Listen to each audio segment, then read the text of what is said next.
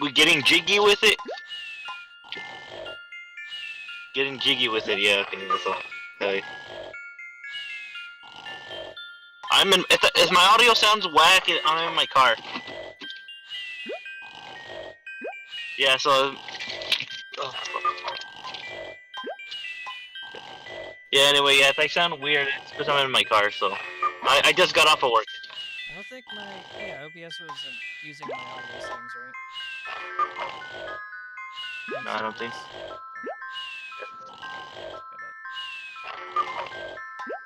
Yeah, so I'll be. Well, first I gotta get home. Sorry, I'm trying to get these. Well, can you hear me though? Yeah, I can hear you. Okay, good. You know, I'm gonna pick up McDonald's too. I mean, I'm right next to one, so. Time to grab me some Mickey D's. I want to get me some chicken McNuggets.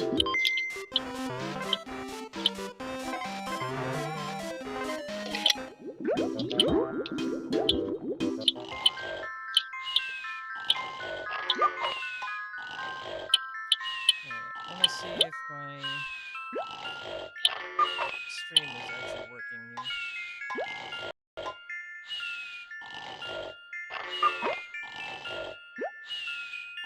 It looks like it's kind of bugging out. Let me try to... Settings, do you have it on?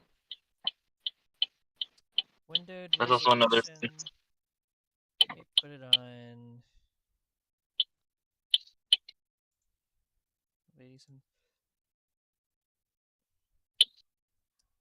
Switching that up.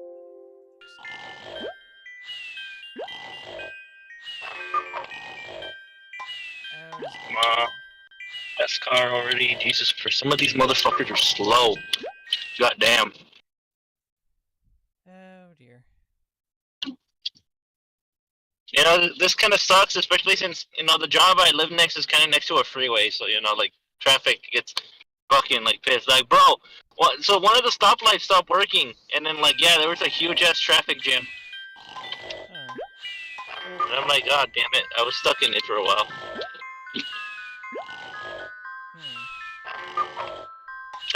That's what I get for trying to go to CC's Pizza. Yeah, I guess so. Hold on, my game is... Who the fuck is looking at me?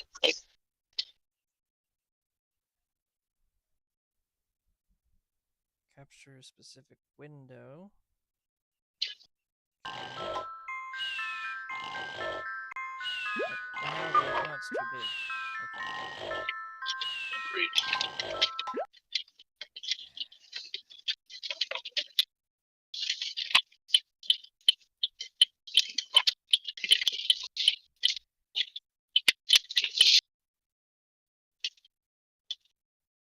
Alright, I think I'm just about done now. That's fine.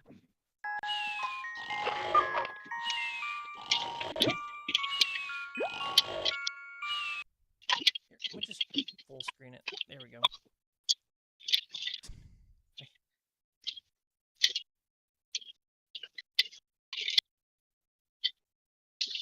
No. I tried. Banjo-Kazooie. Banjo. So I go. Well, what's happening to the stream? Like, what's happening, bro? Oh, I'm stretching the window so it fits here. I see.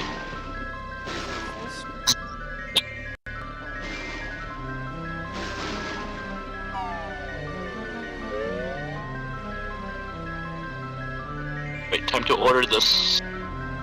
The McDonald's. Help! I'm stuck at McDonald's. I need help.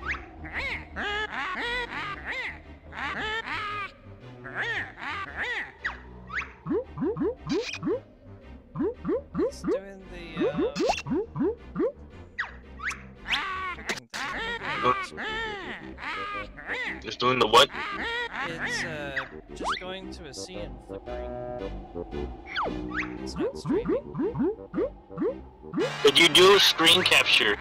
Like there's a wait, which OBS are you using? Old OBS? Yeah, that's probably why. Never mind. No, I'm talking about OBS. Like, are you using the Streamlabs version or just regular OBS? Okay, then that's your problem. Always use OBS.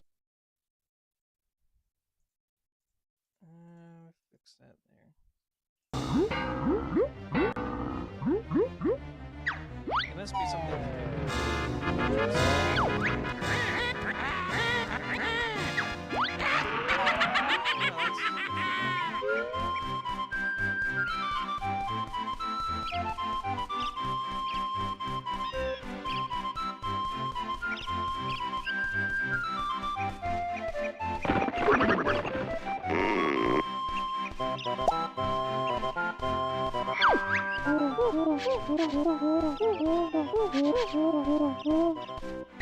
Here we go. apparently full screen. So don't play full screen because the game will not stream it. The OBS won't stream at full screen, I think.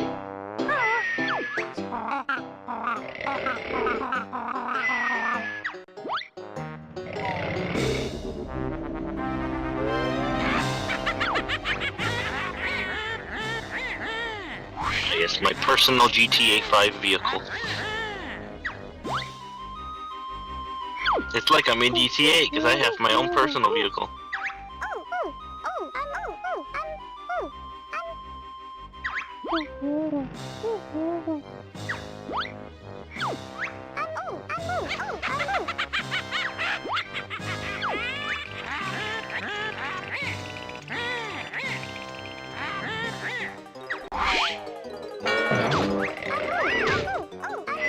Of course, I'm stuck behind the minivan bus with a bunch of fucking kids, of course. Of course, yeah. Damn it!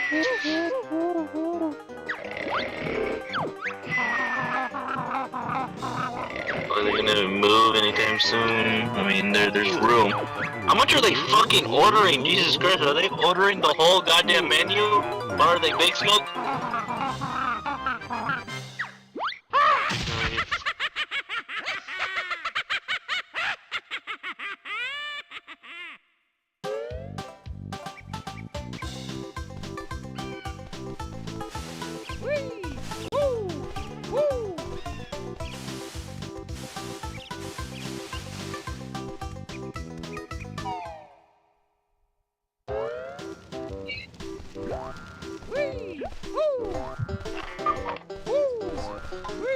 Thank fucking God, Jesus Christ.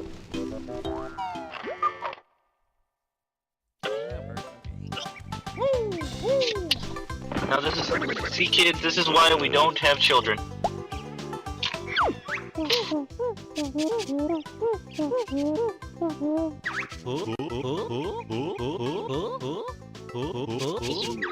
You'll get one child and next thing you know you'll have 5 children, all one at McDonald's.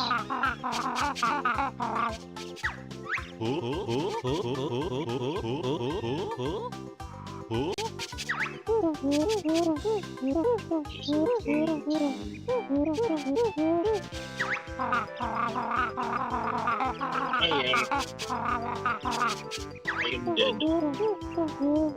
Man, I'm dead. Dude, I have like so many McDonald's points. That's how you know I eat at McDonald's a lot. I have like like a lot of points, so I can redeem it for like burger, more shit. So I just redeemed it for a quarter pounder. Now I'm gonna get chicken nuggets and a quarter pounder.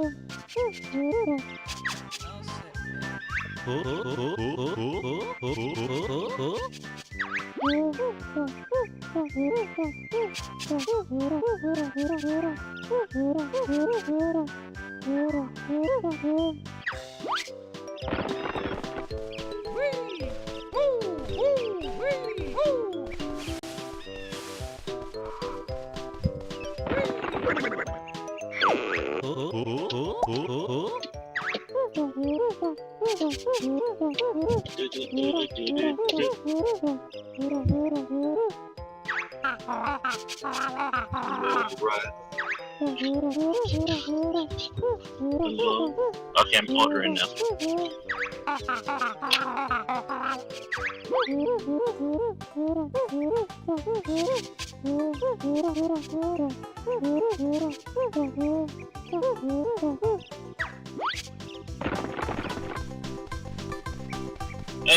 I have a drive-through code.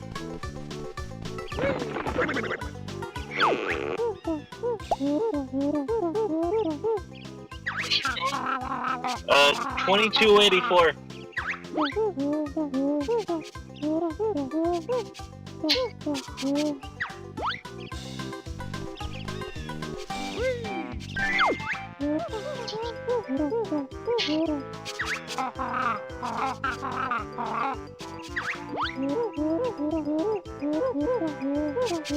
Okay, I have 2 20-piece nuggets, nuggets only.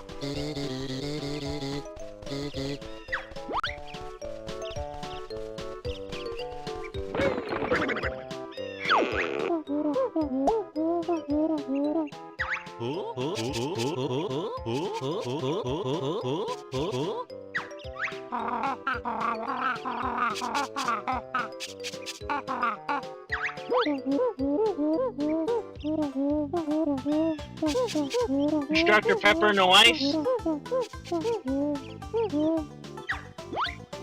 That quarter pounder that I redeemed, can I have only cheese on that?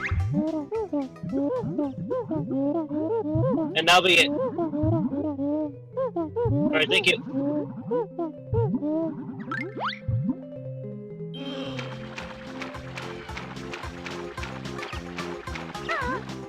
My card's already linked to my McDonald's account, so I don't have to pull out my wallet.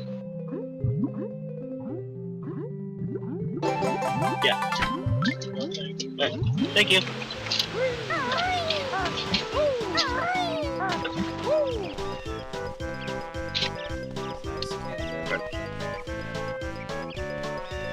What? I never add ice to my drinks. I hate it when it melts in there and then don't taste good no more. I hate ice in my drinks. I mean, I will have ice whenever I want to, but like, if I have the option for no ice, I'll say no ice.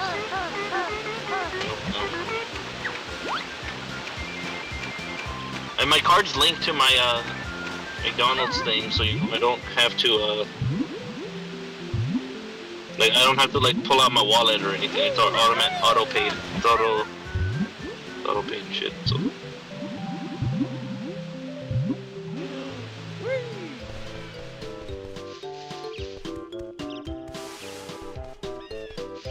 Noise well.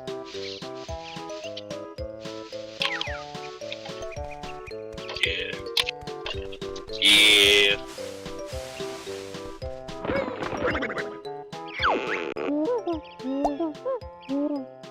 The broom? What the fuck, Ghost Hunter?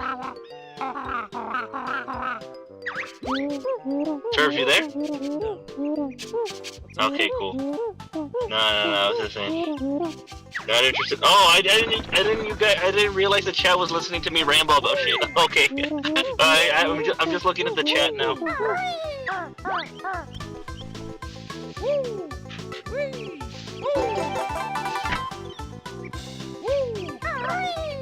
Just realized.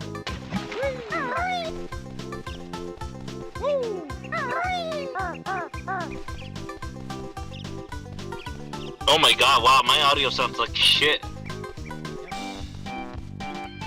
Don't worry about it, guys. The audio won't sound like shit once I get home. Yeah, this is the Berkmobile. This is Berkmobile audio. That's literally where I am right now. I am literally in my car. I love this car. I just got the new battery for it too, so now I can actually start up my car without having to fucking jump start it. Yeah, so I got a new battery and all. Car maintenance.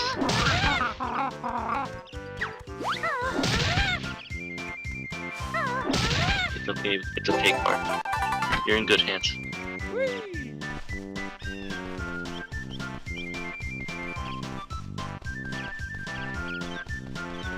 My mode of transportation. I want to get a new steering wheel cover too, because I can see the wear and tear on my steering wheel because of the how I hold it, since my hand is always on it. Wear and tear, bro.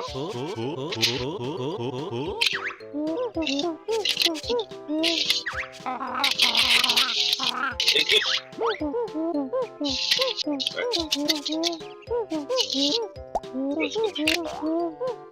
Alright, let's get going. Let's roll. Swipe a carrot. Fuck you, vegetables.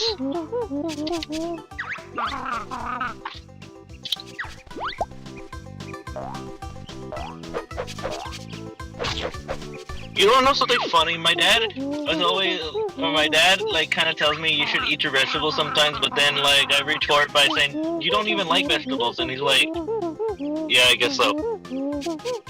Well, my dad don't like it either. He doesn't like vegetables either. Dude, how many fucking cars? Goddamn. Can y'all like stop coming and let me go or something? Like, it's like unlimited cars, Jesus.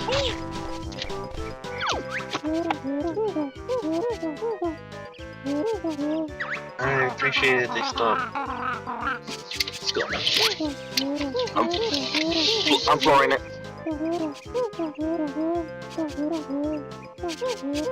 Alright, I've gotten out of the zone, I'm good now.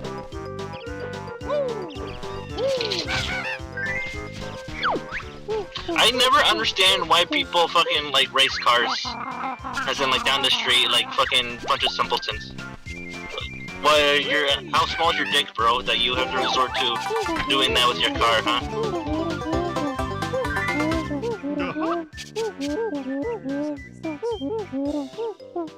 Yeah, man, unfortunately it's everything to people with small penises. This is why I be careful when people have large trucks, and they're like, you're probably compensating for something, aren't you, buddy?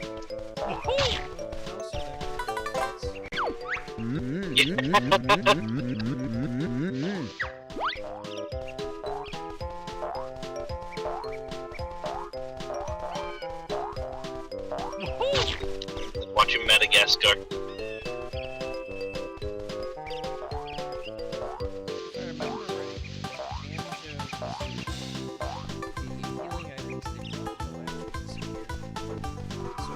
No, yeah, that's the thing you should do. Like, just leave them on the ground. You can pick them up whenever you need them. They don't disappear. Unless you go into a new map area, maybe then.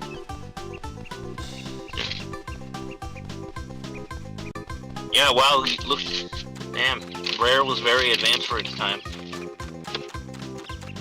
Most objects would just get deloaded after, like, not...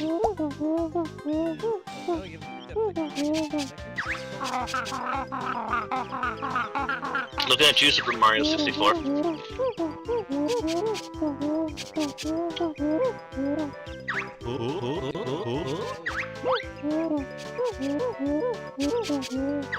Yeah, only for the coins that come out of, like, coins.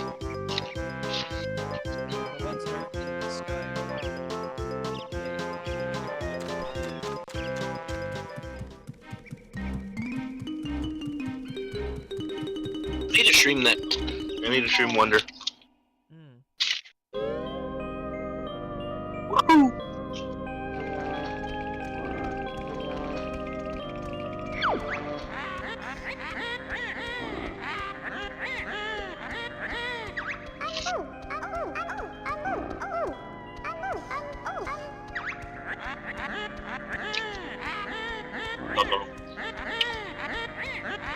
Nuggets.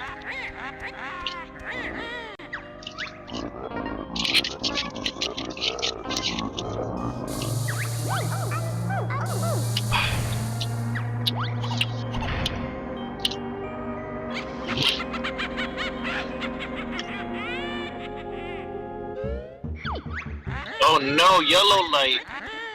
No, damn it, turn red. Fuck. So close. So close. I have a friend who like doesn't cross yellow lines even though he should, and I'm like, yeah, it's fine to cross a yellow line. What the fuck you doing, bro? It's fine when the light's yellow. It's only really if you're like you're really slow, I guess, or stuff. Or like just be cautious about it. By you passing a yellow light, well, you won't get in trouble for it. It's just cautious. And then red is the one that you don't pass through because you know you'll die.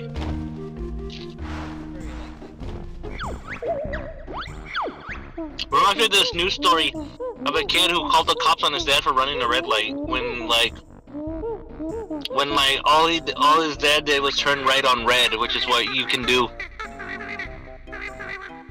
Unless it's remember, guys, of road safety, or if you ever want to drive a car, always remember that like it's perfectly fine to turn right on a red light because you're going with traffic, and also unless it specifically tells you that you can't. Unless there's a sign that literally says that you can't do that, then you can't. But if it doesn't, then you're free to do a right turn on red. You can do that. Because, you know, you're going with traffic and all. You're going with it, so it works. So yeah, the kid called the cops on his dad, and then, like, everyone in the comment section was just calling him a snitch. Oh, man, look at this little snitch. Like, what a snitch. Like, everyone's just making fun of the kid for being a snitch.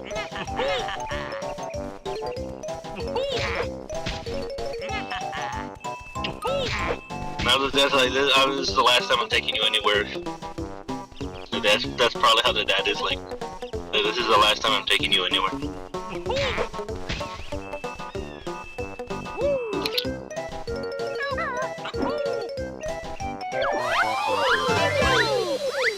What's next? The kid's gonna call like the cops on his dad for going 1 mile over the speed limit?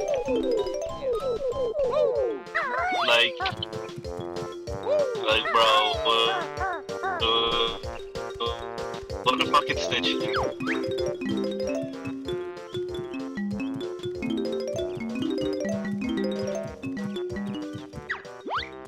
Like, hey yo bro, what the fuck?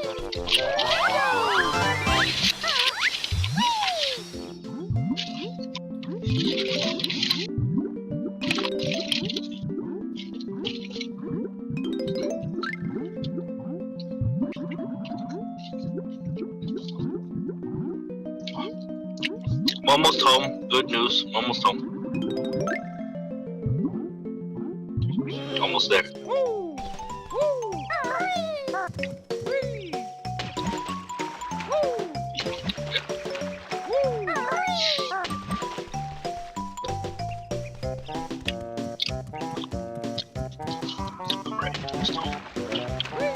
Man, Banjo-Kazooie was like my childhood. I played that shit too. My grandpa had it, and my dad had it actually. It was my dad's. Cause like my dad was a huge gamer back in the day. Like he was actually a big gamer. Like he got the newest shit. He had a PlayStation when it was like brand new.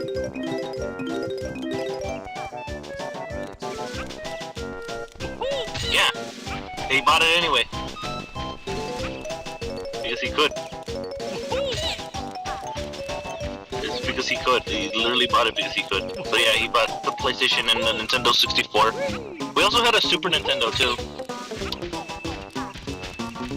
No, we had, I guess it was literally just PlayStation and Nintendo that we had. We didn't have any Sony, any like Sega.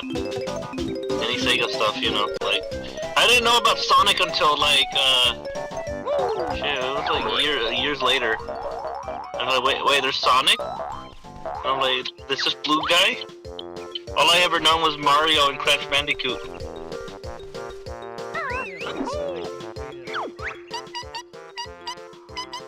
Oh my god, the Game Gear, Jesus. Old. Man, I feel old for just thinking about the old consoles we used to have. Like, we had an NES too. We also had an NES. Damn. But yes, my dad was an avid gamer. He owned all the games he had. Every game that he had, like, he fucking shit.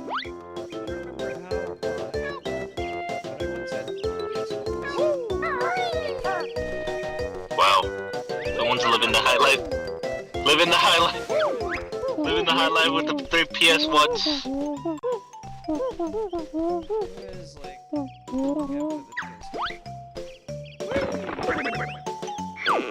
Nice, I also grew up with the Cash Banuka.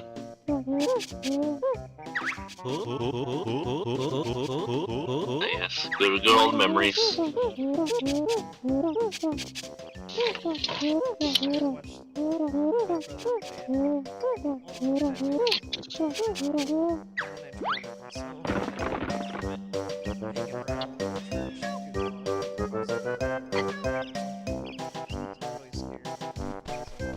Oh, the church?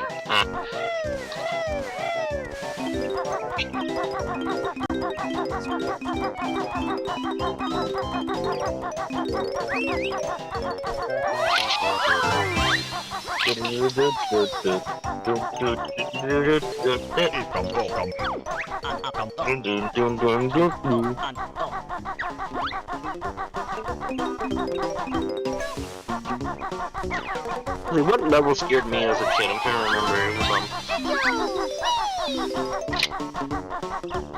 was okay, like this is gonna sound stupid, but the one level that I was really scared of was Click Clock Wood. I was scared of that one. Yeah, Click Clock Wood, you know that one, the one with the seasons and shit. I was scared of that one because like I was scared of heights, and then I lost my note score because I fell from the top of the tree and died. You know, like fuck. And I'm like, I had all the notes, damn it. I almost had it. Had what? I had to, like, collect. Are you guys in the middle of filming something? Nah, he's streaming right now. Trevor's streaming Banjo-Kazooie. Oh. Ah, lovely. Where were you yesterday, Mikey? I was having a really awesome discussion about Faye with like Sega and shit. Oh, Where were you yesterday? I was busy. I told you I wasn't gonna be there. Oh right, yeah, you said that. Yeah. Anyway, I'm home. I'm gonna switch over to my headset now, so you know, like I can probably like audio quality will be better once I like use my earbuds. Well, don't.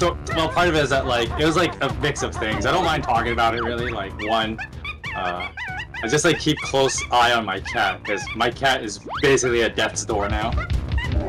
Oh. Just how it be. And the other thing too is that like I was just so exhausted from my second parenting class.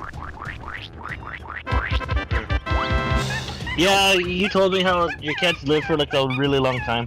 Yeah, she's like we've had her for like 20 years, and she was like a year or two before then. So she's like, let's just say she's 22, which is way older than any cat should be living. So well, that's just a sign that you treated her good, that she lived that long. Yeah. She was really well taken care of, that she lived way past what she was supposed to live by. Most cats don't make it that long. And so, but now she's just like wasting away. Like her body's completely thinned out, and it's a little sad to look at her at times, but it's just how it is.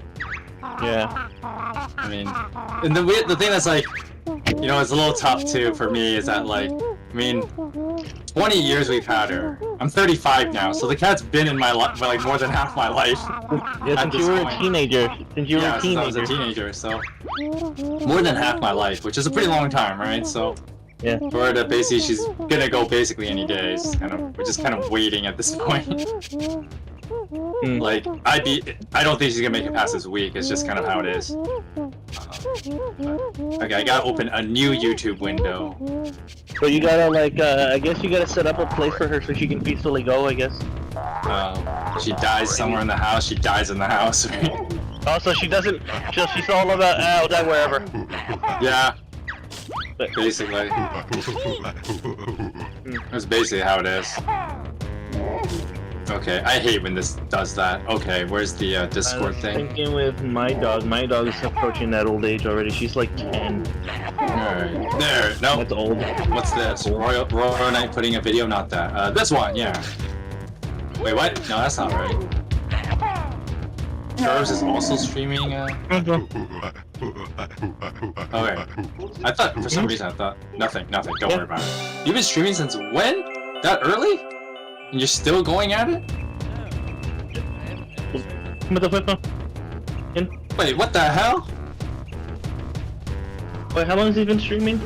Well, for some reason, the notice in Discord says he's been on since this morning. Yeah. Look at the show the class.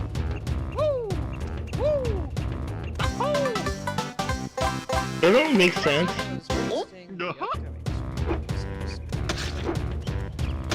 Oh, for some. Oh, okay, that might be it. Yeah, because you posted it like morning, so I just got a little taken aback by that. And I was like, what the hell? Okay. Yeah. But now it's like 7:30. There you go, Center. Yeah. I knew it was you. I had to make sure it was you. Yeah, let's go, Center. Oh, you're just starting it. Okay. Oh man, it's been so, my memory of this game is not good.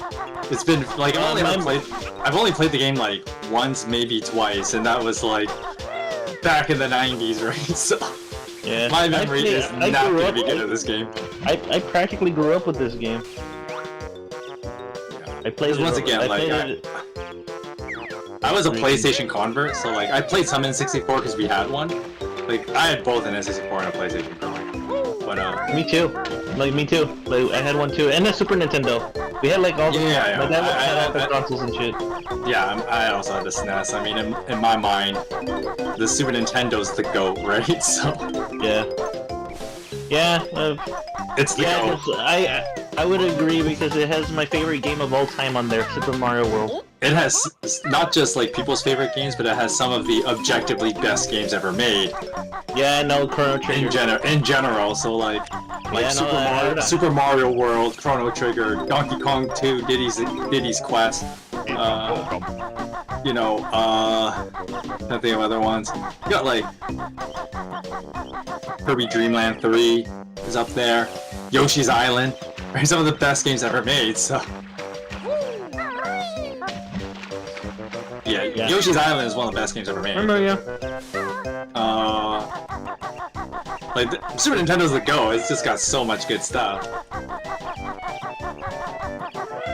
Oh, that. What's wrong? Nothing important. We also played Donkey Kong Country. Yeah, Donkey Kong. I think Donkey Kong Country 2, the Diddy's Quest, is one of the best games ever made. Objectively, like it's just that good, right? It's an amazing game. Donkey Kong Country 3 is amazing. But if I had to give it to one of the Donkey Kong countries, I'd give it to Diddy's Quest. Donkey Kong Country 3 is also amazing. I mean, all three of them are just amazing. And anyone who says otherwise is just simply wrong. The soundtrack for Donkey Kong Country was amazing too. Like, yeah. Oh, it's so good. If anyone underwater, especially my favorite one's the underwater theme. You know, it's just such a good game. If anyone says that Donkey Kong Country is not a good game, they're just factually They're liars. They're liars and they're wrong. No, it's not lying, because lying means you're intentionally giving wrong information. No, they're just wrong about it. You're just objectively wrong. What kind of influence Mario? Like, it's just so good. Love Donkey Kong Country. The game is amazing. Like, all of them are amazing, but if I had to give the one of them like the best one, I think Diddy's Quest is the best one. But all three of them are just phenomenally good. Alright, this is dumb. True.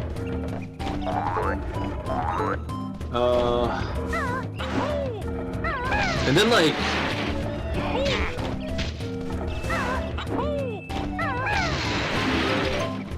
And of course, like, I mean, there's some like really good nostalgia games. I'm trying to like divide my nostalgia versus like which games are actually the best games.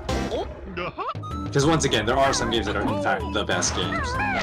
Super Mario World also being one of them. Well, for me, the best game in the world, the best game was Super Mario World, and also my favorite one is also Super Mario World. I mean, it's one of the best games ever made, so I can see why people would say it's like their favorite game. Anyone who thinks otherwise is just simply incorrect. I was so amazed when it was World. Just all the secret level. I found one of the secret level and the exits by accident one time, and I was like, oh wait, why is it red? I found it by accident one time. Good thing. What else is up there on that list? That's why I really like Wonder as well too, because Wonder is literally like Super Mario World 3D. Well, I mean, yeah. Case in point. Think what else is on that list? What else would I put on this list of like best games ever made? That's like Super Nintendo. Like Super Nintendo's got like a good handful of them on its own. Final Fantasy IV. I would put 6 above it, but Final Fantasy IV is also phenomenally good. Yeah, remember the Final Fantasy 3 that we got is actually the other number of Final Fantasy, because like the localization was weird. Well, no, it's also like because we didn't get some of the other games. Like we got Final Fantasy, we didn't get 2 or 3, so we jumped immediately to Final Fantasy 4, and then in North America that was Final Fantasy 2. We skipped Final Fantasy 5, and then we were given Final Fantasy 6, and then we labeled that as Final Fantasy 3. That's why that happened that way. Yeah, that's weird.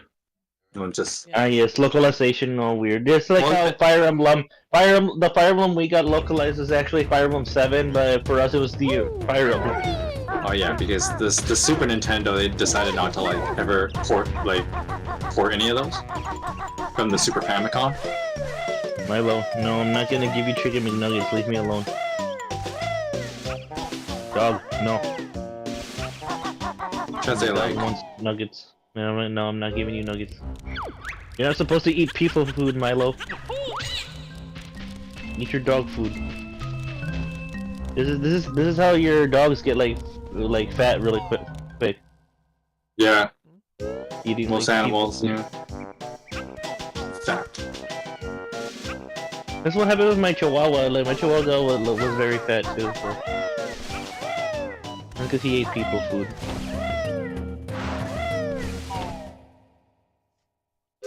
My dog also, the other dog, the older one, also used to, but not anymore because she really doesn't have that many teeth. You know, she has to eat her soft food because you know she's old.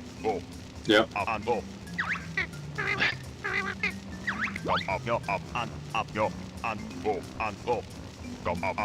she's like, I think like, yeah, she's like, still got a couple more years in her. A couple more.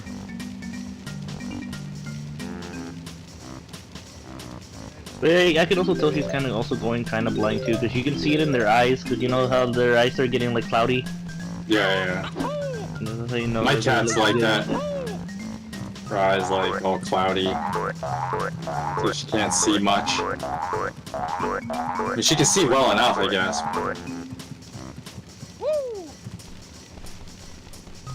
Yeah. Castlevania 4. Some people would say it's one of the best games ever made. Mega Man X. One of the best games ever made.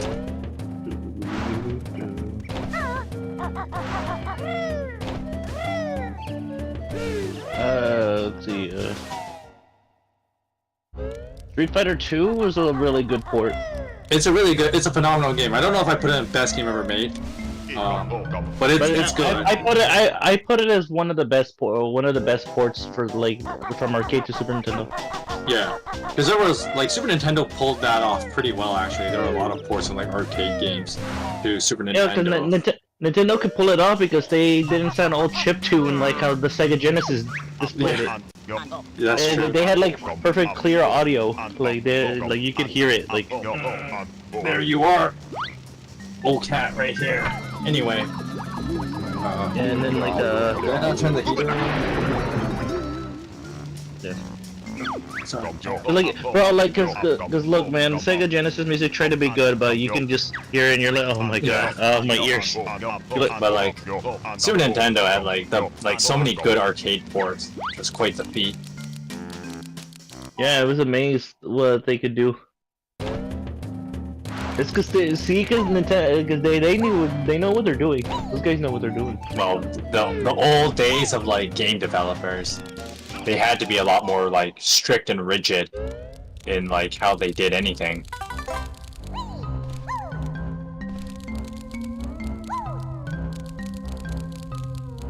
Same thing with like the chip shortage around that time too. That's why like they made it their mission to stress test every single copy ever made to make sure it's perfect, no bugs. Yeah. Like make sure it's like no bugs because we don't have that many chips. We can't make a new one. So we gotta. No, and then like you have to be efficient with them because like you don't get DLCs. Yeah. So you make a product, it better be good to go.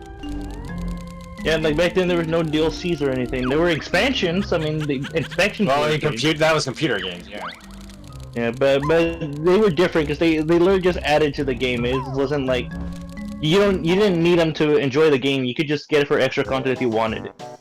Yeah. It was just like, oh hey, you wanna play more experience of it? Well, here's an expansion for you. You can get it if you want, but Well, you don't because- need it to necessarily enjoy the game. Yeah, you couldn't like rapidly create like sequels. Yeah. So So they like, use expansions to as to hold over until the next sequel.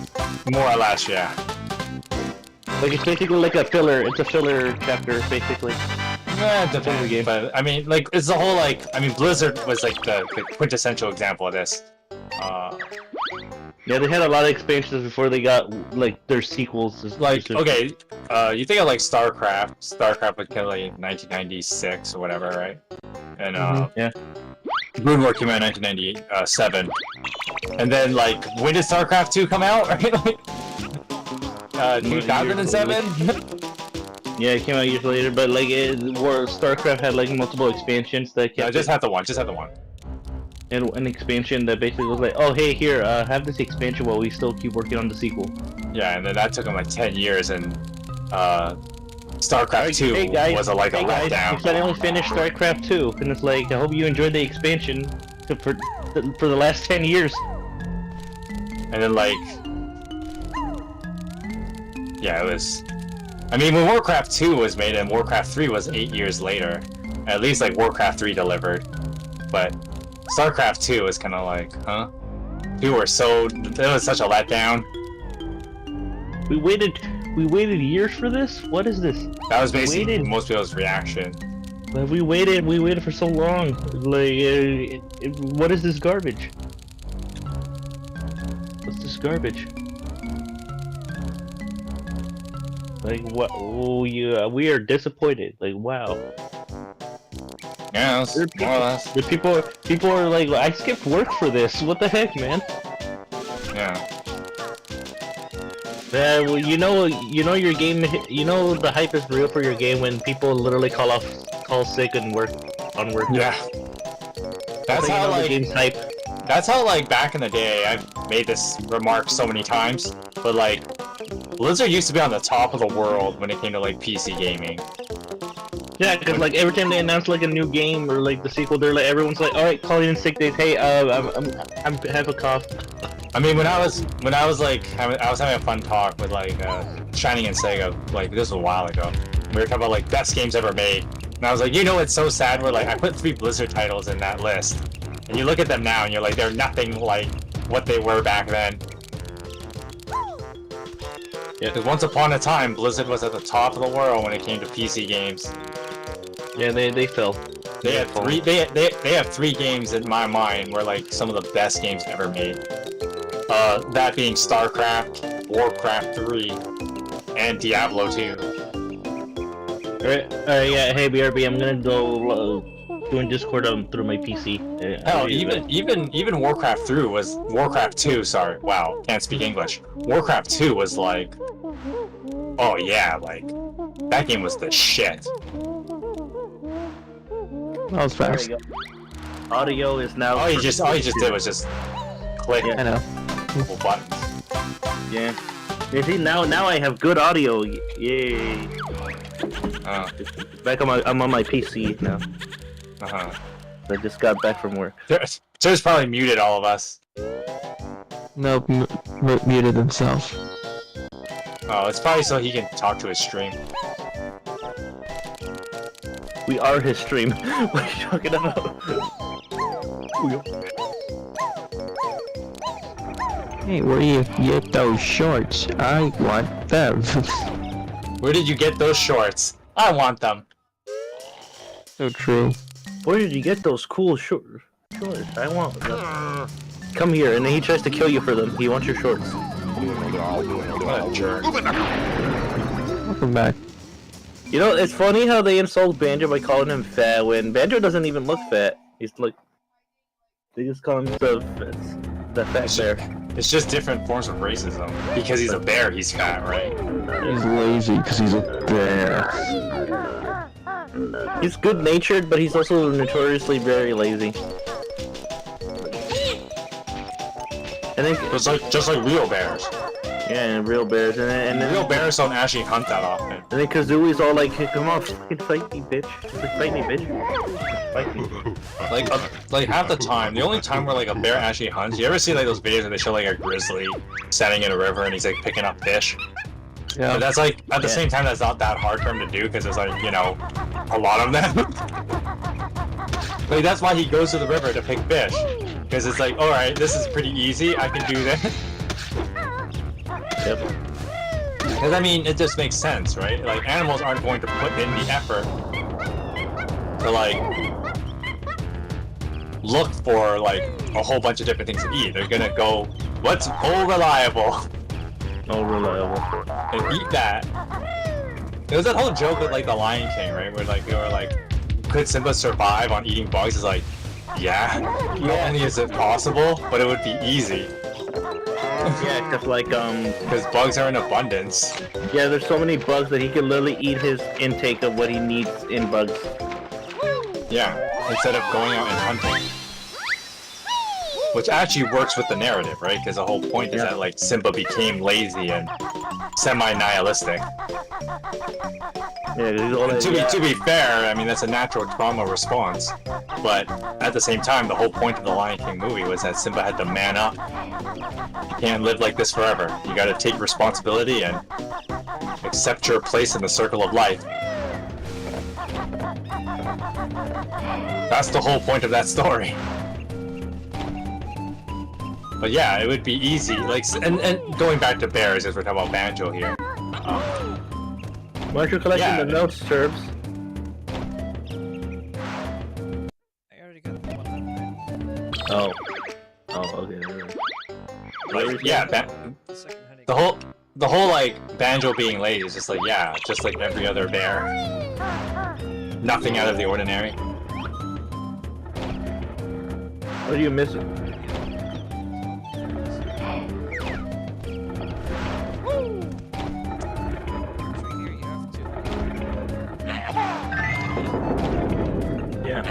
Yeah, and then you're supposed to like backflip on it.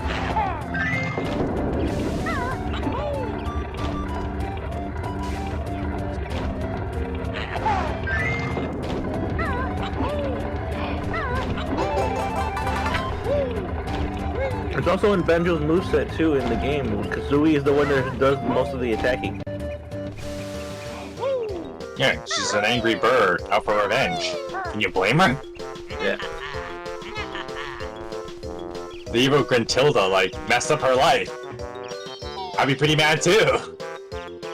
Yeah, he's like, hey, you took Banjo's sister, what the heck? Alright, I'm trying to sleep here.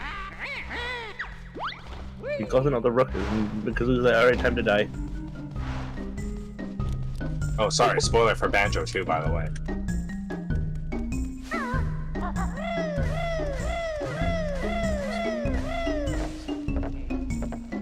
A game that came out in 2020, 23 I know, years right? ago. 23 years ago. Damn, really? Dang, that's been out for 23 years, damn. Yeah, they showed up to make a Banjo 3. I mean, the demand for it is there, and Banjo is still as popular as ever thanks to Smash. Potential. You could potentially get Yeah, it for free. but Rare ain't what it used to be. So they did make one, it would be disappointing to the fans, and then... Why'd you even make it in the first place? Why couldn't we use the original? You saw it how with the ukulele. Right. Nah,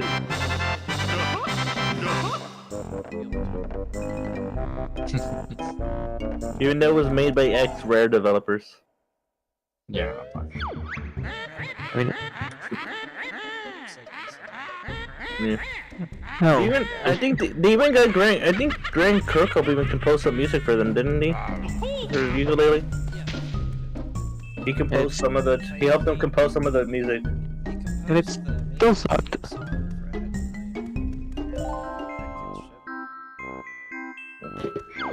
But you can tell it's a Grant Kirkhope song because of how it sounds.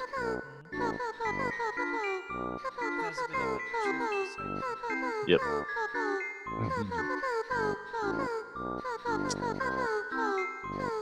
Yeah, Grant Kirkhope is really good at what he does. They don't make them like they used to.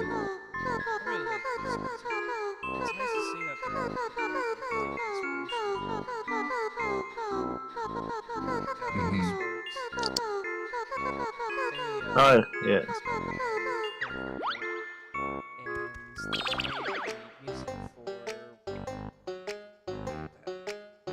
The Amazing Digital Circus? Yeah, the... They also worked on the Hell Interesting. of a Boss. They've been around a few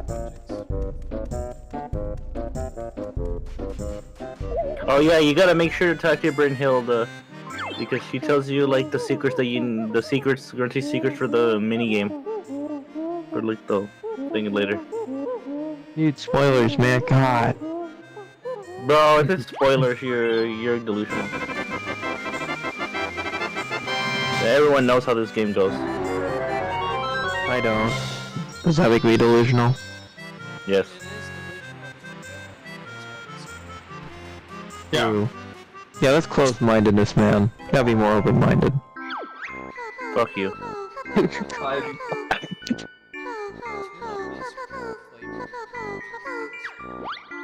So true. Yeah, it's incentive not to freaking swallow the toothpaste.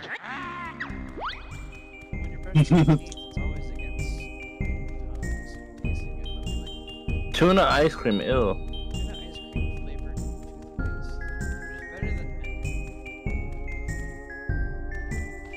Burgers, fries, and chips galore.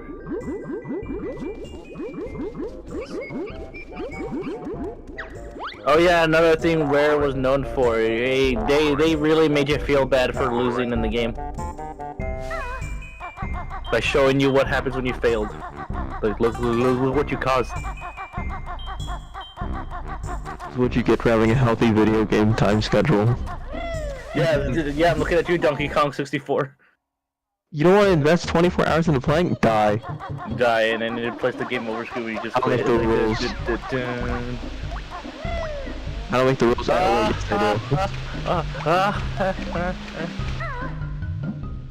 I die. They turned it into a Smash move. Yep. Yeah. Because it was just that memorable. Oh, I didn't play Donkey Kong 64. That's like half the thing I remember from the game is the freaking laser. And then you see Banjo, and then you see Banjo-Kazooie's one where 2D becomes ugly. It becomes, you know, that witch that everyone's like, oh my god, damn. Everyone in quotes. Hey man, everyone was kind of weird back there too. Joke's on you, I didn't own Banjo-Kazooie. Then you didn't know how to live. I had Pokemon Snap and Donkey Kong 64 and Bomberman Hero. I had a good, it was good. Pokemon's I really like them both. Banjo-Kazooie. well, don't people like hate Tui? No? There is Mixed opinions. Yeah, there's mixed opinions about it. Probably because like people didn't like. I guess it's just because it wasn't like the original Banjo-Kazooie. They were like all like, okay, well this is cool and all, but what these maps are expansive. There's so much backtracking. Yeah, that was the thing. It's backtracking. So. The one thing that people absolutely hated was the backtracking, and I had to agree with that. I hated the backtracking. Yeah, Well, but people hate- levels. Which is why people hated freaking Donkey Kong 64. But like going back to it, it's like, man, this game freaking sucks. Nostalgia, like, wow, this game's cool, and then when you grow up and you go back to it, you're like, oh my god, this game sucks. How the hell did I make it through this? How did I get through this? Like, what? You got Mario 64, it's like, man, this game's good. You got Luigi's Mansion, man, this game's good. You got Sunshine. Like, the thing for, like, Donkey Kong 64 is that, like, there's, like, over, like, what, like 200 bananas or something? Yeah, but you only need, like a certain amount to open the final boss, so you don't need to collect it all. Yeah, but you know people are gonna be like, I gotta collect them. Yeah, the completionist in them is like, I have to get full 100 for every character. Oh, It's, oh my god, my mic sensitivity be damned. I'm so sorry.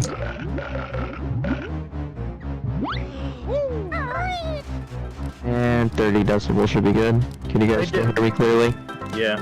I hear you. Okay. Yeah, I did like Chewy though. I also like Chewy. Yeah, but on unrelated note, I made the icons for my inevitable Fortune Street Hell. Great. Monopoly, can't wait to lose in that too. Hey, if you aren't busy, Parson, what would be a good time for you to play Fortune Street? Wait, what? Fortune Street, you know, like on the Wii. Chris Pratt, he's so cool. Not involved dealing with parsecs lagginess though. Yeah, the Waluigi Crush doll. It wouldn't be like, you know, too crucial because, you know, it's a board game.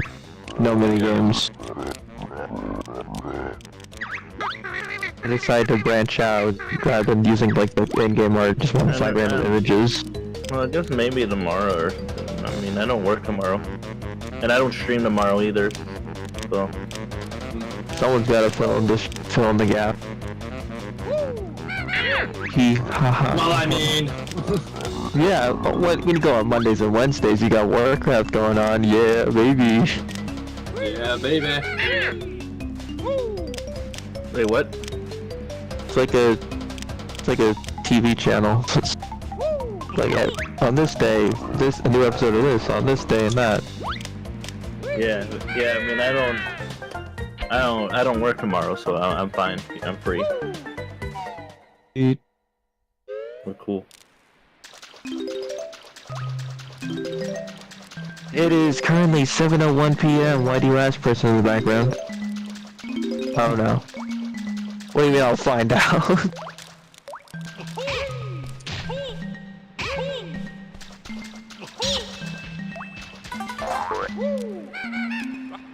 When I've learned playing single player mode in Fortune Street, I was learning I need to play more ruthless if I want to.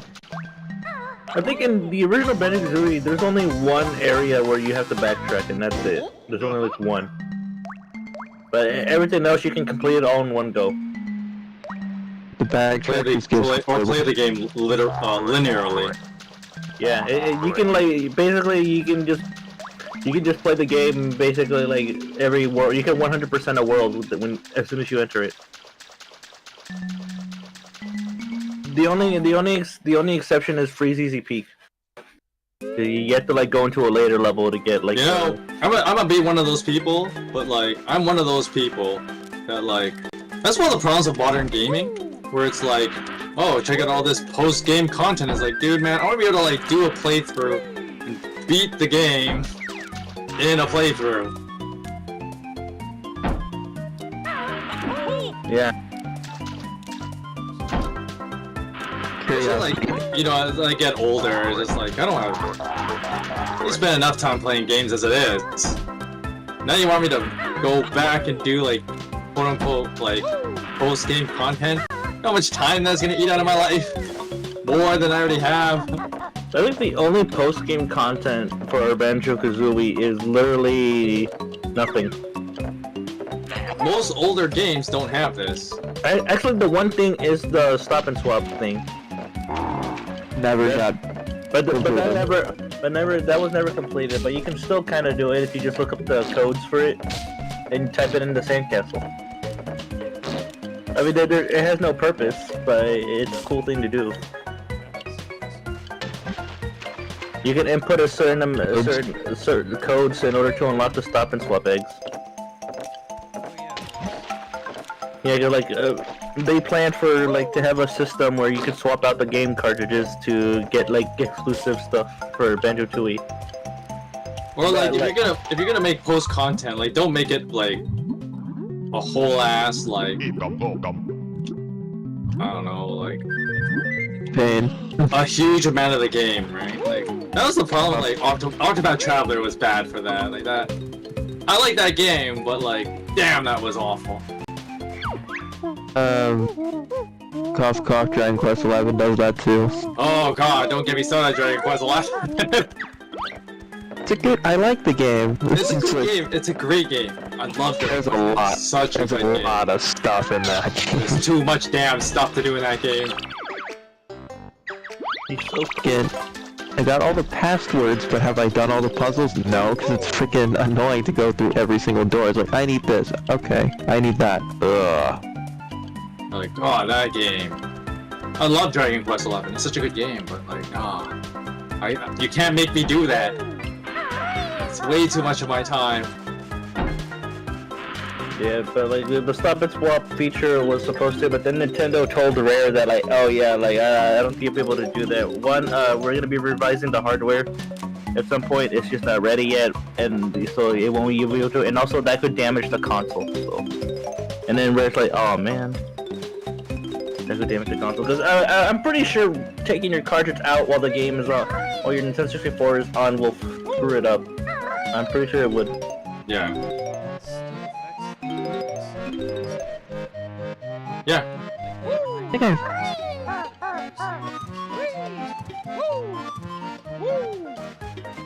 Well, oh, is it in order to clip through an area? If you go to a certain place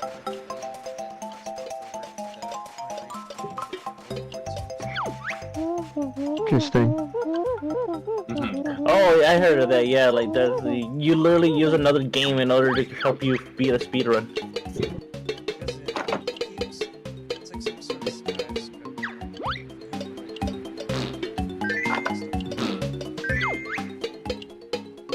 I think that's how someone was able to just warp to the credits in Ocarina of Time, actually. Warp to the credits. Cause you just then because it reserves the memory, because the memory gets wiped when you turn off the console. But when it's on, it's like the memory's still there, so it retains some old memory.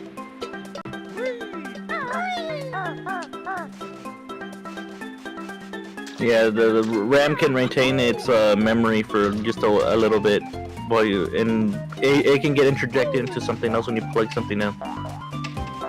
The game that's most notorious of like side quests also has like post-game content. And look at you, Final Fantasy 12. Yeah, you know what you did. You know what you did.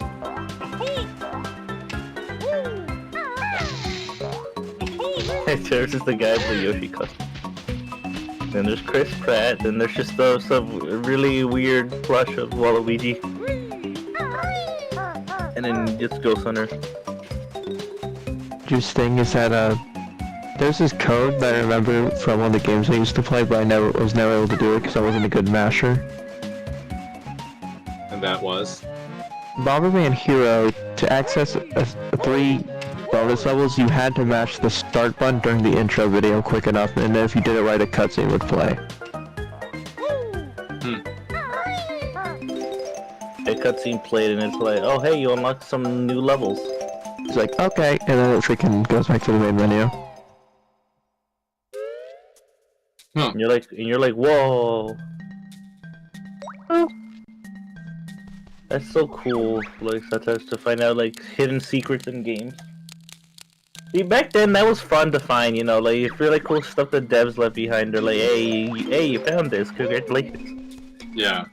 They even leave like a note. They even leave a note. I think one. I don't know which one it was, but I think one of them even insults you for finding the E3, saying, "Wow, you spent all that time looking for this. Wow, good job." Like, I do remember in Sonic Colors, like the ending movie. There's like a words in like in a certain language on Tails' little pad, and if you translate it to what it's supposed to be, it's like if you can read this, you're you're a nerd. it goes like in binary. No. What would you just say? You cut off massively when you were saying this. Okay, let me fix my sensitivity. You cut off massively. Okay. If you can read this, this is like if you can read this, you're a nerd. Yeah, it was like I think it was binary code written on Tails' like Miles pad. And then if you were just to translate, it just says, well, if you're reading this, you're a nerd. Yeah, if you can read this, you're a nerd. Yeah, totally something Sonic would say. Sonic will totally call you a nerd. I think that was if you input cheat codes without actually funding them first, Gruntilda yells at you and throws away your save. Yeah, I'll delete your save data. You need to stop that, alright? That's not fair. Bro, I have past experience. Let me do it on a new file, hater. And I think she actually does delete it if you keep doing it. Yeah. Actually, no, she don't. Actually, Bottles actually saves it. Saves your save data. He's like, oh hey, I managed to save it, but don't do that though. Seriously though, don't do that. He saves your game data from being erased, but he literally just tells you don't do that. No, you don't do it, man. I won't be able to save you the next time. So it's basically what he's like. But but I think if you do it, I think if you were to do it again, yeah, I think your game data would actually get deleted. Hang on, let me actually look it up and see if that was true. Let's see. I know Thousand Year Door does that too, which is really stupid. Not like, yeah, if you the freaking Bob lottery, if you like fix your clock to a previous day that's already happened, freaking man, someone couldn't do a freaking lottery because someone changed the clock. Oh my god, you're trying to cheat the system. No, just wanted to fix my calendar because I don't want to have my GameCube on 2067 right now.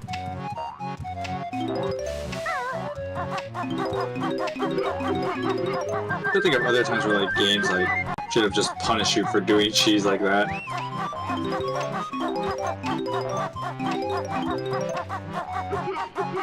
Oh my god, she does. She does actually. Like, it's just she won't delete it right away. It's just whenever you save and quit, your game data's just gone.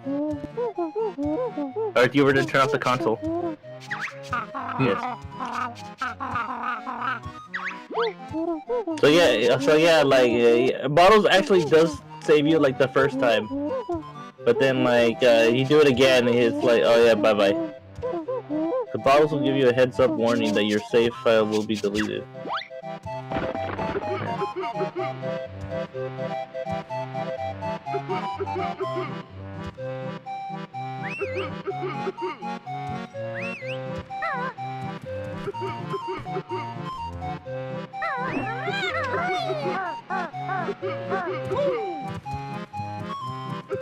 I mean, like, it's one of those weird things where, like, how to deal with, like, I don't know, what the game allows and what shouldn't be allowed kind of thing. Because I know some games have, like, very minor penalties where, like, for instance, a game that, you know, one of my favorite games, Here's My Magic. If you cheat, if you use, like, cheat codes, the game's punishment, quote-unquote, is just to put your score at the bottom of, like, the scoreboard. Like, you don't get a high score, basically, for beating the map. Yeah, but hey, good job, cheater. Here's your reward. Yeah, it's like, you get the bottom of the scoreboard, cheater. And then the game even puts, like, the text cheater in, like, the scoreboard. But, like, that's a pretty small punishment, right? Like, it's not that big a punishment. It's just, come on. If you actually want to prove you're good at this game, you play it fair, right? That's kind of the logic behind that, which is like, okay, like, it's not a big deal, right? It's not like, it's not like the game prevents you from winning. It just basically says you're not very good at winning if you cheat. Right. Which is like, okay, fine, that's not a big deal, right? A small punishment like that is fine. But it does get annoying where games like hugely punish you for cheating. I mean, okay, I get it. In real life, you're kind of a loser if you have to cheat. But, I mean, that's just how it is. One thing that I don't understand... Oh, sorry. Go on. I was gonna say, like, it's not really, like, you're not really doing anything harmful or anything, bless you. Just, like, the Animal Crossing series and quote-unquote resetting.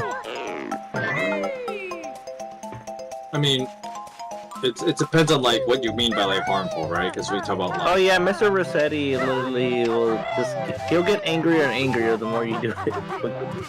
Like, one time, essentially soft-locked in the GameCube one, so, like, I had no choice but to turn off the console, like, why'd you reset? Like, bro. I got soft locked. Oh, that's a weird thing where, like, the game gets mad at stuff like that. I was stuck on the freaking message board. Yeah, that's weird when stuff like that happens. I was just talking about, like, okay, using cheat codes in the game, because, like, old games have that, right? And then the game does, in fact, punish you a little bit for using a cheat code by basically mocking you. But, okay, that's not, like, a big deal, right? I mean, it's fair to mock someone who uses cheats, because you're violating the integrity of the game, so you should be mocked for it. That's one thing, right? Like, okay, that's fair game. But sometimes where, like, games just punish you for stupid shit like that, it's kind of like... And it depends how severe the punishment is.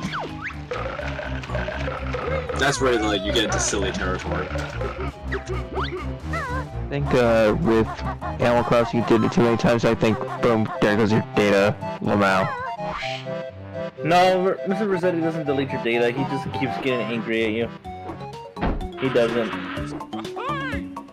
Yeah, he'll just keep annoying you. Actually, I think the last conversation you had with him in the original Animal Crossing, he literally is so tired of it that he's just like, I don't give a fuck anymore, whatever.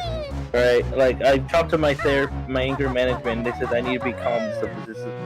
So, you know what, whatever, I'm not gonna tell you anymore, alright? I'm gonna reprimand you no more. No. And I know, like, some games will do the whole, like, okay, you get locked out of, like, I don't think you can just jump inside that box. You should stop doing that. I don't think that's gonna work. I think, and then, like, I think some games, if you cheat, they might even lock you out of the true ending or some shit. Yeah. And that's a fair punishment. That's... Like, you won't get to see how the game actually ends. You just see it just go, like, that's it. The PC version of Dark Souls did that. Where you cheat, yeah, you wouldn't be able to, like, access the final... Yeah, you can't access the final parts of the game. Because they're like, no, you gotta do this legit. You gotta get good. That's the whole point of this franchise.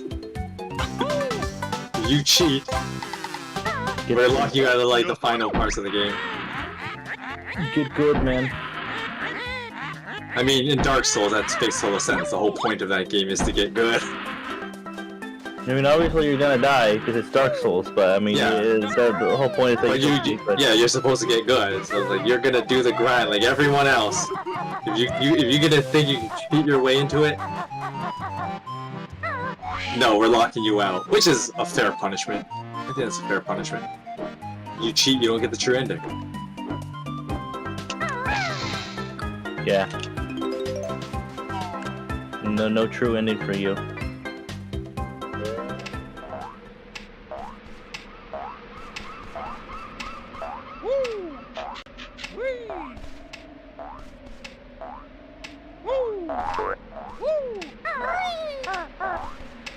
Matter of fact, like, well, no, Blizzard does have a minor penalty. It's not a punishment. It's just like a haha, we mock you if you cheat. Blizzard games mock you, so that's it's not a punishment. It's just we're gonna laugh at you because you're so bad at the game you can't beat it without cheats. I remember that much. Like StarCraft and Warcraft will make fun of you if you cheat. But there's no punishment. Like, you can beat the game with cheats. I think, you can literally just type the skip level cheat for every single level, and the game will give you, like, the ending. It'll just make fun of you every step of the way. Oh, this guy's a big phony. Because basically, like, okay, like in games like Warcraft, whatever, you get a rank. They show you your score at the end of every map, and then it gives you a ranking, and then at that ranking they mock you.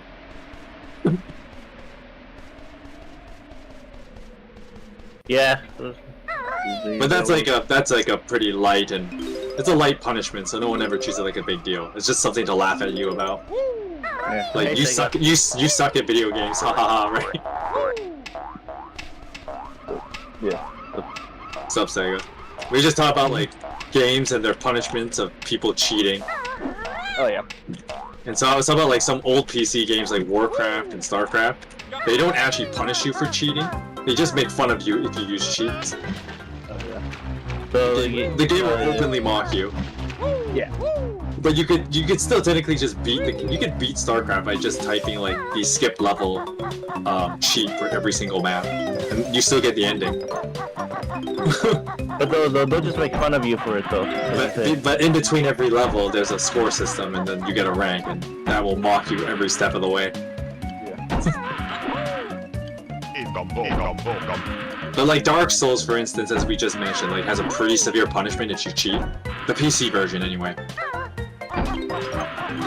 Yeah, like And the punishment is you can't actually access the final parts of the game. Yeah, it'll lock you out of the final part of the game. It locks you out, and it's basically the game's way of saying, get good. I think you're standing a little bit too close, aren't you? Oh, you made it.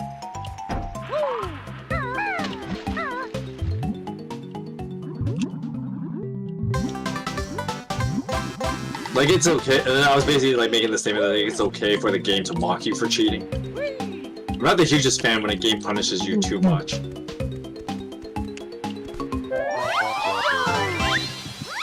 Because I get it, like, not everybody's good at the game. Not everybody can be good at video games. But, with that said though, if you are like streaming a video game and you play on easy mode, and your audience makes fun of you, you deserve to be made fun of. Is that whole you ever seen that whole like Twitch controversy about that, where like some person was like, don't make fun of me for playing Hollow Knight on easy mode. It's like, no, people are allowed to make fun of you. If you play easy mode, you're allowed to be mocked. Yeah. You're allowed to be mocked. You're allowed to be I mean, it's the whole, which is the whole irony of like, if you're a Twitch streamer or a YouTube streamer, half of the joke is that you are the butt of the joke. Yeah. You gotta be sure to take the jokes. It's like, look, I'm an example of that. You guys joke with me all the time. We make fun of Berk all the time because half of being an entertainer is like you have to take your licks. You get made fun of. Yeah, this is how memes get made, and they're funny. Well, not just that, but like that's just part of the business. That's part of being an entertainer. Yeah. Is that people are allowed to make fun of you. Yeah. True. Yeah, you can. True. And I guess my downfall is that I have to keep entertaining GJ's thoughts that just turn into these nuts jokes. Yeah. Just like that. Half the time it's just like sure. Like, okay, I'll buy it. Just don't. Like, how about just don't do it anymore? Like the whole thing with like, sorry, go on. I interrupted you. I was gonna say, I just didn't want to be. I don't want to be rude. Just like, okay, where can this? It's also like a combination of curiosity. Like, how can you screw this into something stupid? And then like, for instance, like one of the things about like, it's funny. Like when I'm doing an RTS on my channel now, shameless self-promotion by the way, Terps, and Terps' viewers. But when I play an RTS, yes, you are allowed to make fun of me because I don't have all the hotkeys memorized and I have to click like a noob. And like, I make fun of myself about that because I'm aware of like, yes, I suck at RTS. You're allowed to make fun of me about that. This guy has to draw a square with his mouse. Unbelievable. This guy has to do the square with his mouse. This guy has to actually click the commands.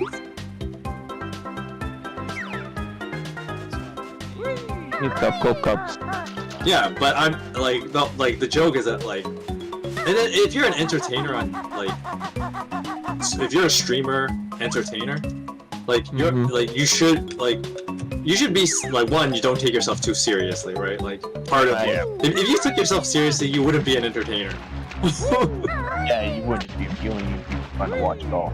Yeah, and so like the entertainment value comes from like you being able to laugh at yourself. So like, yeah, I make fun of myself all the time, right? And then of course, I have my great hashtag in like every single one of my videos. I mean, I know how to laugh at myself and like have fun. I know how you make fun of me on my streams, but when you're streaming your RTS games or your early games, I'm like, ha. Like, yeah, and you're allowed to make fun of me if I like make a big mistake or something. Like, oh wow, Mikey, why did you waste all your gold? Why did you waste all the gold? Why? Man, Mikey, how can you not save everybody on the XCOM Iron Man playthrough? I know, right? So bad. You're so bad at this. How did you let everyone die? Man, you had to have someone backseat to help you win. Bruh, what's wrong with you? Yeah. I had to be backseated. Same thing with me. I mean, Sega literally backseated me for like the Abyssal like limited hero battle of Hinoka. But then again, that was understandable because Legendary Hinoka's stupid. Well, it's only because of what game Heroes God did about it. And he still didn't win. Yeah. But basically the point we're getting at here is that like as an entertainer, you have to like learn to be like to laugh at yourself, and then join and like embrace the comedy. Right? I think that's that's just one of the general problems, if you will, of just like people nowadays, if you will. I use that term loosely. I'm talking about like a generalization here. You just gotta deal with it. But like, since too many people just take themselves way too seriously, and they don't know how to just like relax and laugh and be able to laugh at themselves. Yeah.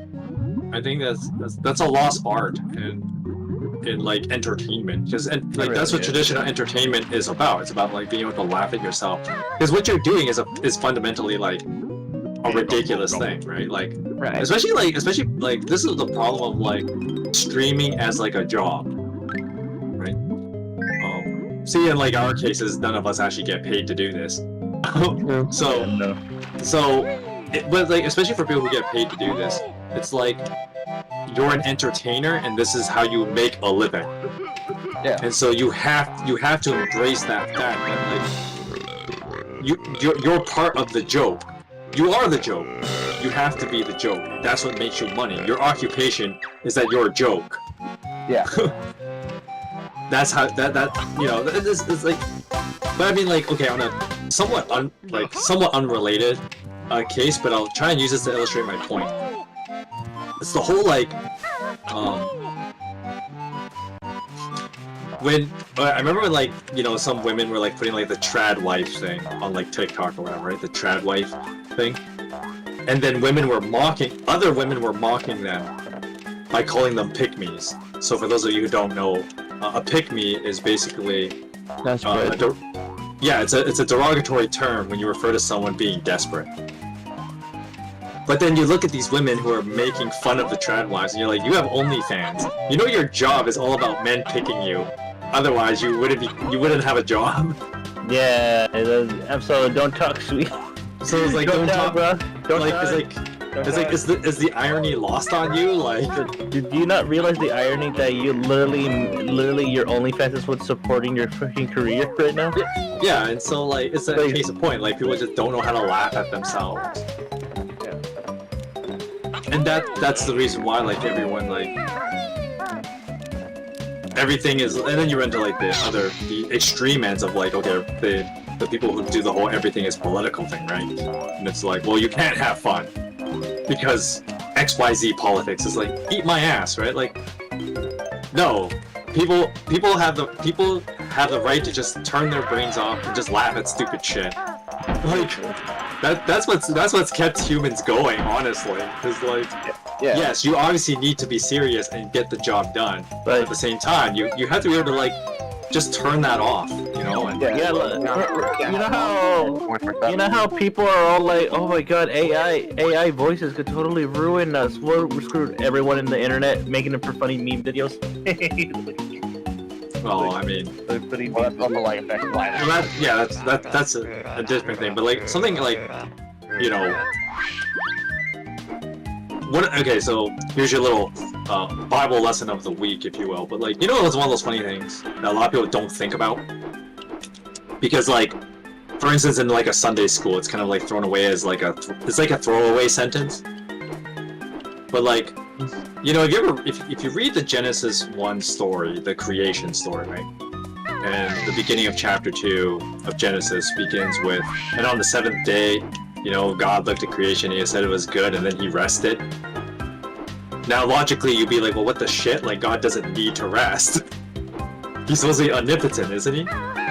But the whole point is that, like, most scholars have figured out that, like, well, that verse has nothing to do with God. I mean, most of the story actually has very little to do with him. He's just the character who does it. But in reality, the whole God resting thing is about what humans are supposed to do. Humans are supposed to rest. So when God rests in the creation story, he's giving a model for how humans should live. Because of course, by, you know, the whole, if God is all-powerful, he doesn't need to rest, which, yeah, he doesn't need to. But the fact that he decides to is a reminder to people that, like, yes, you should do this. It's a thing you should be doing. And humans aren't God, so you kind of need to do it, right? You need to rest, you need to, you know, just kick back, see life as being pretty good, even when the details, you know, the details are always rough, but, the details will always be rough, but life itself is generally pretty good. That's kind of how, you know, that's the key to a good life. You know, if you want to live a good life, you need to have that kind of perspective. Life, the details will always be rough, but you should always look at life as a whole as being pretty good. Especially if you live like North America, right? Like that's the problem. That's the problem people have, right? You look at all the details, and of course the details are always rough. No matter where you look in like your society, your culture, of course the details are always rough. But like the fact that you are able to at least somewhat live comfortably in it. Not as comfortably as other people, but, you know, don't get too caught up on other people's lives. You live your life. And if you live your life the way you want to, then, you know, then by all metrics, your life is pretty good, right? And so that's something that, you know, we just need to be reminded more often of, like, yeah, appreciate that and see how good you have it. And so the funny thing about like God resting, it's like, because it's a model for humans. Humans are supposed to rest. You don't take yourself so seriously all the time. But that's the problem in our modern culture. We've forgotten that. I mean, from my pastoral perspective would be, well, that's what happens when you forsake, for lack of better words. When you forsake God, you take out things like rest out of your life, because you get too preoccupied with filling that void yourself. You almost missed that tree, Terps. Oh, okay. You just climbed the tree though. I was gonna say like, oh, you butt stomped and missed it, and I was like, oh, is he still gonna get it? Oh, okay, it's still good. Yeah, whatever, it's fine. Girlfriend, like, are those like the icons you made? Are those like the icons for ones like if you play 4th Street? Yes. There's still too many bugs inside. Okay, I think I know where one of them is. One of them is hanging on that like area, you know, over there, where all the mine is, the water. That one of them is there. And I think it's under the water actually. You have to swim under.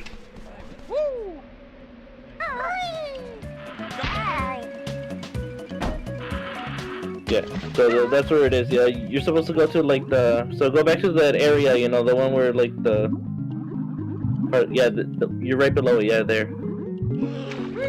It's where the Jinjo is. Where you got the Jinjo from there. You're supposed to dive in that area around there, and that's where you get out. Anyway, there's a Jinjo. The area with the. No, it's offshore. Offshore, not in that pool. It's you literally have to swim where the shark is. That's where one of them is. So like, you swim where you got the first Jinjo from there. I am like, I was also like animate a little bit to with these streamers. I'm just being able to make fun of this stuff. I think it also has to do with part of the culture that people are living with right now too. Like, Oh yeah. It's like it changed. Yeah, over there you see so it. much. It's like, because I know like, because some people are just like so sensitive to that topic, like, or they're just too sensitive to any topic at this point. Really, that's the problem. Yeah. But, And there's several reasons for that, right? yeah. There's It's just, like, yeah, I know people are still cracking down violence on video games. Like hell, people like recently people were getting bad at tweets for GTA 4 specifically for being able to like go inside a building and shoot it up because well. Yeah, GTA 4, that old ass game. Remember, guys? Yeah. It's like, and that's what someone has a con like. GTA 6 should have that because like it's like going to be able to enter a building, you like to have like person you can do whatever called you is like a game where you're annoying with. But people were trying to say like that shouldn't be allowed into this game. It's like, Yeah, you see, yeah, you have to dig, you have to like swim there. It's right the. I was having a funny conversation with a friend at work today. We were talking about she was rewatching Grey's Anatomy. It's an old hospital drama show, and talk about like how like, oh, you know, that show's like super boring. God, like Grey's Anatomy first came out like when I was really young. Kid. I was a kid, yeah. When it first came out like that, it was a mid 90s. No, early 90s was when it first came out, but it didn't become popular until like the later 90s. At least in my memory. It could have been popular before that, otherwise it wouldn't keep having seasons, right? So, but basically Grey's Anatomy like started in the early 90s and talking about like, oh, you know, like the show, it's very dated and like, it's not a show that could be made today. It's like, well, most shows couldn't be made today. I think the other honeycomb piece is in like in a treasure chest. But anyway, the case in point is that like, No, it's by Shark Food Island. Yeah, that's where it is. So both of them are with sharks. Yeah, there's a crate. There's a crate swimming in the middle of the lake by the shark food, and it's right there. It. Backflip. Huh. That's where it should be. That's where it's supposed to be. You think? I know you didn't grab it. Just checking. Anyway, I think there's another box out there. I think there's another one somewhere. Is it near the shark? That shark is ready to mess you up. Look at him. You're just camping in the house. Yeah, I know, right? He's just camping for you. Yeah, I don't think it's here. There's another box that's just floating randomly in the water, and I think that's where the honeycomb piece is. No,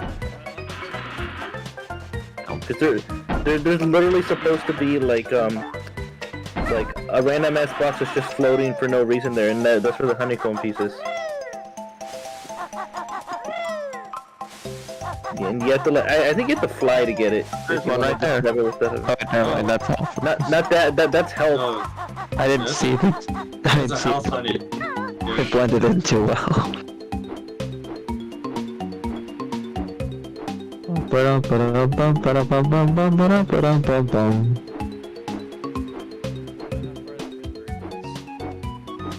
Seems fine.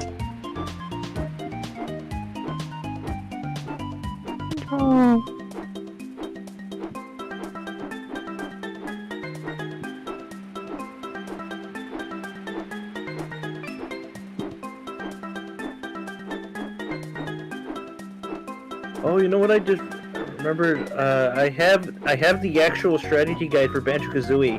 I have like the actual Nintendo Power strategy guide. That's, Yeah, I have the strategy guide. that's quite the artifact. Yeah, I have it. I have one. I have it. I also have the Banjo-Tooie one too. Banjo-Tooie as well. I have the. I think it's somewhere in my closet. I left it somewhere. It's somewhere in my closet.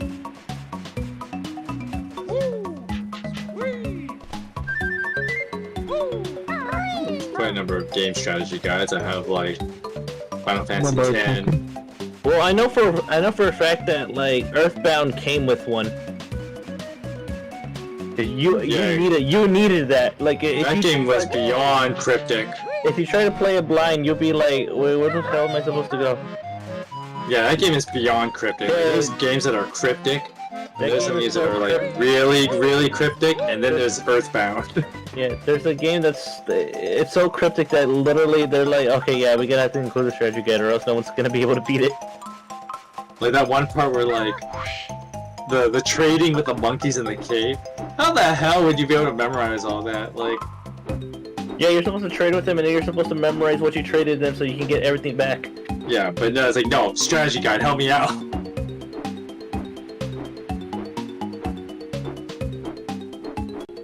And let me see. You know what? I'm gonna see if I can dig it up. Give me a second. Nice. You found it? And then like, Yeah, I knew it. It was floating somewhere there. It was in a box, just a random box floating. yeah, I remember I have the Final Fantasy X player's guide.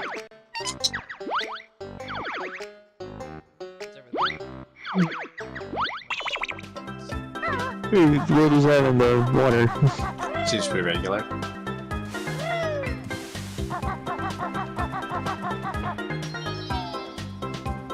Oh god. Oh, so I don't need to be.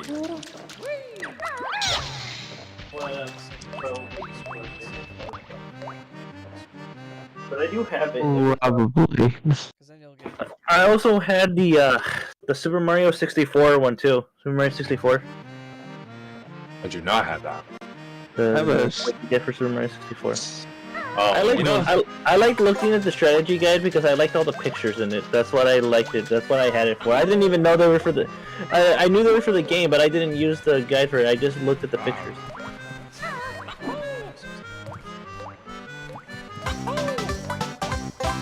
nice.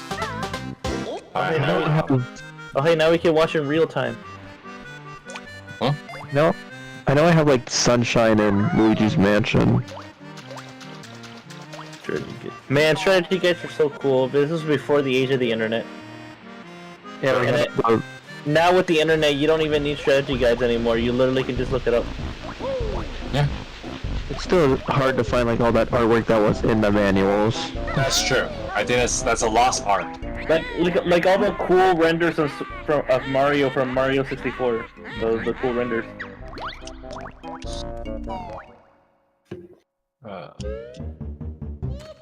You know the funny ass thing is that like, so Here's My Magic 3 comes with like a strategy guide as well. Because you know like when you buy like PC games, it comes in like a pretty big box. So it like has like a player's manual. It's more like a player's manual. It's not like a strategy guide. Like it doesn't tell you like everything. It helps you with some of the cryptic stuff though. Yeah, that's how you like, and it also gives you like, okay, what this thing actually means. We're like like share the self-promotion on a series I already finished, but like when it's also like, oh yeah, this character gets like an increase to these unit stats every 6th level, and then like the player's guide explains to you what that actually means and how it actually works. Like there was stuff like that. That was kind of cool.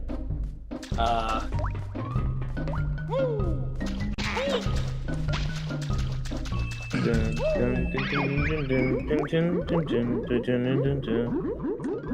have the Xenosaga player guides. Yo, that's a game that straight up needs to be remade though, like remastered. Xenosaga is so good. It's such a good game series.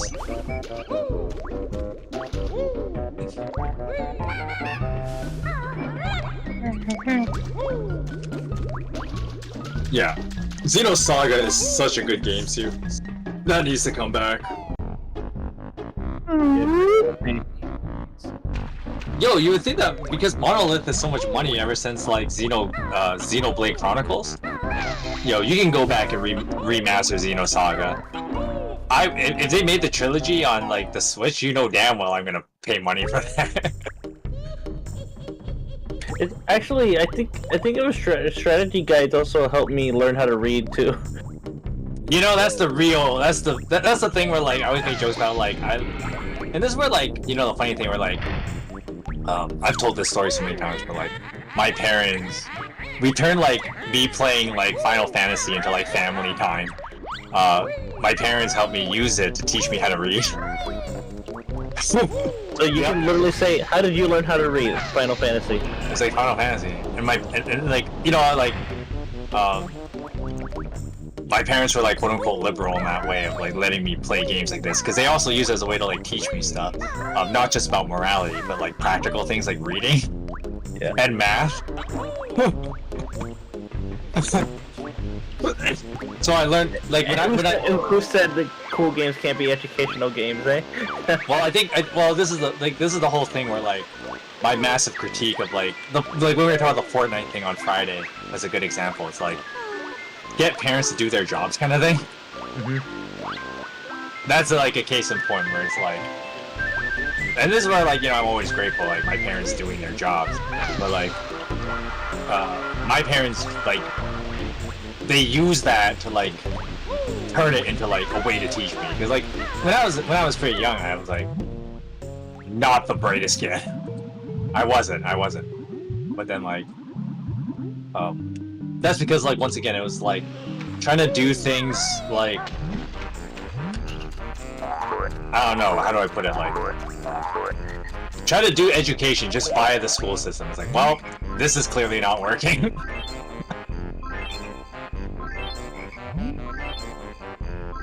And so the opt was like, okay, Michael plays lots of games, we should probably figure out how to leverage this. And that's what they did. Like, alright, teach him, is like, my parents were like, teach him how to read. Teach him how to do math. You know, one of the things I never knew about Banjo-Kazooie that I didn't discover until later was the double health upgrade you can get.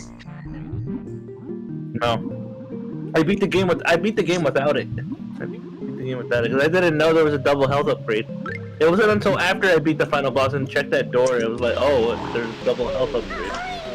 It's like the whole armor, like Ocarina of Time did the exact same thing with like the half damage, which is basically double health. The half damage thing was like you wouldn't find it until like the very end of the game.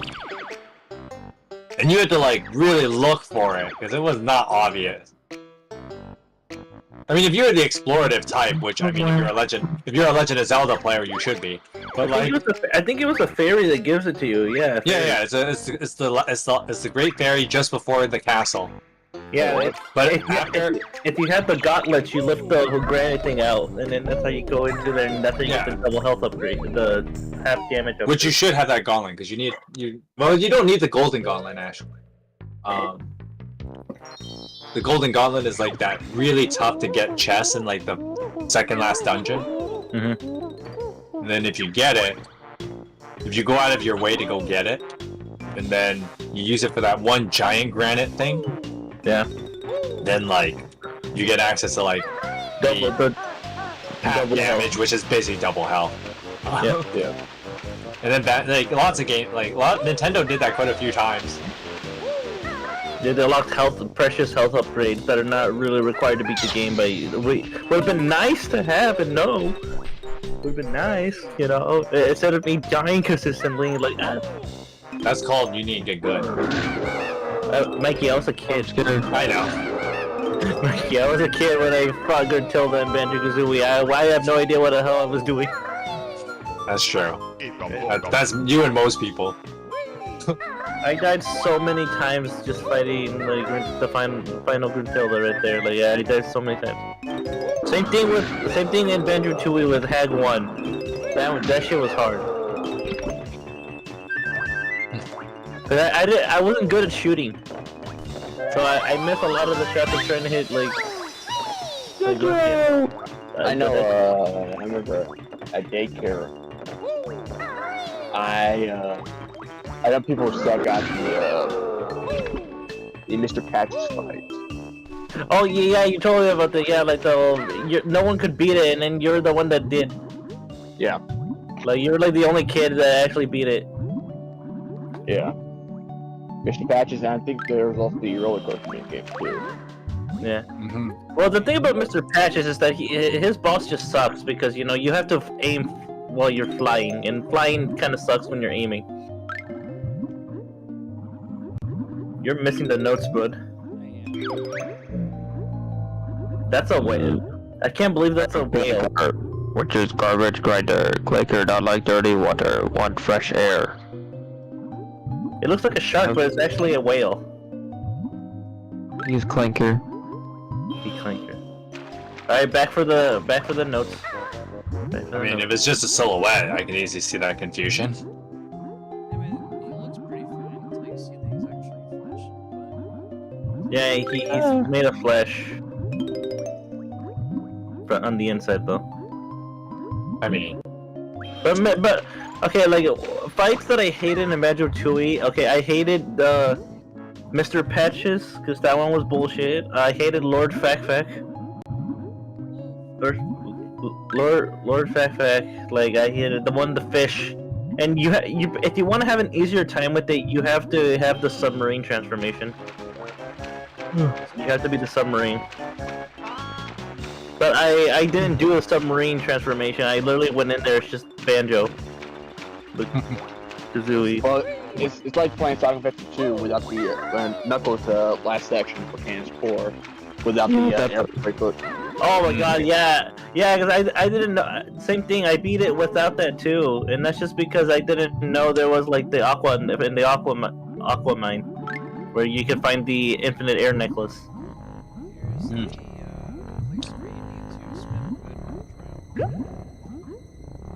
Let's take a dive in aquatic mine. that First bubble was in. cold pivot, now it's a water ride. I like how it also the music changes to reflect how screwed you are under there.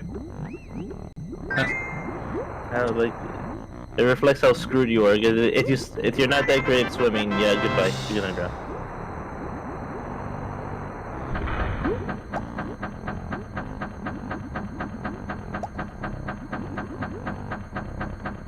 But yeah, let's see. There was that one, Hag 1. Hag 1. I hated Canary Mary with a passion. Canary Mary can go nutty. I think that's the most infamous one from what I've heard. Yeah, the Canary Mary, yeah. Mary, the destroyer of things. Besides Mario Party, where it destroys the joysticks. I think both do. Goodbye to your thumbs. No, actually, Mario Party was goodbye to your palms. Yeah. the good old days. They actually had to call it an actual edition because of it. Yeah, Nintendo got sued for that, and then they actually had to reimburse people by giving them gamer gloves, like gloves. Because Nintendo said like you're supposed to use your thumb for that, but everyone said, "Nah, screw that. I want to win." Like, that's not like, but that's making me lose. I use my palm instead. Yeah, like, It's not consistent. Yeah, it's more room to work with. Yeah. I remember damaging my palm to Mario Party. and this is why joysticks now have that rubber on them. Yeah. For me, I destroyed my palm on Sonic Riders, not Mario. Yeah, I did that too. Like, what's like the freaking Metal City? Dude, Sonic Riders 1. Holy shit. 1 and 2. Yeah. So now you're breaking the joint. Yeah. You should grab Jinjo before you. Jinjo. How are you breathing under here, Jinjo? That's why. Help! I remember before the Wii's online service shut off, I think I was actually one of the top people on one track on Summer Geography. I think I was like 19 on the boss day. I always hated this. You can. this What's up? camera can trip you up. True.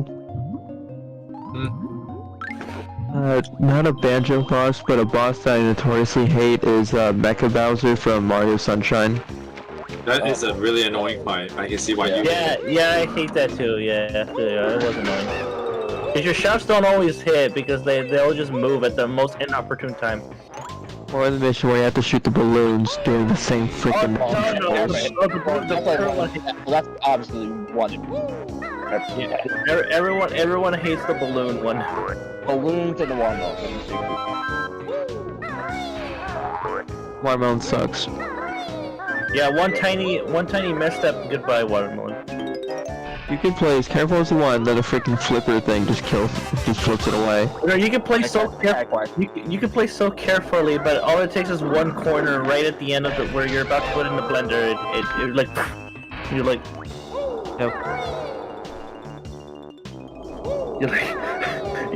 you start crying. You're like, This game sucks! this game sucks.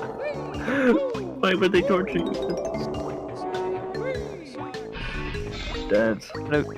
Out of curiosity, is there a Mario game that you've ever 100%ed?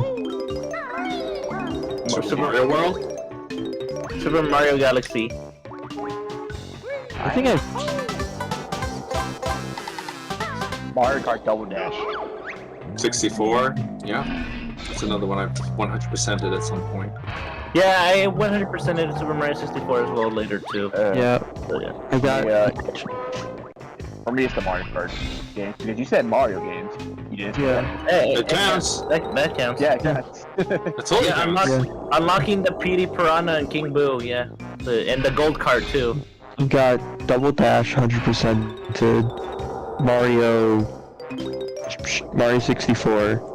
Mario Sunshine is also 100%ed too, I got that one. I've got the original and DS 100%ed. Yeah.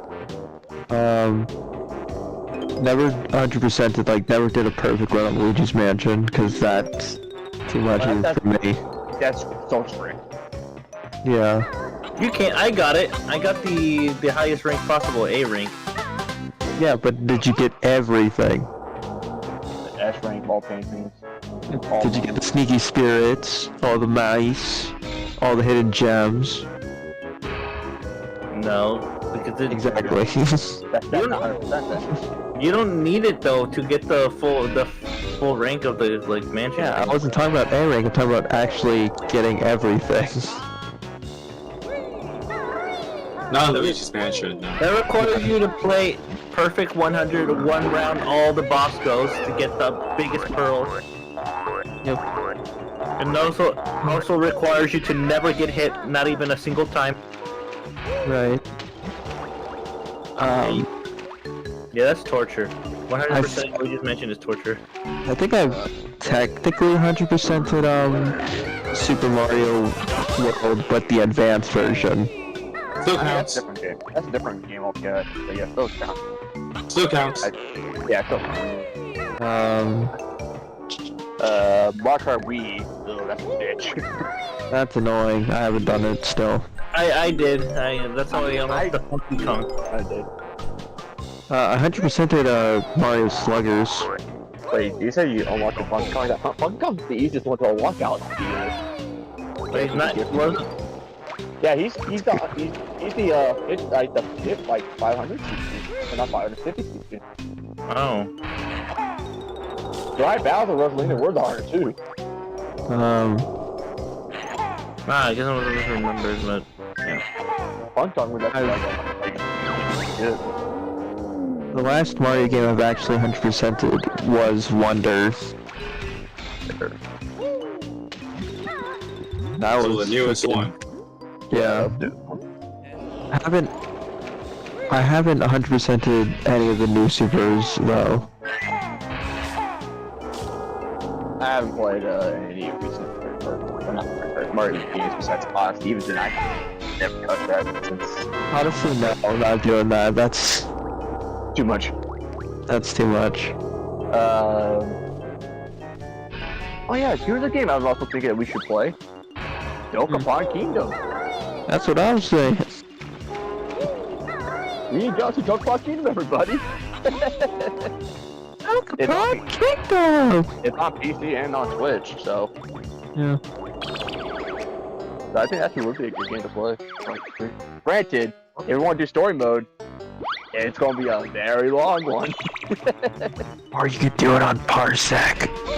That too, but I mean, I yeah. like how there's so many different ways to get inside this. What's up? Many different ways to get into the There's different ways to Clanker. get inside through. It's weird.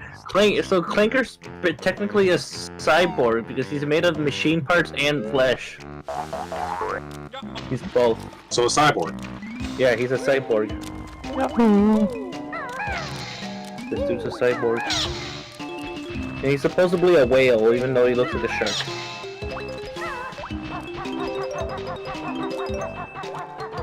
Probably. Killer whales have sharp teeth. Most dolphins have sharp teeth. They just don't show it. Like, I mean, if you're good either Dokapon Kingdom or Fortune Street. Oh yeah, too. Dolphins are also like fucking pure evil too. Like, And that crab's screwing you up. I mean, they're hunters of the sea. So yeah. You're a bear, man. Come on.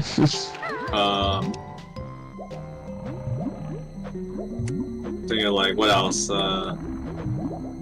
Like, yeah, like, not all whales, but like killer whales, dolphins. They all have sharp teeth because they're all like hunters of the sea. yeah. They eat fish, like whole ass fish. They're not like, you know, weenie dog eating plankton like a blue whale. No. They eat actual fish. Yeah, they go for the big meat. Sometimes sharp when they're feeling a little Mean. a little risque. Feel a little gluttonous. Yeah, that's the one thing. Sharks are some fearsome creatures, but they fear the killer whales because they're like, oh my god, they're gonna eat me. Oh, dolphins. That's what. And I was like, people like, oh, dolphins are so nice. No, I think freaking they're evil. They're every deadly hunter animal is kind of like that. That's the thing, Mikey. Though, like they don't even. Dolphins have been studied to not even hunt for food. They hunt because it's fun. They find it fun. They find it fun to like, mercilessly kill like animals. Well, yeah, they like that's the thing about like that's the funny thing about like most mammals actually are like that. They kill for sport. Like there's really no food. It's literally they just do it for fun because they're assholes. Yeah, like they like that's the funny thing about like most animals because it's part of it's like an evolutionary thing, right? Like animals have evolved to the point that like most mammals don't actually need to eat that much. It's an evolutionary thing. They just like they eat enough to say, all right, I'm good. Anything else I kill is just for fun. There's a whole joke with like the deadliest feline isn't the lion. It's the domestic house cat because yeah, they kill for fun. You feed the damn thing, right? and yet there's all these mice corpses everywhere, right? So the joke is that like yeah, the house cat is just straight up evil. They go around killing mice because it's fun. Yeah, and the reason why cats just leave the dead mice there for you is because they leave them there for you, so then you can like, it's a behavior that cats do that basically like, hey, I'm trying to teach you how to hunt, so here. Alright, so like Ew, dead body, ew. Yeah, with you. And because the cats believe that you're like a cat too, but you just suck at being a cat. You just suck at being basically.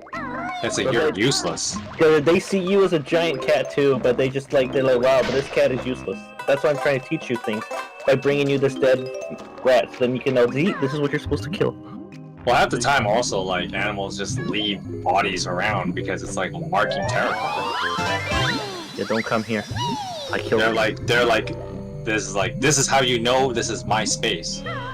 And they also, and like, obviously it's one of those weird things that, like, you know, I know we, like, as moderns we would mock ancient cultures for doing this, but essentially, like, ancient cultures just picked this up from animals. Where, like, you think of, like, those, like, scare tactics and, like African tribes. And of course, like, now as moderns we view it as like barbaric, but like the whole leaving skulls on like pikes and places, right? It's essentially a form of marking territory. They're like, you come here, you die.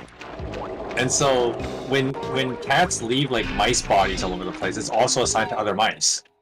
It's you come here, you will die. But mice are smart enough; they actually just smell the cat and they're like, screw this, I'm out. See you guys. Yeah, I'm going home. Now go on the other side to get the. There was a study made. This is like decades ago. There was a study where like they had a bunch of rats. Scientists had a bunch of rats, and they basically like put the rats in like a little cage. Not cage, but, you know, like a little box where like they do their rat things. You know, and go get food in like a specific area, and then they go back home and do rat things. Yeah. Well, anyway, what would happen is after a few weeks of doing this, the scientists, they put a cat where the food was, and they picked up that apparently mice will make like this. The rats made this squeal for like a whole ass 2 days, and basically they're just like they're making this squeal noise for 2 days, and it basically alerts the entire rat nest of like predator. There's a predator here. Hey, he's over here! And the freaky thing is that, like, if you were to equate the rats, like, squealing for 2 days, is the equivalent of you just running around screaming at everything non-stop for 2 weeks. So the rats were just screaming. Yeah. And so going back with like cats leaving like dead mice bodies, it's basically to make that signal, because cats can obviously hear it. You're supposed to go behind because the bottles is right behind you, and you shoot the wonder. And you know what you say is true. Cats are assholes, right? So they kind of get a kick out of that, of like hearing the rats squeal. So that's why they leave bodies. Oh, never mind. Oh, okay. Well, I think you're supposed to just walk through that. So yeah, the rats. The next side.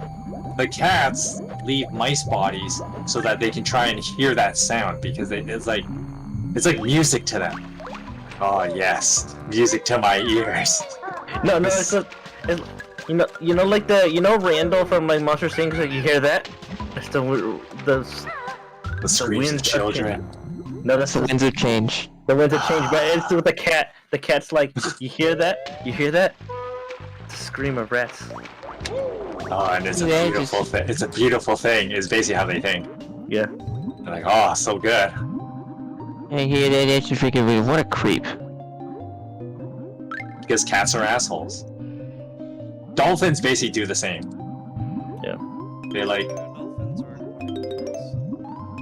Well, the point I was making is that a lot of mammals actually do this. Dolphins, cats, wolves do it. A lot of hunter animals do that on purpose. I mean, same thing with mammals too. Like cats also have favorites. Wolves are pretty sadistic. There's the whole thing where like, what wolves will do is they'll like, after they kill a rabbit, they'll like spread its entrails around. Sorry, I'm being a little graphic, but they basically spread its entrails around in like a certain area, and basically it's to incite fear. Fear. When like an area has just like a rabbit's entrails all over the place, and then like animals, they see it, and then they make their warning sounds to alert the rest of the forest that, oh, the wolves are here. And the wolves basically get like turned on by that shit. They're like, yes. They're like, yeah. It's like, ladies, it's sexy time because the Hey. music is on. Hey. Wolves are messed up. Like, yes, that's right. They basically it's like a mating ritual where like the male wolves will tear apart a rabbit, leave its entrails somewhere, and it's like part of a mating ritual. They're like, girl. They're like, "Do I pray, please respond." they're basically like, girl, I'm not turned on yet. You gotta wait. Take dead rabbit, spread its entrails everywhere. It's like, hey babe, you ready yet? No, wait for it. I showed you my dead rabbit. wait for it. Oh, you hear that? What's that? The sound of rabbits wailing over a dead rabbit. All right, babe, I'm ready. Let's go. Yes, wolves are messed up.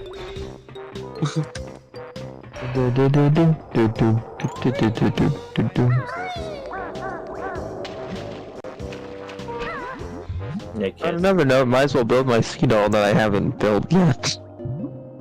Because wolves are sadistic. I'm trying to think of other animals that like what other animals. Oh, I know animals that are kind of I weird. know another animal that is sadistic.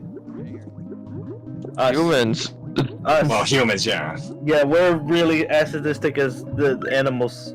Well, we're worse. We're worse than that, bro. We cause wars and destroy each other like on a massive scale. Well, yeah, but I mean that's a given. So we are like the most malicious ones. Well, that's because we also have the capacity. Animals lack that capacity. That's why humans are the most destructive, thing on the planet. Animals lack the capacity to do things on that scale. Like, sure, wolves can tear up a rabbit for like mating rituals, but like it serves that particular function, and they only do it every so often when it's like sexy time. Yeah, They don't do it all. It's not like I can just do this on a whim. It's like hold up, Bay, and let me set the mood. Kills rabbit. Basically, Let me set the mood. All right, let's go. the wailing of rabbits in fear is the equivalent of like musical Viagra. That's what it is. He's playing Careless Whisper again. Oh my god, I can't stand this guy.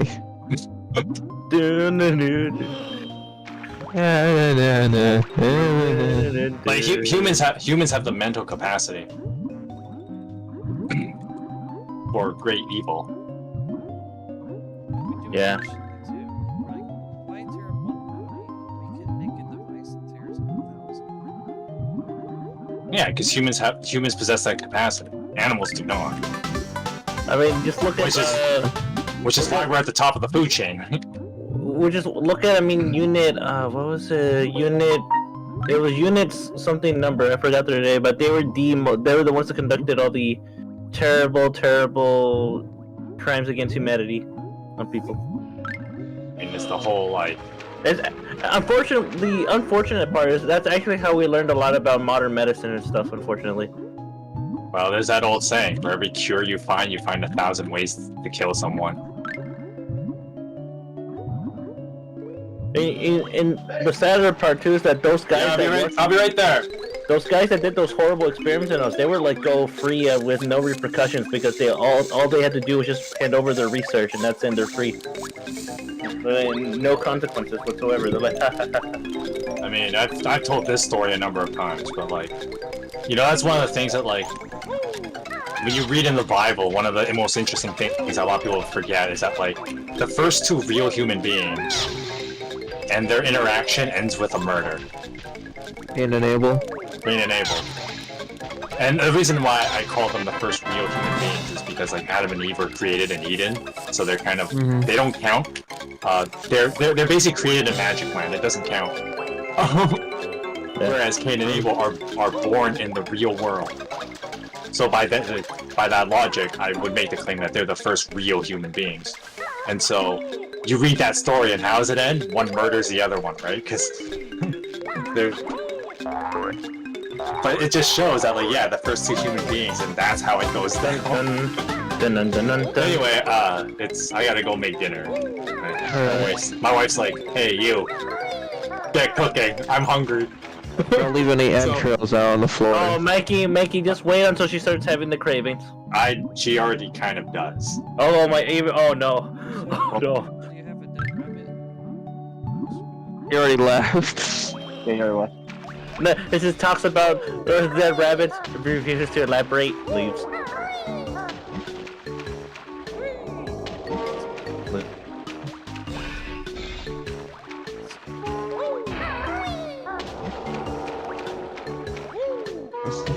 Gotta What let do I this chicken. So you want to do it? So you want to do it? Okay. Yeah. I am not one of your fried chicken trumps. I'm a woman. But I like my men dangerous, mysterious.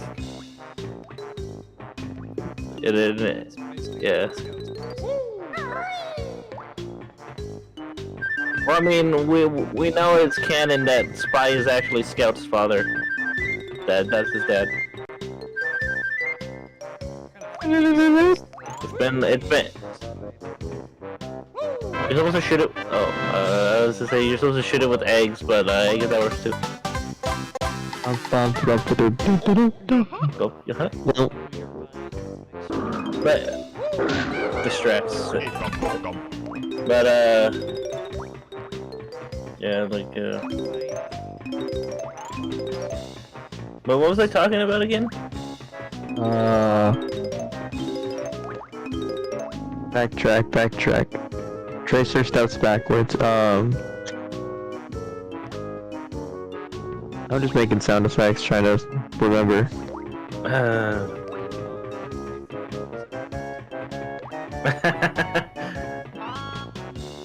Something to do about food chains. No. That's being assholes. Mario games. Having the... Yeah, let me look back on the stream. That's so lame. We gotta do it the real way. Gotta spend 5 more minutes trying to remember what niche thing we were talking about. Oh yeah, okay. Spy Scout's dad. There you go. Yeah. How'd you just forget about that? We were just talking. I know it's weird. Okay, but like yeah, like Spy is Scout's dad, and it's been confirmed too in the comics and stuff, and also the fact that like literally all the mercenaries know except for Soldier because Soldier's dumb. Yeah, the Soldier had lead poisoning, but like everyone else knew. Cause like Heavy makes a reference by saying like, cause Scout's talking about his dad saying, yeah, he disappeared on my mom, and then Heavy's like, yes, he disappeared a lot. Yes, he disappeared a lot, and he's like, yeah, and this guy's like, yeah, this is like, but he doesn't realize that like the Spy is Scout. He doesn't know that Spy's his dad, and then when he's like dying, right there is when Spy reveals that like that he's his dad, but he was disguised as like Tom Jones. Tom Jones, because that's who Scout believes is his dad. So like Spy disguised himself as Tom Jones and just told him that he's proud of him. And I mean, like, the funny thing is that Spy didn't have to do that. Like, he had no reason to do that. So, you know, like, so that's how you know Spy was being, like, genuine right there, too. Because, like, he didn't have to do that. He could've, because Spy's all about that guy, he doesn't give a fuck. I don't care. There's also the thing where, like, he's saying, but, like, hey, Spy, can I get a ride? I need to get to my life savings and all that stuff. And it's like, oh man, Ma's gonna kill me. She's gonna be devastated. And then Spy's like, alright, come on, get in. Spy, contrary to popular belief, Spy also loves Scout's mom. Yeah, he has a picture. He has a picture of her and stuff. He has a picture of her that he carries around and stuff. So you know that's the thing. Yeah.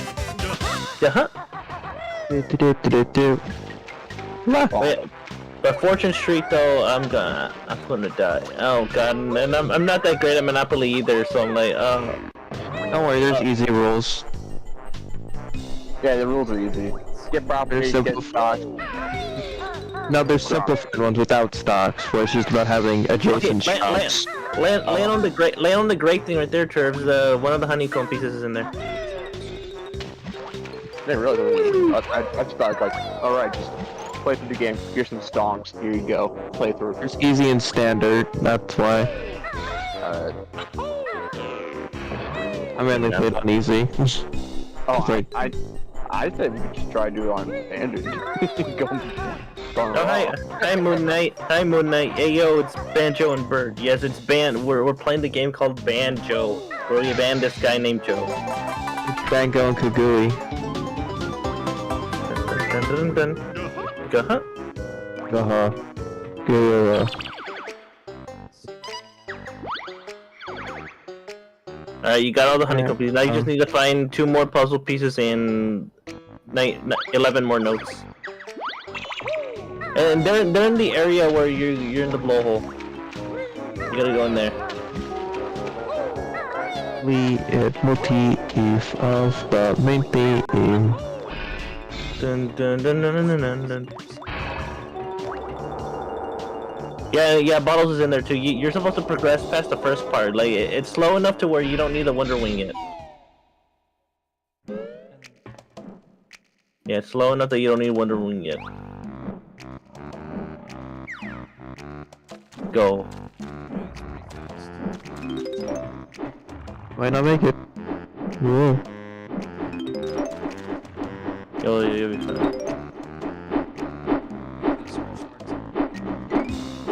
Yeah. About their lives.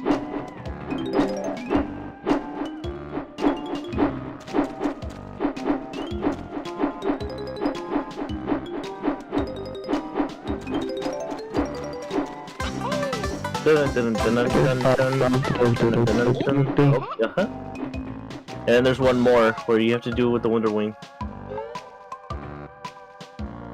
Alright, you're supposed to fly to the other side over there.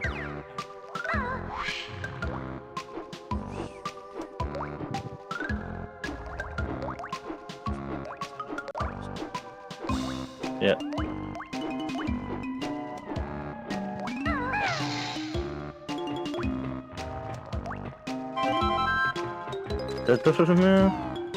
They're not up here, dog. They're downstairs, you buffoon.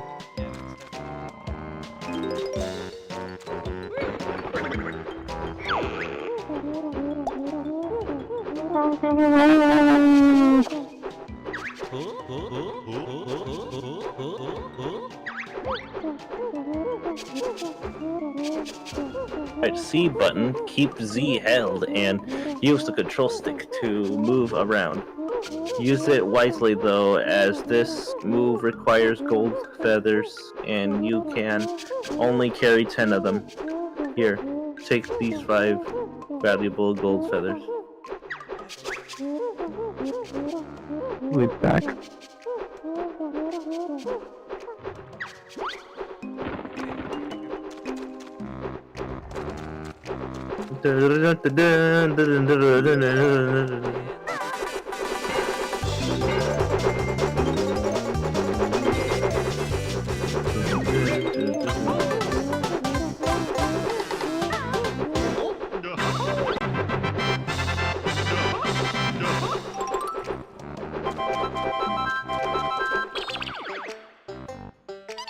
Yeah, that's everything. And there you go, 100%ed.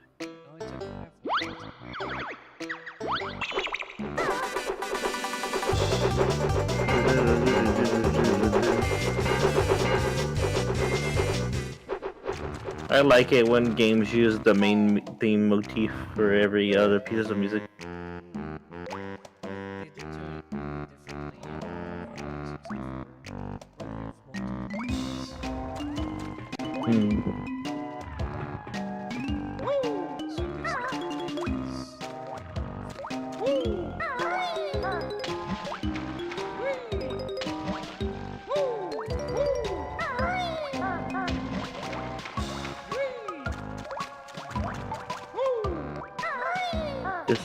This is Banjo. I'm done here. Did I get the Gruntilda?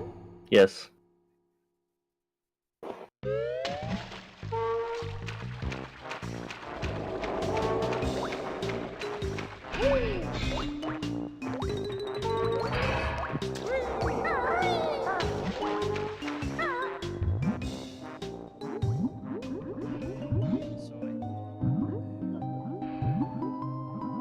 What? Take care. Pressing. Oh, bye, Sega. See you later. Take care. See ya. Have a good stream. Alright. I don't remember pressing the Gruntilda. I'm pretty sure you did. I thought I saw you do it, but just go check in case, you know. Hey, oh wait, is it the pop out eye? Is it the one where like Grunty's eyes pop out and you have to smash him in to get it? Okay, yeah, you did. Yeah, you did. I remember you getting a cutscene for it earlier. Yeah, you have to switch. Yeah, you have it. Yeah, you do.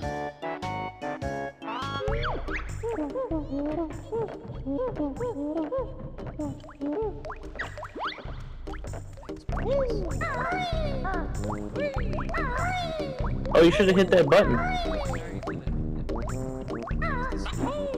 Oh, it looked like it wasn't pressed.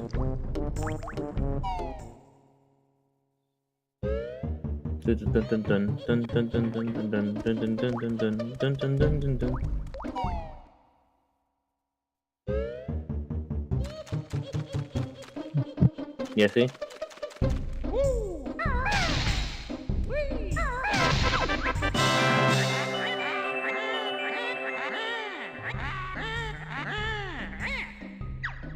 Yeah. Yeah, he just said that because it was useless as a pile of shit. Also, those enemies look a lot like Donkey Kong. Maybe it is intentional.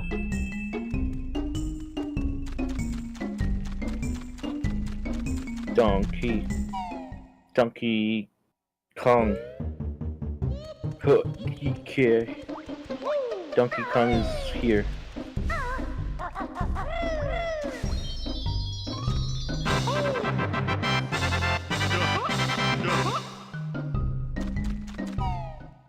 Don't you just love having over amount of feathers? I mean, notes.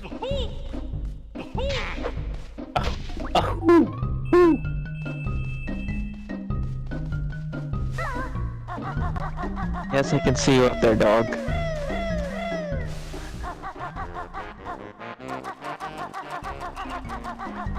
Trying to make a little fort in the blankets that I have lying about.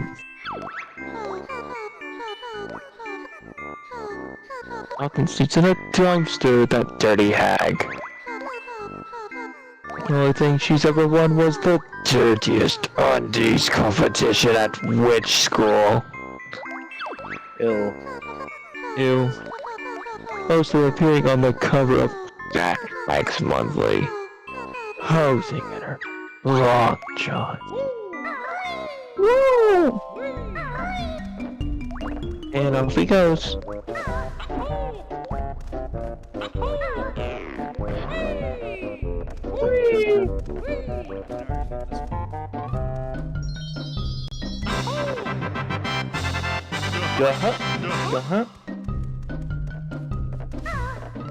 And I can close my door. Yippee! Be right back. Imagine you go home and suddenly you see a number just show up on your door and it says that's how many notes you need to enter your house.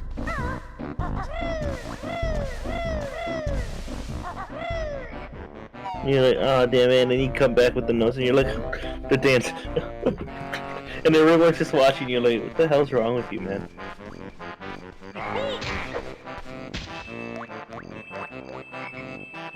It up.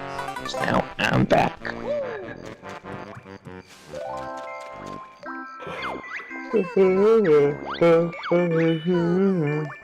Although she's dim, she attended St. Dungball's school. You would believe that Gruntilda's party trick is performing a scary Striptease. I'm just flabbergasted. No, that's one of the weird questions. Yeah, it's weird. Gruntilda's weird.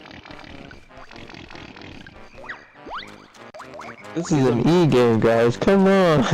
Well, it's also British humor too. So, if you know, Rare's British. Yeah, I know they're British, but like, I'm pretty sure no matter English or UK, you know what that means.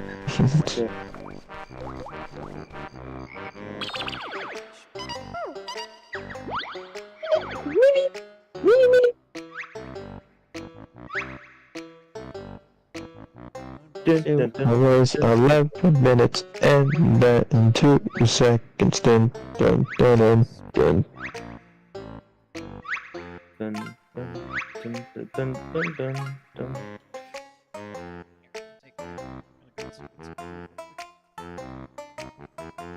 It is now time for the short break. Short Damn, the music went off. Dun, dun, dun, dun, dun, dun, dun, dun, dun, dun, dun,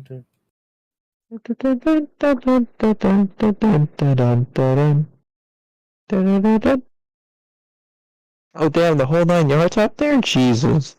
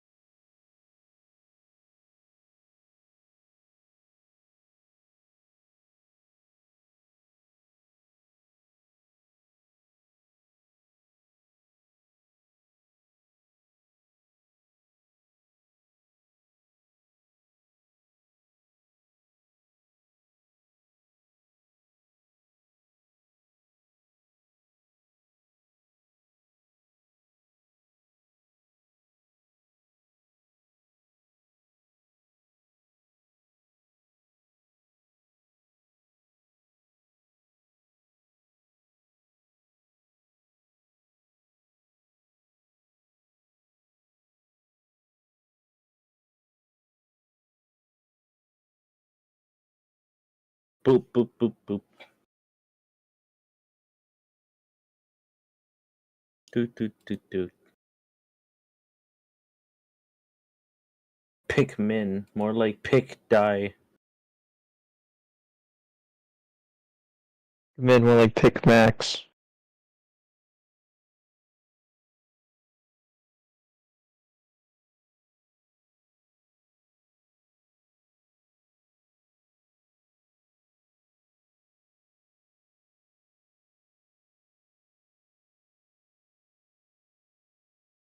Okay, so I'm looking at a comment from an old Reddit post. It says, at the very least, I think Fjorm is the only one who canonically expresses romantic feelings for the summoner. I mean, Bright Fjorm's one of her lines is literally says, "I love you." He says, "I love you." She's like Ellis, "I love you."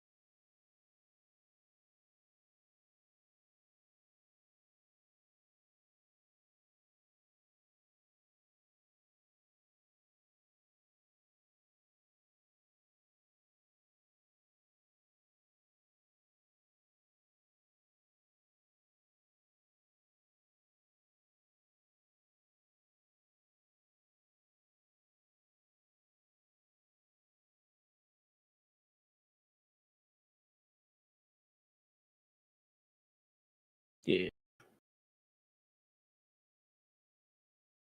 Alright, awkward silence time. Hey, maybe Church should put up his we'll be back Maybe. the music, yeah. That would be good. Anyway, just making my thumbnail because I'm uploading weekly arena run. Because as you know, every Sunday is weekly arena run. No, I'll having pause the stream for yeah. Yep.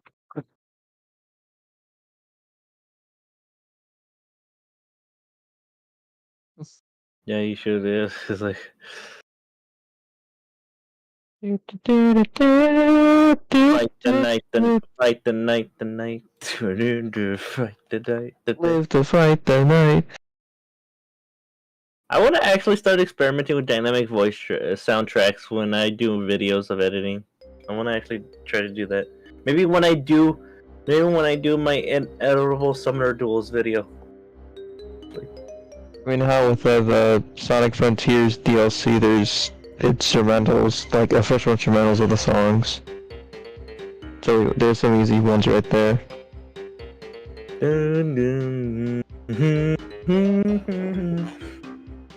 Break through it all and don't look down. Bro, they literally did copy Metal Gear Rising: Revengeance because Sonic literally grabs a sword like how Raiden does. Like, we can't pretend to listen. Sorry if we put you in a bad position. It's so crazy to think that Raiden literally sword fights a giant Metal Gear with a heavy foot, like its own blade. Like, I mean, he fought like 20 like Metal Gear Rexes with a pistol. yeah. Or thinking it's freaking he's in a Resident Evil game. Actually, no, he had a missile launcher. He had a Nikita. Snake gave him a Nikita. Yeah. It says, if you ever run out of ammo, you can have some of mine. And it's like, you got enough? Absolutely. Yeah. Infinite ammo. Infinite ammo. And then everybody just looks at him all weird. Like, it's like, Raiden is all like, am I the only normal one here? What are you talking about? Am I the only normal one here? Like, why everyone act weird?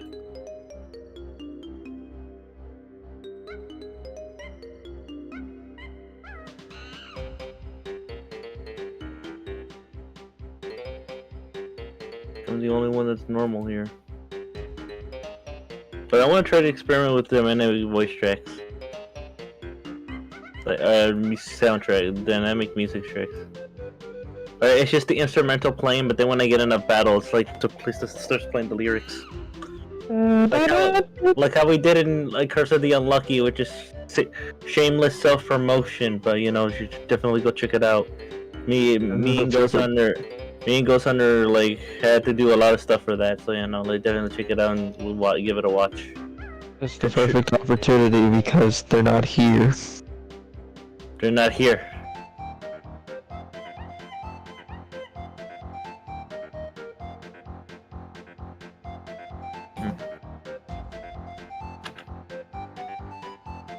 One somebody.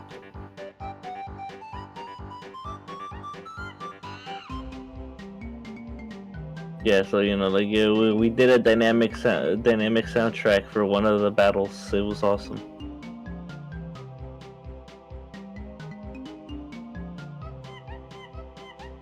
I just have to find the instrumental and the lyric version, and then basically sync them up. And then that's how you do it.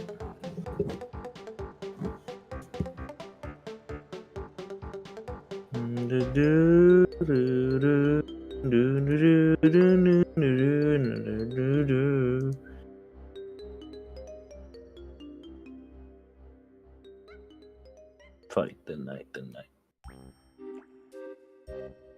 My man, Crush 40, crazy band. Sonic literally put them on the map. Oh. As in, the reason they're so well known is because of Sonic. They're like the most well known. I mean, they also have original songs too. They're not Yep. Sonic songs. They're like their own songs, but like they're pretty good too.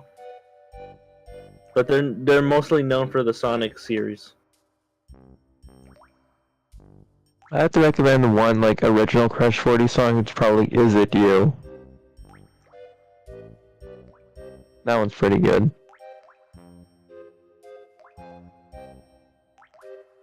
There was the one where they did it for like Sonic's like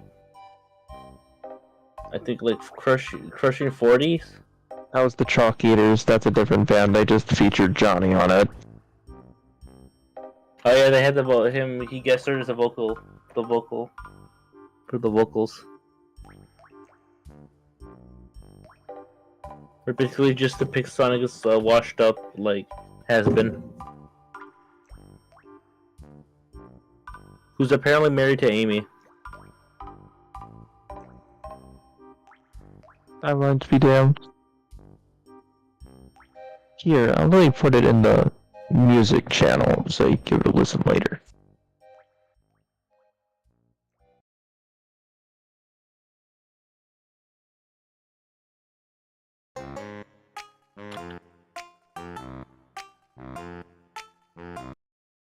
Banjo music jump scare. Yep, jump scare. It's me. I'm back. Hello! I'm learning as I As we all do. So for one thing, I actually need to make some graphics for my streams. I don't have any. I'm poor. I forget that.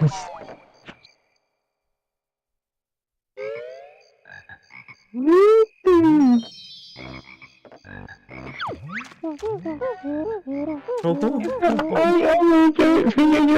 big face.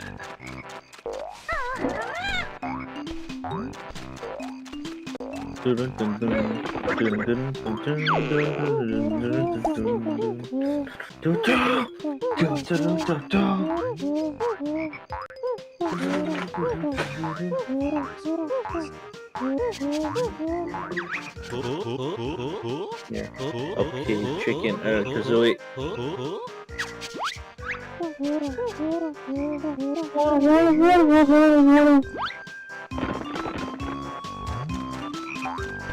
I agree with that.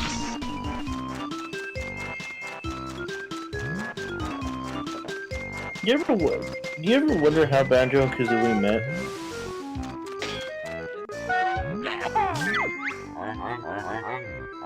No. No. They might have had one plan.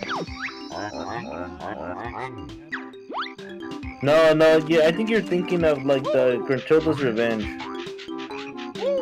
But that's just where Banjo just goes back in time. That's it, but he has to rescue Kazooie from because Gruntilda kidnaps Kazooie.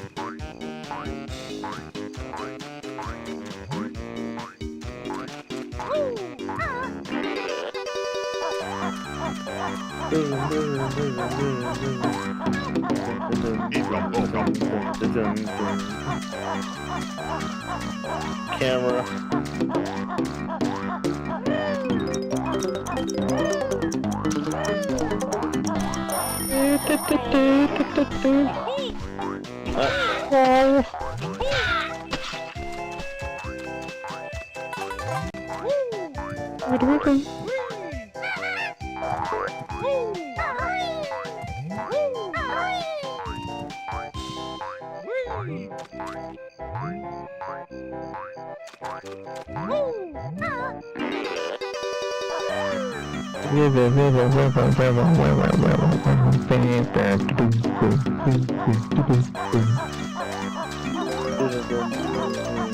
I'm gonna go to this swamp water. Better than the holy fifth I'm sure you know.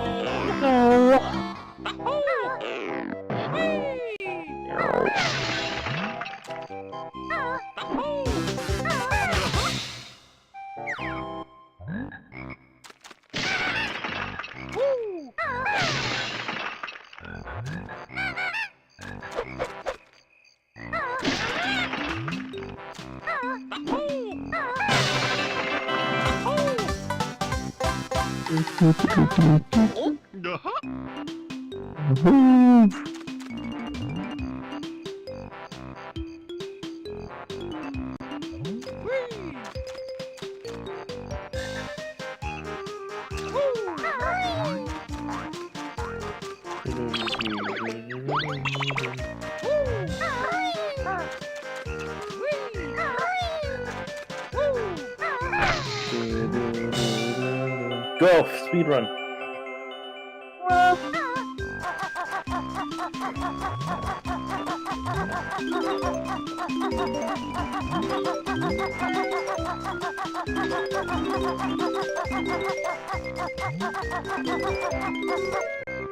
Hurtful.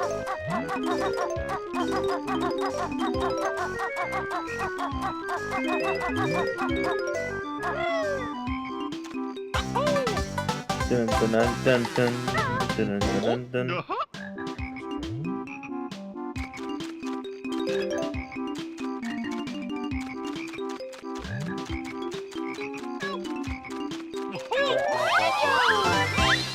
Banjo!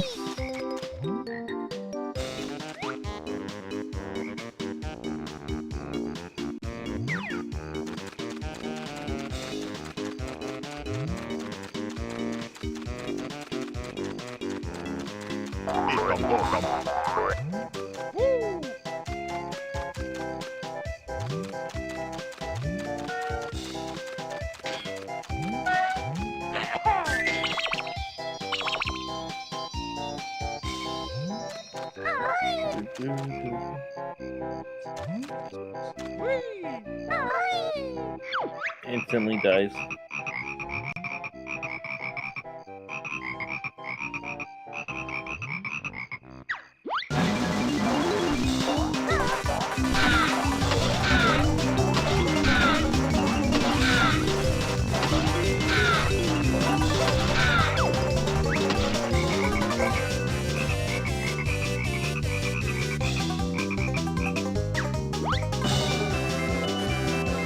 Yeah, you were like lagging.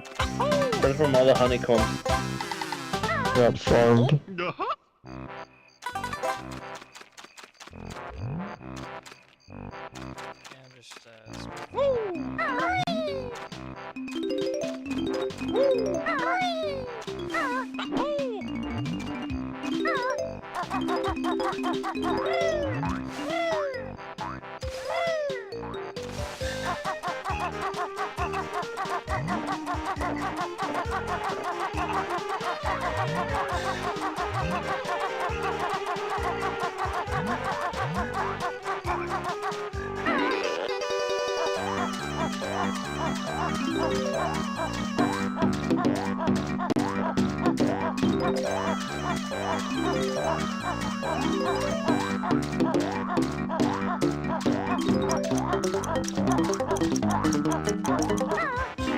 And just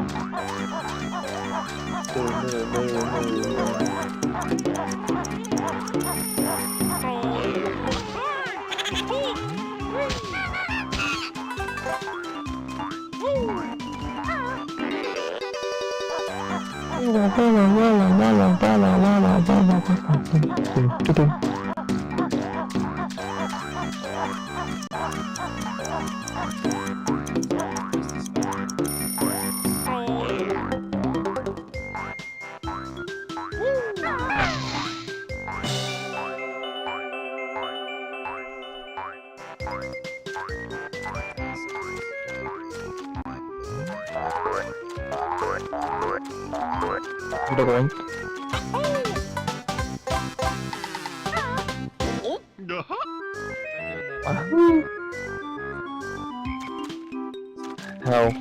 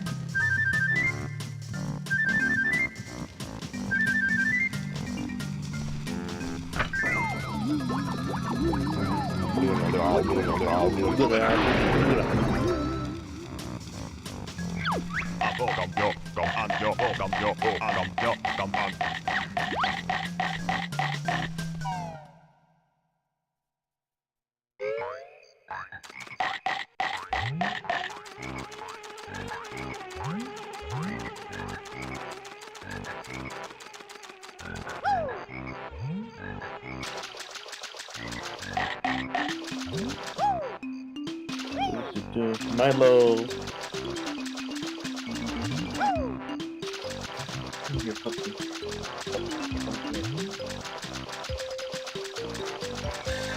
Huggy my puppy.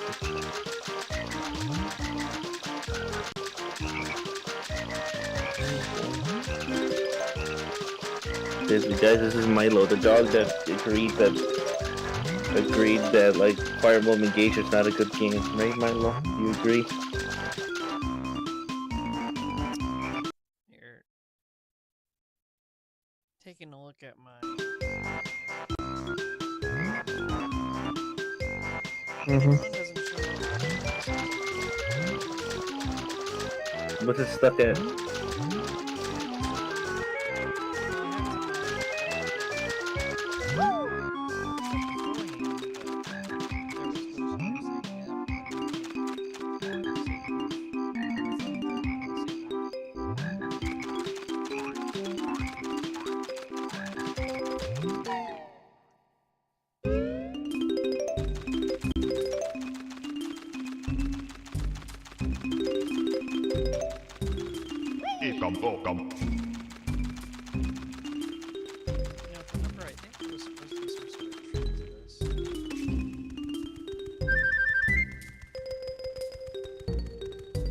Oh my god, you're so cute.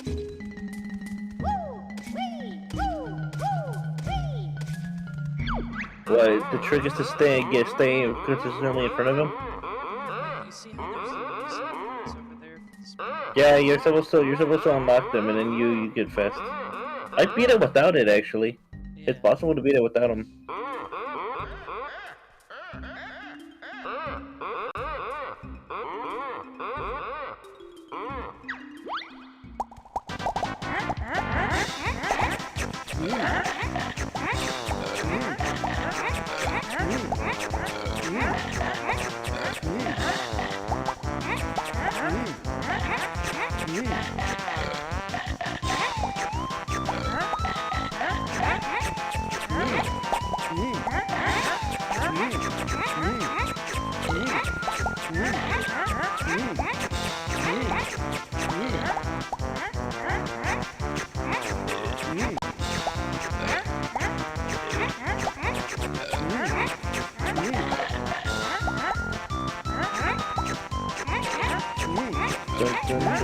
Oh my god, he's catching up, dude.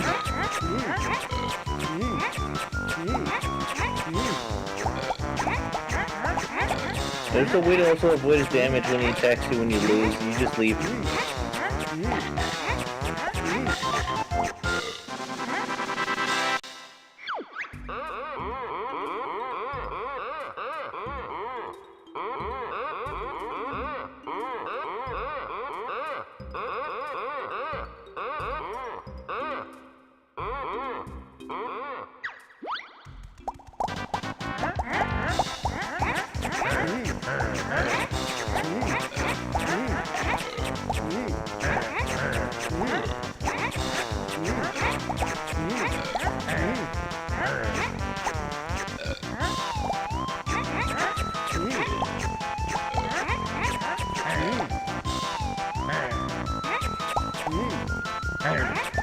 What?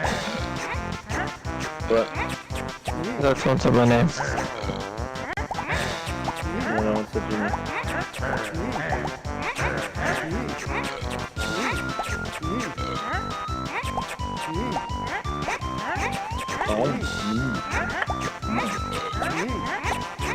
I like food. I like food.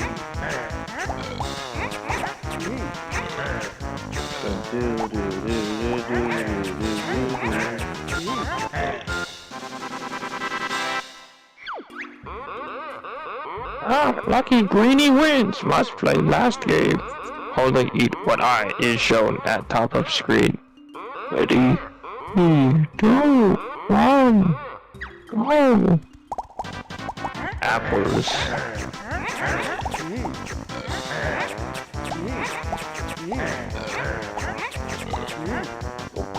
Snakes.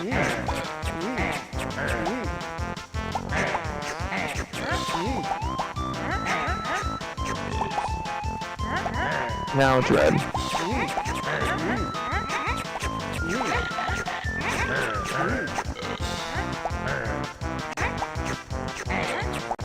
Snake.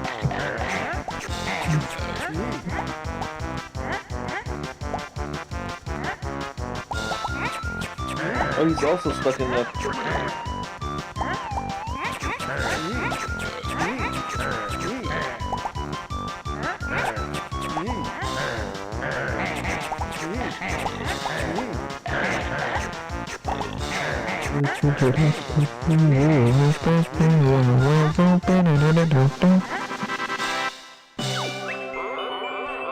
Mr. Ryle never lost before. Greenie can have a prize. There we go. I beat him. Yay. Mr. Ryle now has tougher challenge. If Greenie not scared, you must win next 3 games to win 3 extra lives. But each time Greenie loses, Mr. Ryle trumps you for 1 life. Press A to accept or B to slide off like a slug. Mr. Ryle is baddest croc of all. Look everyone, Greenie is scurrying off.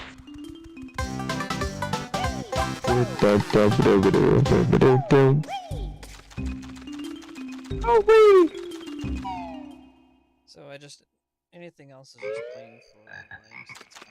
That's fine. Oh yeah, you should... After you get all the stuff, make sure to still be the croc when you leave, so then you can go to that secret area and get the Cheeto page. You know, you Cheeto. The Grunty spellbook. And you can get the castle. A code.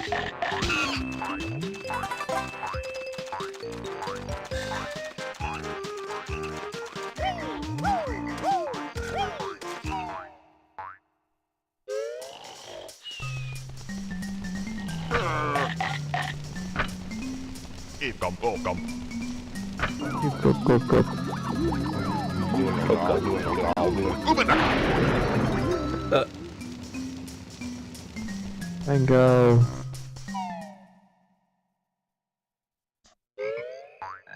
Like on my phone, I have the alt tabbing comment next to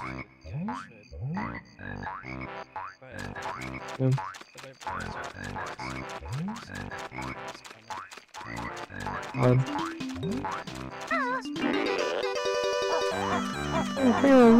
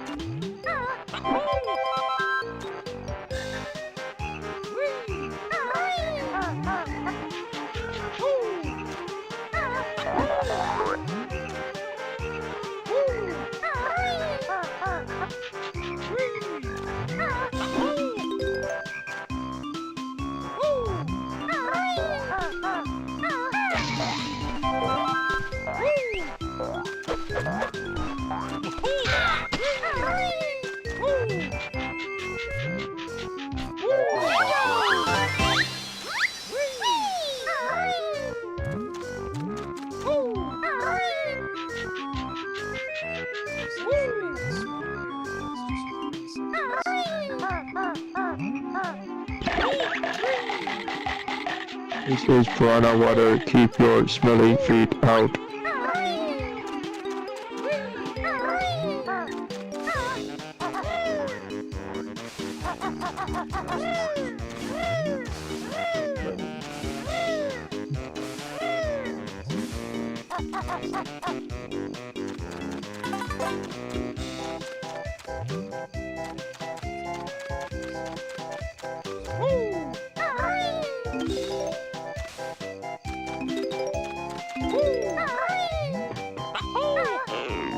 Yahoo!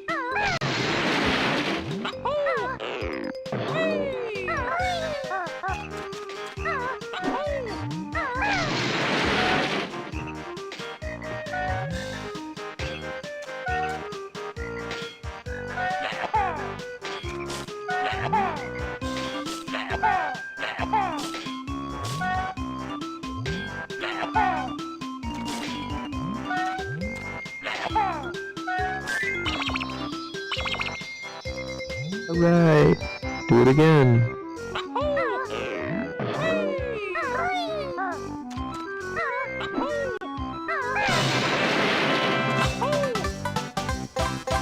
Go,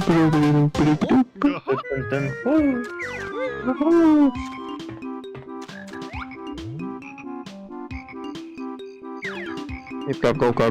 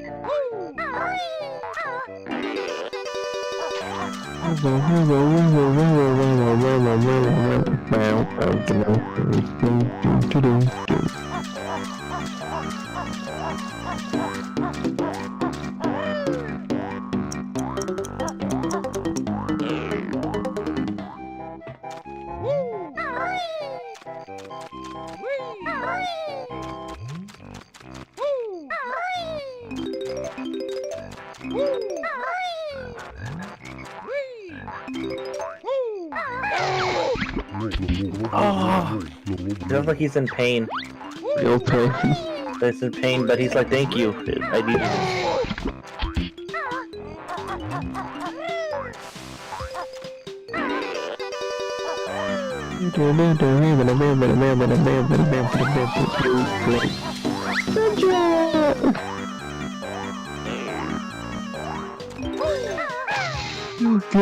Good job.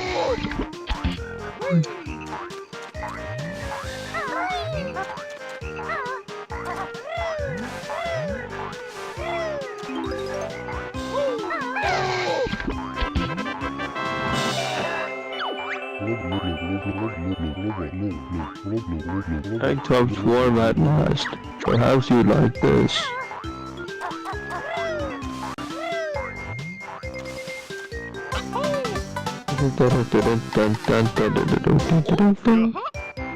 Yahoo!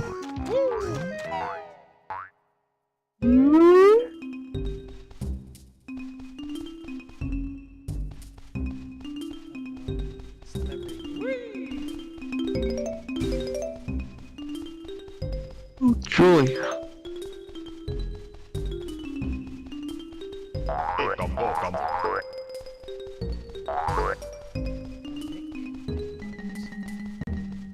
This freaking guy.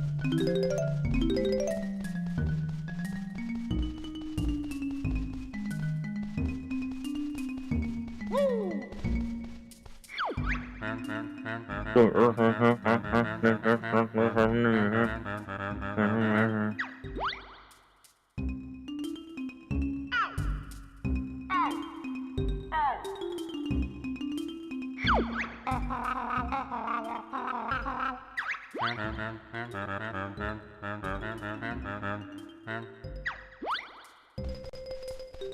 to abuse the students.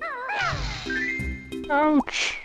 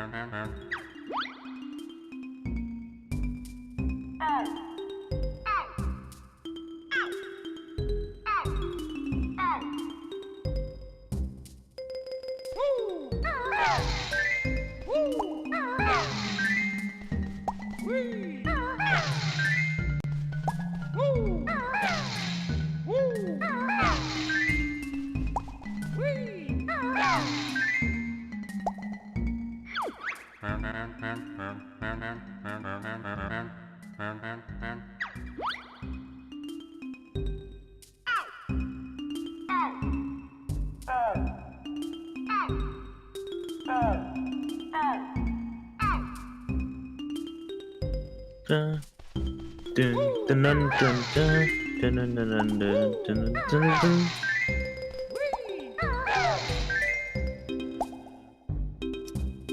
Ed?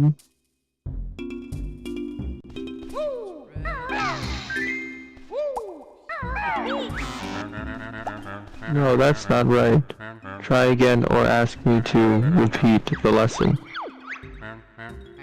I knew you'd need to see this one again. It was like yellow, pink, blue, red, blue, purple, red. I knew it was a diagonal.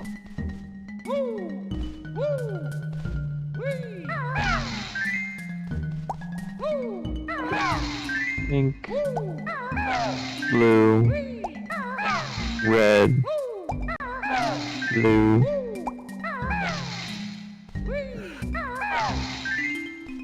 gold, red.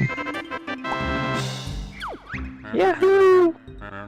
Magnificent, a true masterpiece. Here, take this trinket I found earlier.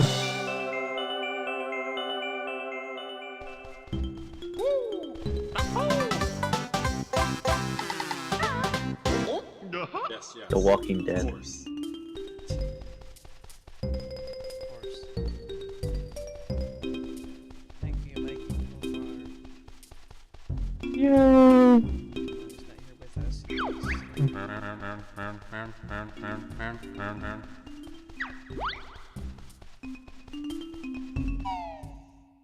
Let's see where I am now.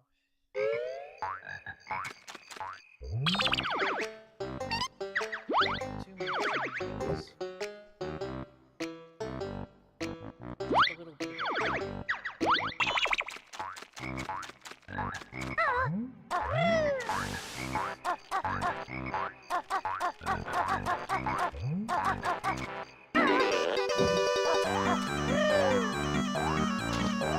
Dun, dun, dun, dun, dun, dun, dun.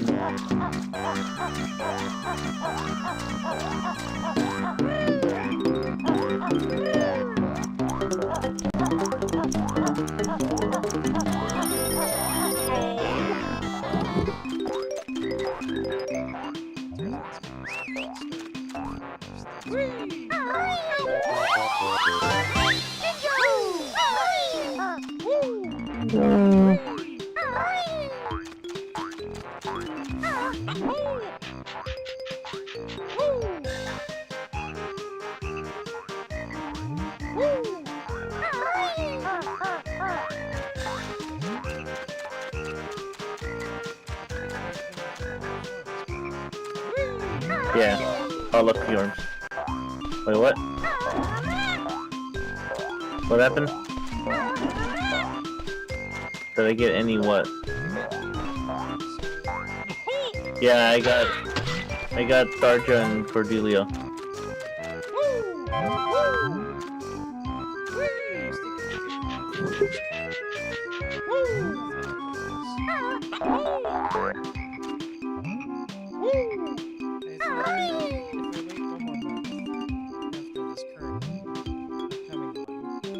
Yeah, it's Ike, Young Soren, Marcia, and Winter Black Knight.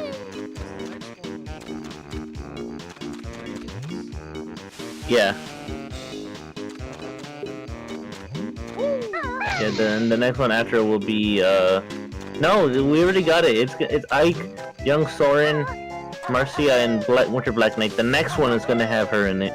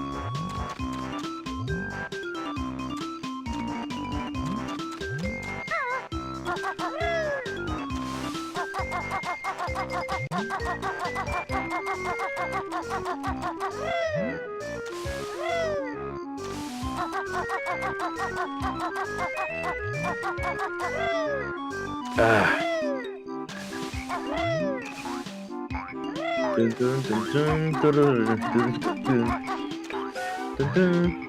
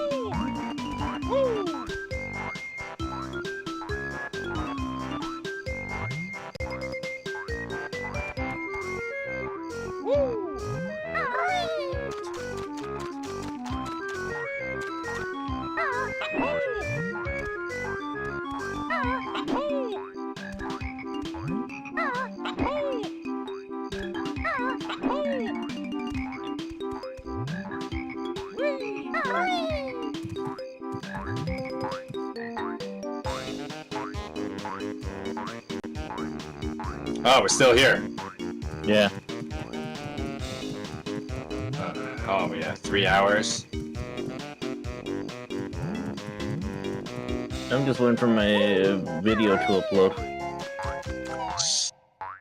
It's nice to get my mom to wash dishes when we change. What? What, get my mom to wash dishes? So I cooked. I ate. Normally I wash dishes as well, so I wouldn't be back for another like half an hour. I was like, Mom, you do it. Team effort. I said team Damn effort. right. Well, now the roles have the joke is now the roles have reversed. Because back when I was a kid, right? Obviously your parents cook for you and then you wash the dishes. As your parents kick back after doing all that work. Now the roles have reversed. Now it's I'm done cooking. Now it's my turn to kick back and you wash dishes. Yeah. Well, there are times when you have to do both. But like, just one of those things of like when you're growing up kind of thing. Right?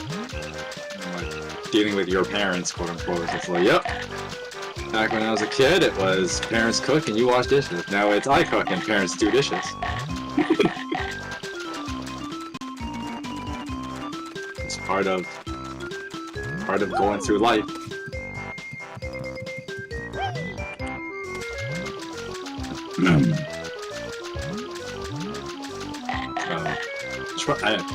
Should probably get around to watching your summons video. I know you only like free summoned it. You didn't actually like summon. About that. I actually summoned because like how many hours did you spend? 100. Oh, okay, that's not too bad. I got like Nino. I got the Nino 5-star. I got like the focus charge thing. Oh, you used the focus charge. So you would have spent. I assume you summoned every circle there, like full circle. Yeah. So the easy estimate would be like what 130 orbs. That's how much it takes to spark. With the tickets, because if you do it with no tickets, the spark is supposed to take you 160. You minus 25, so it's 135.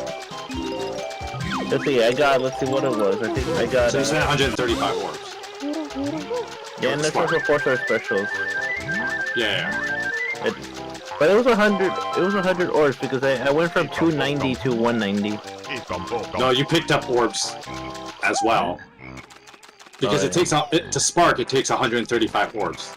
This accommodates for the 5 free summons. Because if you don't use any free if you have 0 free summons, which is not possible because the first summon is always a free summon. In theory, it should cost you 160 orbs to get all 40 summons, and this is assuming you do the full circle. Because otherwise, if you don't do full circles, it actually costs you more. But you minus 25 for the 5 free summons. So that would be 135. So you had to have spent 135 orbs. Yeah. Simple math, Berk. Simple math. I know they got freaking 5 stars sooner before me in terms. And how many 5 stars is that? 0 for me. How many orbs you spent? All the free tickets, full pulls. So That's 25 summons. 80 orbs. 80 orbs, okay. Something like that. 80 orbs and nothing? That's an oof. Yeah. Not even a 4-star special. That is an oof. That's bad. Yeah. That's like bad. Okay, what about you, Turds? What'd you get?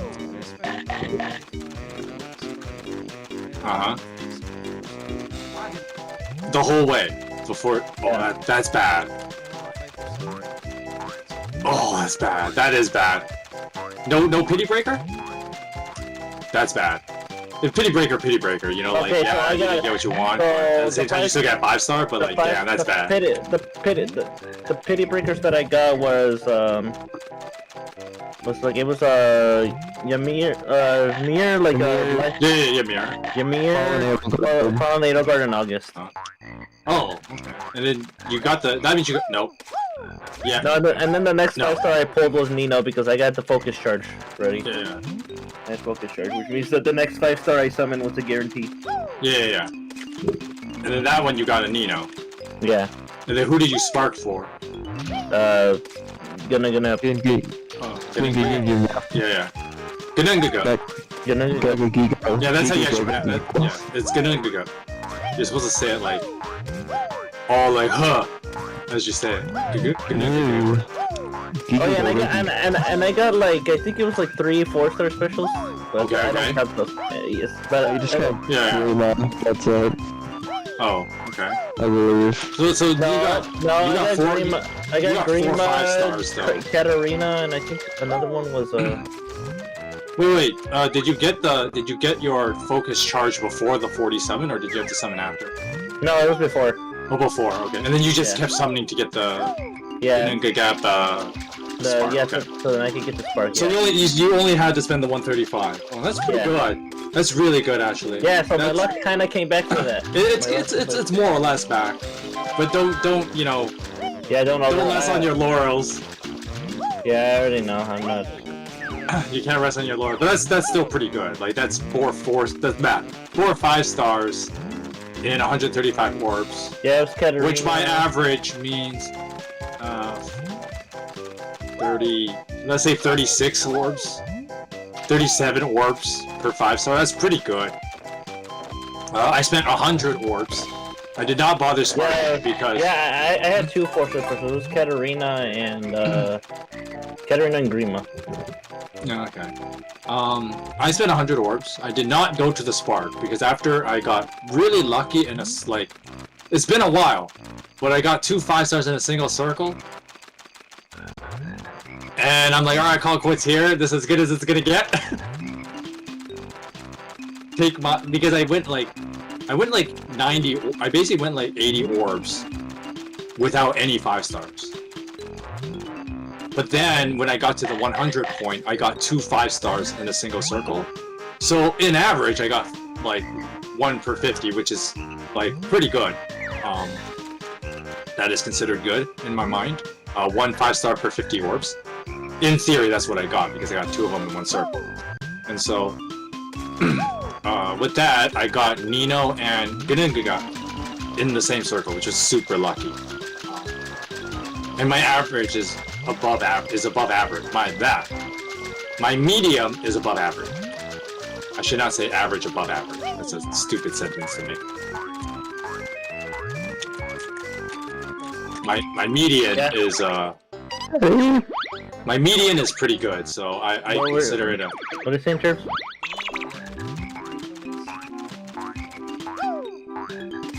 Which one did you get so far already?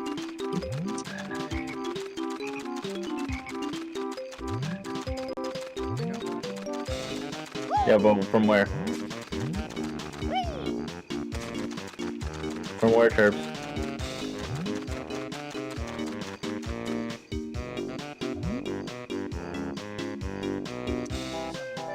Yeah. True. Mm-hmm. I gotta do it in a minute. I think one of them's in the maze. It's hidden in the maze somewhere. Yeah, the one that you went the path to take to turn to a crocodile.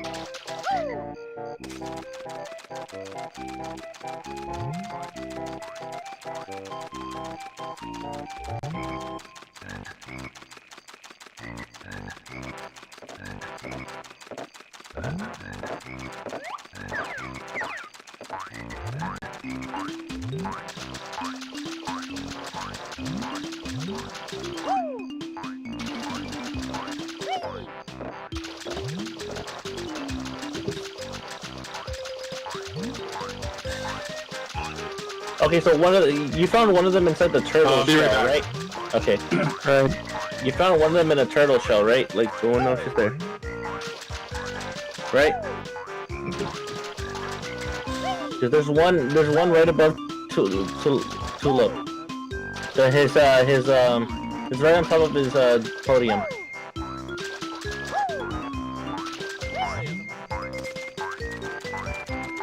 Yeah, I was right about the maze. Yeah, you literally just have to navigate the maze.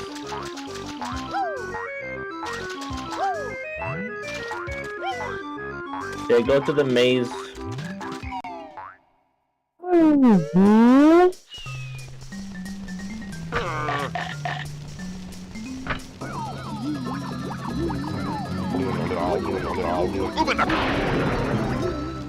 Oh, it's in Mumble's hut. It's right above like his raptors. Yeah, I got that one. Oh, then yeah, get the one inside the giant turtle. Then that's the one you're missing. Yeah, you get the one inside the giant turtle. No, yeah. Go to the giant turtle and get it.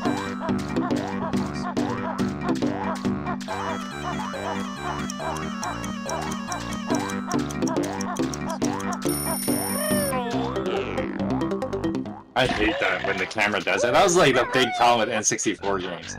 It's like you gotta do like awkward camera moments, and you're just like, oh gosh. And people like this was like the pinnacle of gaming back then, you know, bad camera angles. Yeah. Yep. Your greatest enemy, the camera. The hardest enemy that you ever have to encounter, the camera. You fought strong bosses before you get ready for the camera, the final boss, the true boss, the camera. Next camera. Okay, go to his podium. It's right above his podium. It's literally like right there. Ahoo! You missed. There you go.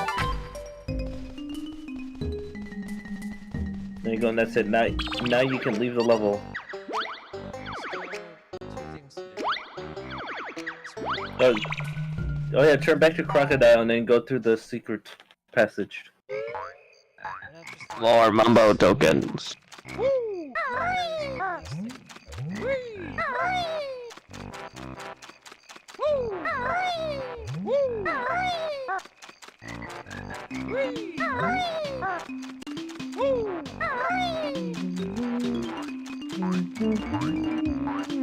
I don't remember, but does Banjo-Kazooie actually have a speed achievement? What do you mean? Like, if you clear all the levels, grab everything, like, at a fast speed. Doesn't? No. Yeah, it's like personal bragging reasons. I used to always like, okay, so one of the funny things I was growing up, and it's like, you would play like a Final Fantasy game, and those games like track your time. Turbs, a fun thing we could do for a stream, we should have a Banjo-Kazooie race where we each fire up our own copies of Banjo-Kazooie and we race to see who can beat it first. And the dual screening. Yeah, the one makes it really tough though to like pull that off. Well, I mean, obviously it's in the future, but maybe it'll be a cool thing to do sometime, you know. We have a game race where who can beat the game in one sitting, basically, the fastest. Like, who we race to each other again.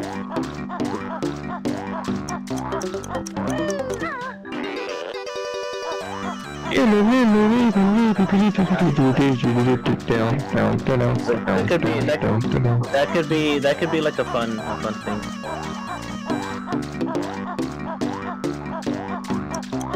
Banjo-Kazooie race.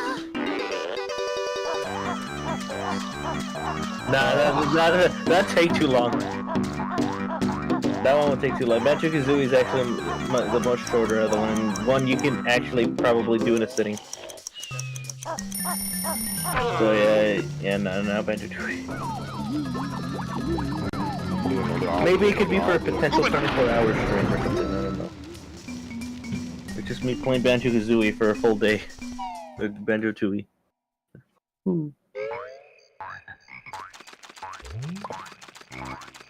24-hour stream sounds perfect. I could sleep. And then wake up at the perfect time. Yeah, you can sleep and then wake up and I'm still streaming. I'll be like still streaming. God, that's rough. I can't do that at my old age. Like, you know, like I like watch a streamer or something and they talk about like 24-hour stream, I'm like, oh god.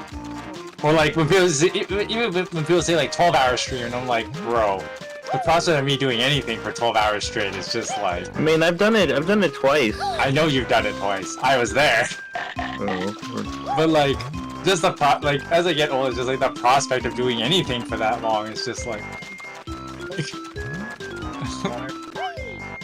It sounds horrible. Well, you're young. You can do that. Not me though.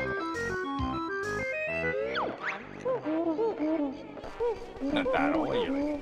In there, I guess. Terps, how old are you anyway? Oh shit. I thought you were like 25 or something. I thought you were like my age. Yeah, no, you're literally approaching your 30s. 28 not that old. You're literally approaching your 30s. I was still pretty spry when I was 28. Like I remember like when I was 29, we did like Oh, you forgot to break it. you know when you do like the 30-hour famine things? Yeah. It's like a fundraiser. Anyway, and then like you gotta stay up with like the youth, and you gotta make sure they don't cheat, and secondly, like high schoolers find the opportunity to like, oh yeah, we can also double 30-hour famine as like an all-nighter. And so like you gotta have fortitude. It's like, oh, I gotta be up this whole time. I have not done a 30-hour famine in forever. I don't think my body could survive. I've done it a few times in my high school years, but I could not do that.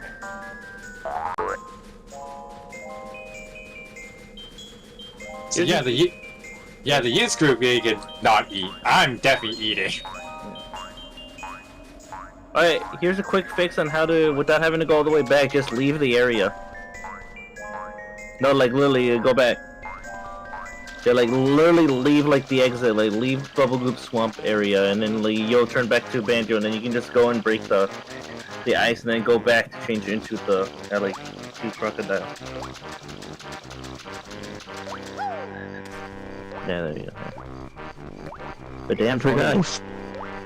I think the current youngest one that's currently with us right now, right here, is literally Ghost Hunter. It's technically me, yeah. Yeah. You're the younger one. Never, Mikey's the oldest, because you know, Mikey's the old guy, the old man. They take the cow by default. Yeah. Yeah, Mikey. Just have be, you know. I could tell Mikey, use your health kit, old man. Use your health kit, old man. You know, it's one of those things that, like, that's rough about like my workplace sometimes. Is like if there's any like lifting moments, I'm like, oh no, I gotta do heavy lifting. I don't want to do no heavy lifting. You know, I can't be doing that. I can hardly lift normally.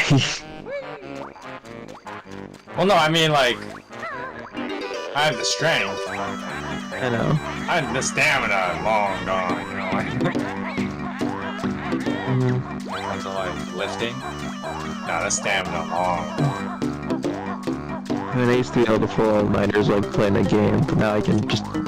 Damn, if it's like 11, I can't... I'm not paying attention. Well, for me, it's like, yeah, like one of the funny things are like, back when I was like, I made this joke back when I was in high school. It was like my graduating year, and Kingdom Hearts 2 came out. It was straight up like, go to school, go home, Kingdom Hearts all the way until the next day of school. More or less. And then like the prospect of doing anything longer than like 5 hours now.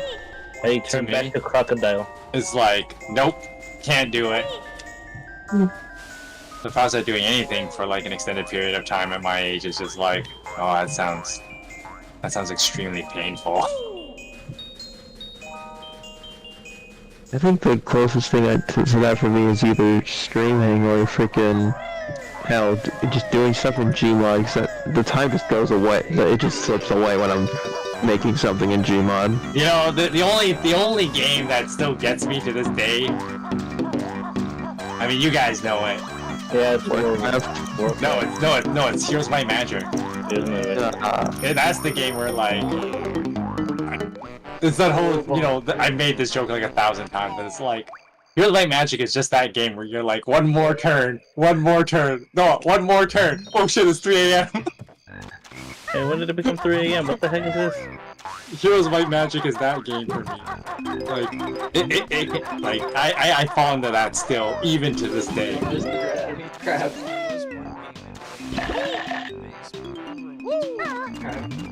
What was it about?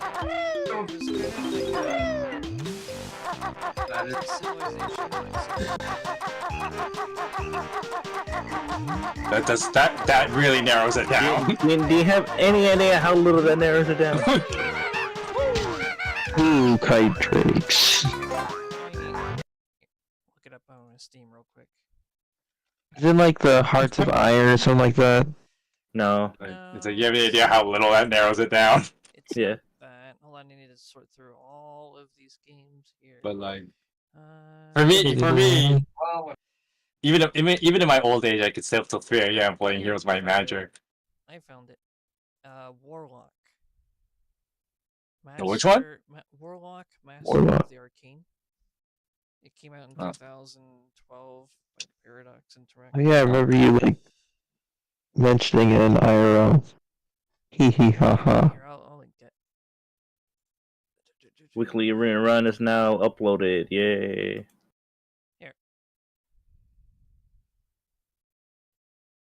Yes, the floor is made out of fjorm. Oh dear. It's a fjorm. That's just that, like, fjorm was the bonus hero. Mhm. And then like, but she died. Did your game freeze, or you just paused it? It's in Oh, that's the game. Oh, you all tabbed it. Okay.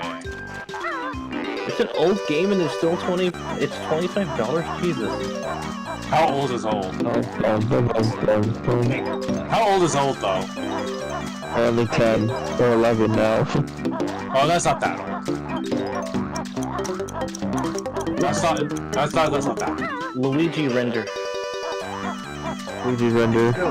But yeah, like aside from Here's My Magic, I can't think of a lot of games where I can be like, well, I mean, like World of Warcraft because I have to, right? Raiding takes like hours. That's a little different. Like before you enter the raid with your guild, you have to like mentally prepare yourself. Like, all right, it's gonna be at least 3 hours.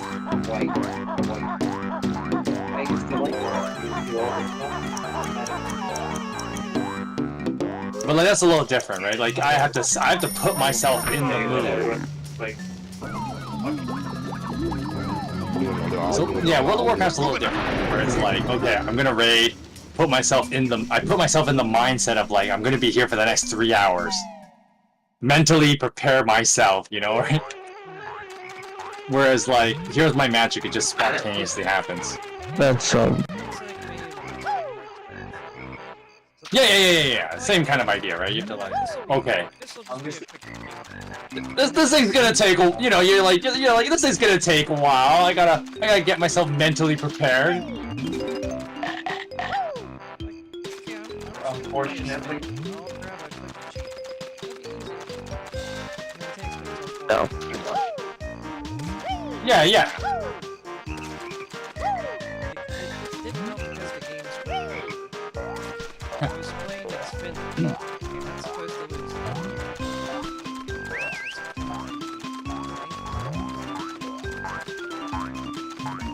Oh yeah, to make it extra.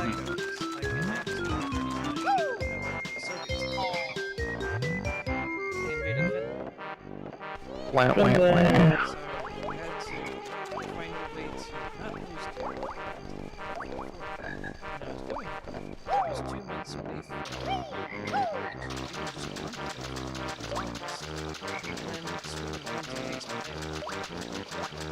Oh.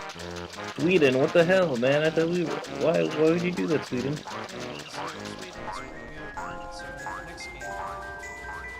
Killed Sweden. Then you watch Sweden die because you're like, this is for the last game. For the last game. Alright, because like Mikey, so there's this alternate Earth iceberg the alternate realities and stuff, and a lot of them were just Hearts of Iron mod. Okay. As in, like, it's how they were able to get visuals for the videos and stuff. Literally just Hearts of Iron mods. Nice. Hearts of Iron's mod where, like, the Nazis actually won. Until one. They won. Because if alternate realities are real and all, then there absolutely is a universe where they won. Yeah, but you know the decoherence problem and all that, and also secondly, like, it's just I mean, you could make that case of like, yeah, alternate realities, therefore everything is meaningless. You know, that was the whole thing of like Crisis of Two Earths plot, basically. I can't believe I won that just then. But like, I mean, at that point, it, like, that's one of the weird things about, like, you know, when people talk about like the multiverse and it actually existing. One, you can't prove it. That's the decoherence problem. And then secondly, like, so what? Isn't it just imagination? Well, yeah. At the end of the day, it would have to be. You can't really propose of like there are in fact like multiple universes, because then at that point there would be an infinite amount of them, right, of every single minute detail. But at that point, it just becomes meaningless. It's the whole multiversal power level discourse all over again. Yep. That's what it is. And that's why it's just dumb in general.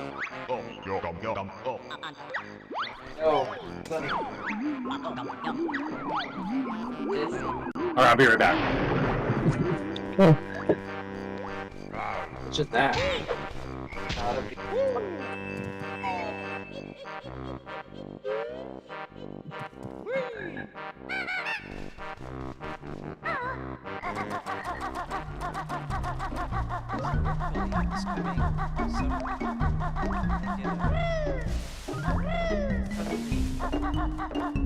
More technological advancement. Or what? Funding for what? Funding for Ooh. Now, I put down on my scholarship paper I think it was C, which is Tokyo. In Tokyo. Oh, yeah, then that's why you've been learning Japanese and all, right? You going to Japan? Oh, nice. For When? for his college, his Oh, cool. or university for his, right? You said bachelor, right? Yeah, I just recently got my associates. Oh, nice. So when are you heading out then?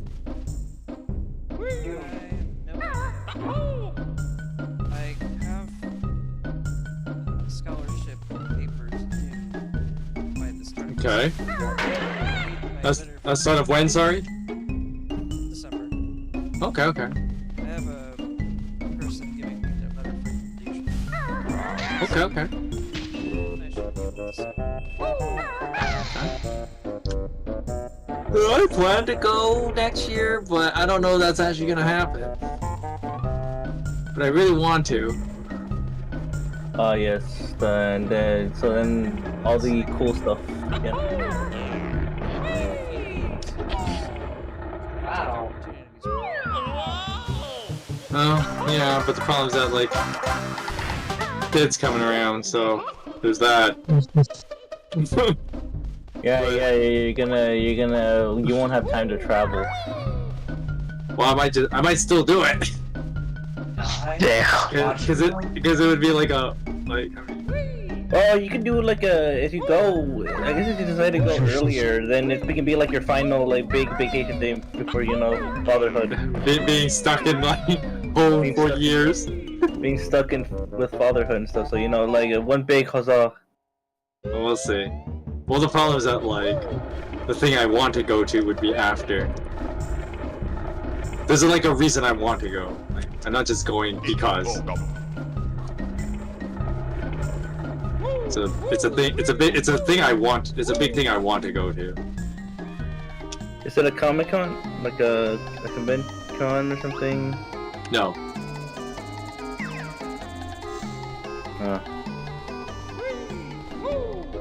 Personally, I did. Conventions are neat and all, but no, I would not travel just for a convention. I mean, it depends, right? No, that's not the thing I'm really thinking about. I'm pretty sure you are. I thought I already told you. The thing that like I was really interested in. But we'll see if that's even a possibility, because the first thing I gotta do to like map this shit out of my head. Like, I'm like giga branding this, right? Like, I'm the meme of that woman with like all the math things going in her head. I'm that right now. But like I have to deal with like Japan's shitty like ticket system first. So I have to wait till like February possibly, because the lotto or like initial tickets is like at the end of January, and then in Japan they do like a lot of their ticket selling by lottery first, which is like basically a super fancy version of gotcha. That's basically what it is. IRL gotcha. I mean, it's a huge part of their culture. It's a huge part of their culture. And so, I have to wait for that to end. And then when they start putting tickets on sale via Japan's Ticketmaster, then I have to go through that. But that won't happen until like February. So right now, the gotcha started back in, I want to say early September? Let's go with early September. It might be a little bit earlier, like late August, but we'll just say September. And so basically, the gotcha lotto thing goes for 5 months. From September to end of January. I have to wait for that whole process to end before I could probably check the Ticketmaster and see if I can buy tickets. Like, just buy it. And that's assuming that, like, there are tickets. But there should be, right? There should be. And then I was like, I want to get premium tickets. My wife's like, please don't spend all my money. But honey, this though, it's important. It's a D4 DJ concert. I have to go. I have to go. Yeah. Oh yeah, that's what you want to go for, your the D4 DJ concert. The big one that's happening next year. I knew it. I knew it from a mile away. Well, you know, like I haven't already mentioned it like how many times at this point. I don't think I heard you mention it, but I know you liked it. That's it. Yeah. Speaking of which, instead of playing World of Warcraft, I should probably do that video project. Probably should. The thing is, I don't actually have to start uploading till like December. It's part of my whole Christmas project. I should probably get around to it. Yeah. But at the same time, it's like, pooped. I'm tired today. Only the door. I wish the door had no glass. Oh my god, my sensitivity. Just shit. It is set to freaking 35. Might as well set it to 20 so I cut myself up more.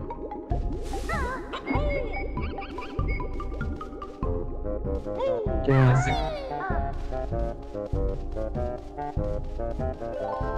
Alright, let me know when I cut myself out when I'm talking.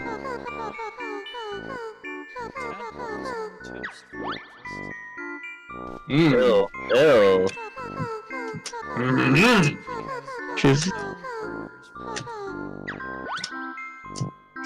That's thoroughly poison. Yeah. Lovely.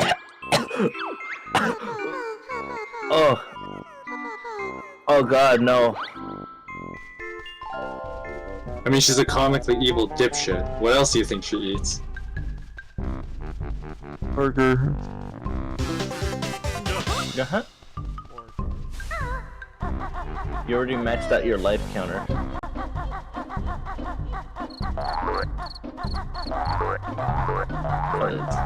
Screw you, Ghost. What? I wasn't even trying to make a joke. I was literally just saying that he just maxed out his life counter. Like you can't go anywhere beyond 9. Yeah. Or if you want to get the secret like puzzle piece that's in this level, you have to go to Freeze Easy Peak. Bum, bum, bum, bum, bum, bum, bum, bum. To the desert first. No. You unlock Freeze Easy Peak next. That's where you're supposed to go next. And then it's the desert. Okay, that's not ready for 12 minutes. Let's just grind some forging bonds. Pureming bonds, actually.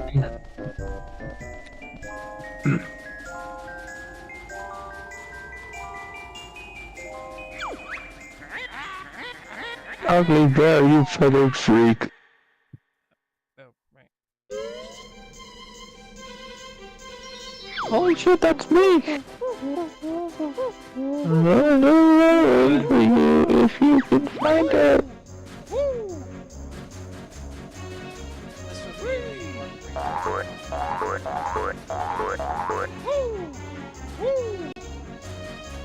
Chaos form! Vincent sucks. But unironically, it's a shit unit in Final Fantasy VII. Oh, you know that mini game, the one where you have to guide those Christmas lights into the box, into the tree. There's an exploit you could do. Yeah. If you literally stand behind the gift where they spawn from, you literally despawn all the enemies that eat it, and then they'll just completely bounce through like normal. You literally just do that because you're far enough to where they despawn.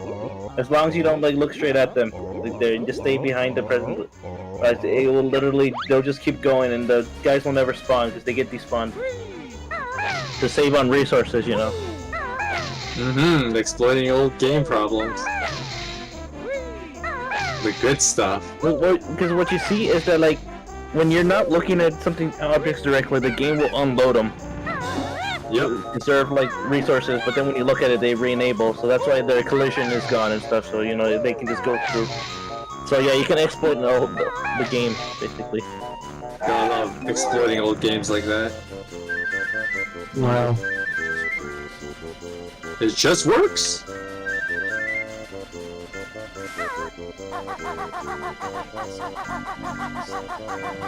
Yeah, you need to go to the top of the snowman and ride a sled down and like literally land on his stomach. Also, Brog the bear, that bear, he is a totally useless father. That's an unfortunate move.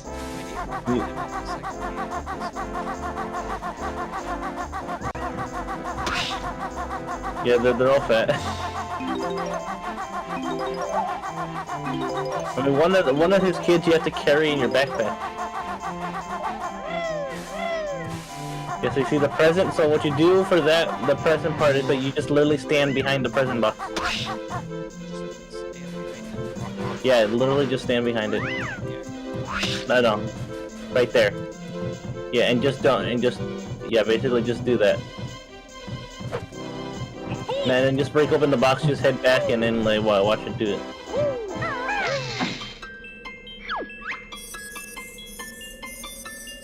When the Twinklers protect us from the twinkly munchers as we hop across to our tree. If enough of us get there, we can light the tree for you. And now get behind it. Crunchy and tasty.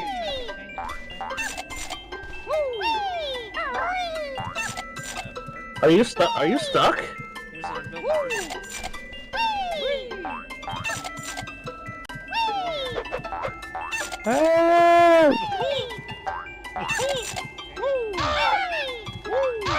Alright, well, I guess you have to,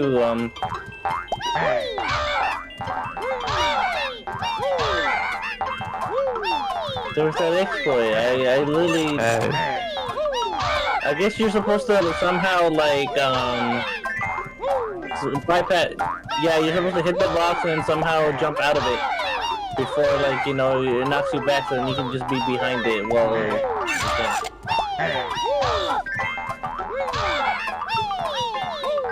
let me actually look it up.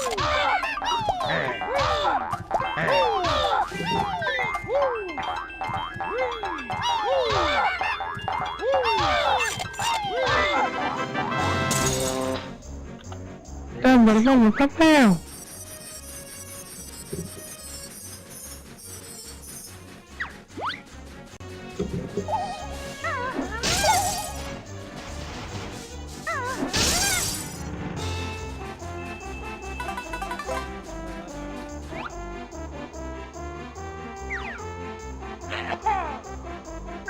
Oh, I see.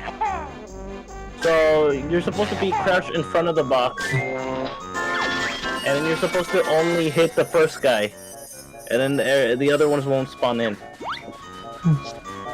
That's all you do. Alright, so yeah, I guess I got it wrong. God damn it.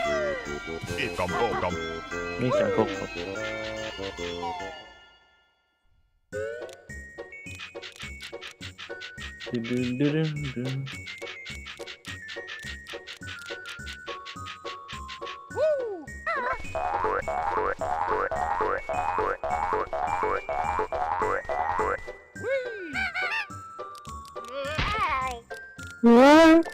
Whoa!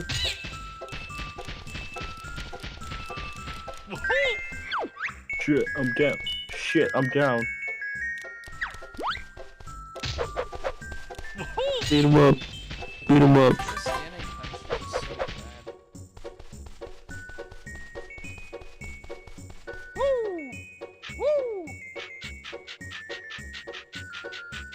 Jab, jab, punch. Oh yeah, I was clearing up some space on my computer and I completely forgot about that last summoning session. Oh, you forgot to delete it. Yeah. Alright, there you go. Now I have 700 more megabytes to freaking figure out what else to clog it up with. That's it? 700 megabytes? Yeah, it was a 10-minute video. Oh god, I gotta figure out, like, my space on my computer. How much do I have? I was supposed to earlier.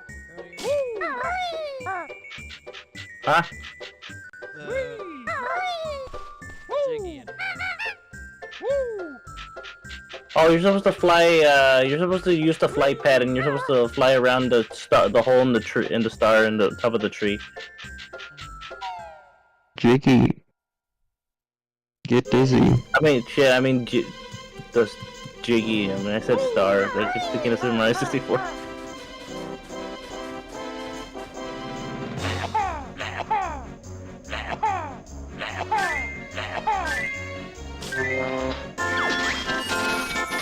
Yippee! Be a star and you'll find your reward. Hurry! Why is it time limited? Because Christmas is battery powered. Christmas is battery powered. No. Why?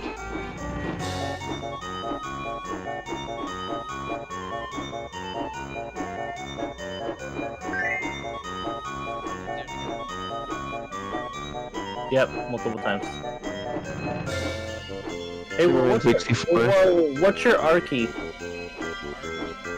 Yeah, you know that you can do like tight turns with you hold the R key.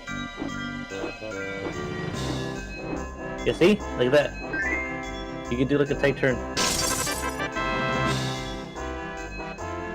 See, look at that, Banjo-Kazooie smarts. Progress. I think Bottles actually does tell you about the. You can hold the R to basically like do it, but I think most people just tend to skip it. Shijo's getting grief. Ouch. Pick up, go poop up.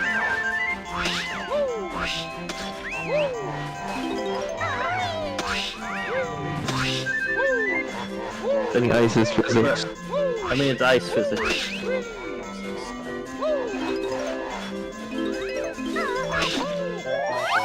The ice under the snow? Oh, damn you, Konami. I mean, snow is literally just powdered ice. I mean, not wrong, I guess, but... Damn it, now I can't farm. Oh, you ate my only farm. Now I can't farm. You put the game on maintenance, now I can't play Duel Links. A person's worst nightmare. Game going on maintenance. Now I have to wait for another character to be added, but all like characters are already maxed out, so it's just gonna be a slog.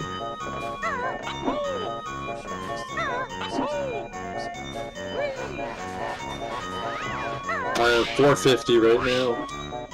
I have 100. So I have 190 because I got my orbs.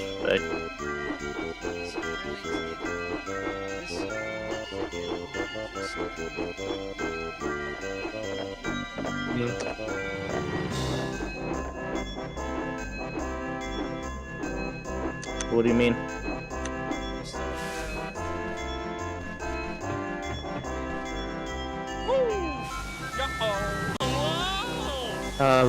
It took Intelligent Systems 7 years to add one of the first units you get from freaking Blazing Sword to the game. And it can take as long as it needs, or as long as it wants. That's okay. Take your time. I had to think about who that was, and I was like, oh right, the unit no one uses.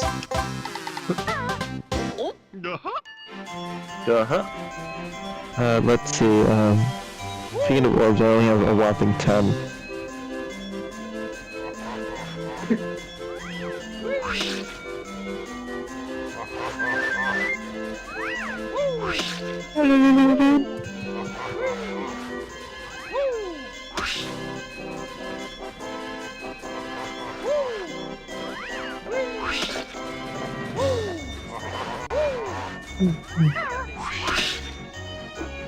Yes, because they like to. They know which way you're going.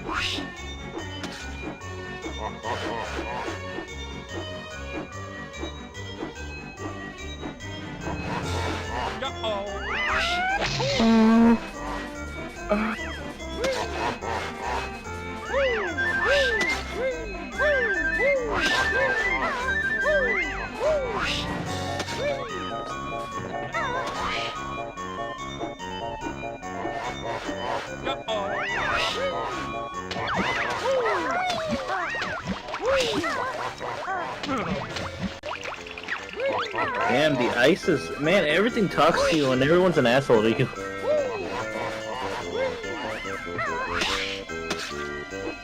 And everyone's just an asshole to you. The game kind of be not remotely subtle and very on the nose about telling you to get good. We don't like bear in our water, get out.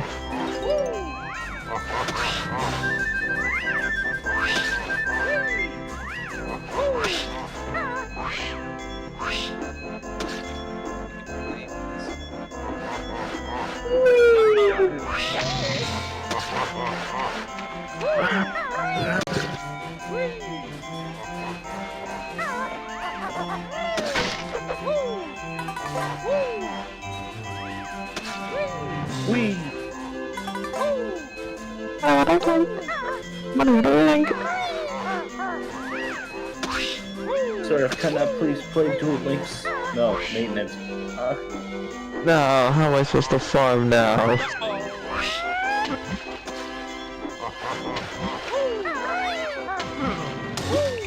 Old water. Hamana. Hamana. Mana. Do do do do. Mana. Do do do do. Mana. Okay, so I was really upset. I was really obsessed with the Muppets movie. Like, I watched that shit a lot. I watched that movie all the time. I mean, it's a good movie.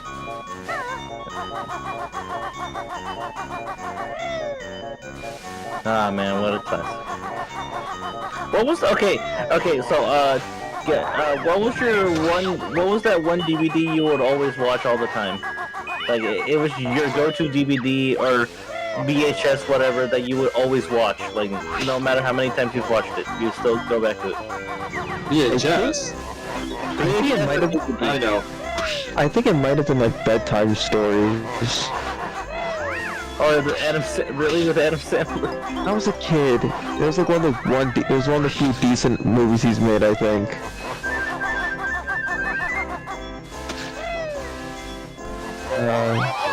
My favorite one that I will watch all the time, 100%, is Elmo in Grouchland. It was like Chicken Little, Elmo and the Chipmunks, one of those two.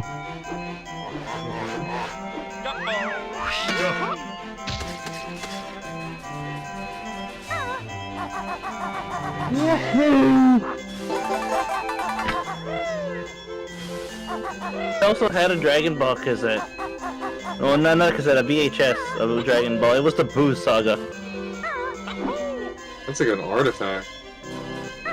Yeah, I had that. I also had like Pokemon Goodbye Pikachu VHS.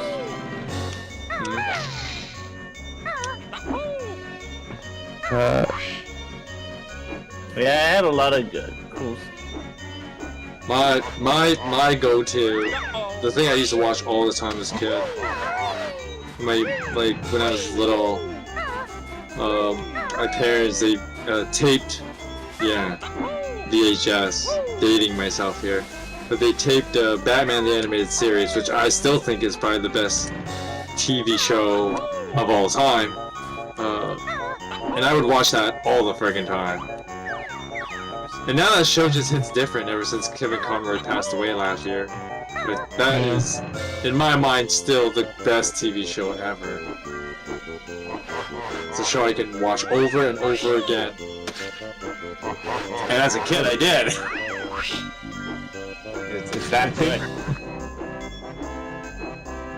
Also, like going another DVD or a few that I actually watched a bunch was had a couple of Yu-Gi-Oh DVDs. There's like the one arc where they go into a video game. That was interesting to me. Okay. And then there was another one where they play a different game called Dungeon Dice Monsters. Oh, only made it like a real thing once, but it always intrigued me. Yeah, my go-to show is Batman the Animated Series. It's just that good. It's just that good. God damn, I guess I never realized how many VHS I've had that are considered relics. Like Yeah, at this point, they all are. like the Boo Saga like VHS I have. Yeah, the Boo Saga of all things too, right? And then, VHS of Flubber. and then like, Flubber, I remember that one. I remember Flubber. and then when Batman the Animated Series became a DVD, well, you know damn well I got that. Just watch that over and over. As an adult. You know, the funny thing as a kid, I was actually genuinely sad when the floating robot thing died. I was like, no, not the robot. Another movie I used to watch all the time, like just popping that VHS over and over, was the original Toy Story. Oh, that one too. That one too. Love that movie. I had that one too, actually, too. I had that VHS. Yeah, love that movie. I had the Buzz Lightyear one. And the original, I also had the original Spider-Man one too on VHS. You wanna know? You wanna know the last VHS that Disney ever released was literally Cars. Huh. Yeah, and it's an extremely rare copy of Cars, but Cars is on VHS. Oh, more you know. Yeah. And it's a collector's item, and it's like, it goes for like thousands of dollars. I believe it. What else is another, like, favorite of mine? Used to watch all the time as a kid.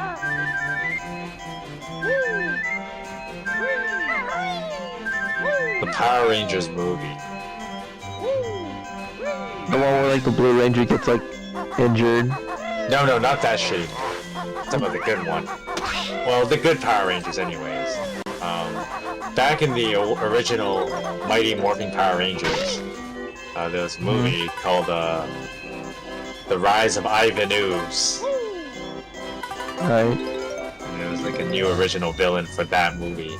He even like takes over Lord Zed and Rita's like moon base, and he like attacks Zordon and like destroys the place, and then they have to go to like the moon or another planet, I can't remember, and get like the new powers to defeat Ivan Ooze. That movie I loved as a kid. Like it doesn't hold up now, but like back then I thought that movie was the shit. Oh yeah, Good Burger. That was another VHS I had. Oh, me too. I had that one too. I watched the absolute crap out of that too. Dude, I love Good Burger. That was a great ass movie. You know there's Good Burger 2, right? They're coming out with Good Burger 2. Yeah, that's on the way. I got an item here that's probably worth hundreds if not thousands of dollars. What is it? I have a DVD of the old Ghost in the Shell. Oh damn. Oh dang, that's old. Yeah, this thing is a relic. That's in my mind one of the greatest animes of all time. No bias. Ghost in the Shell. Ghost in the Shell is probably one of the best animes of all time.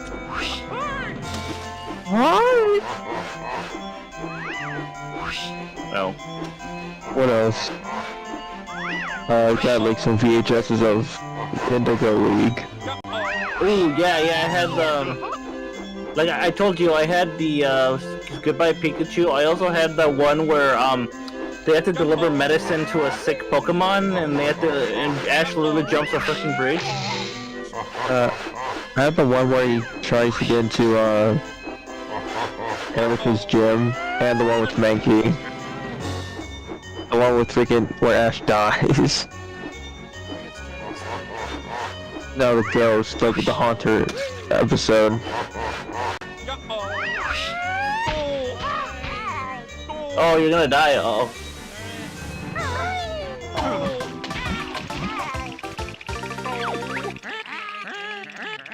What's wrong, Banjo? Is it coffee? Let me know when you've had enough.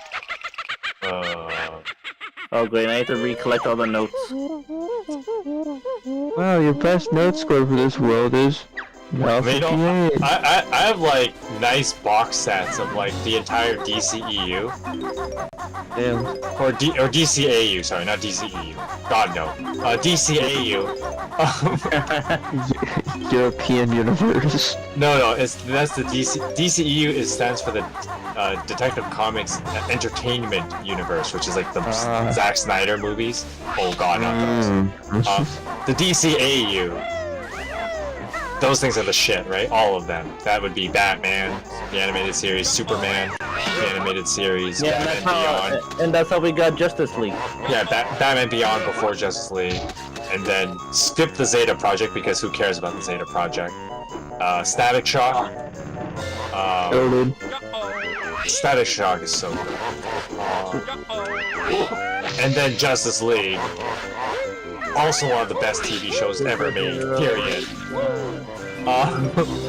Justice League and Justice League Unlimited. I love those shows. I can, like, you know, when I got married last year, one of the things was like, yo, I gotta do this thing. We're gonna watch, like, this whole thing. It was like, Michael, you've watched this, like, so many times. Yes, but this is the first time I'm watching it as a married man.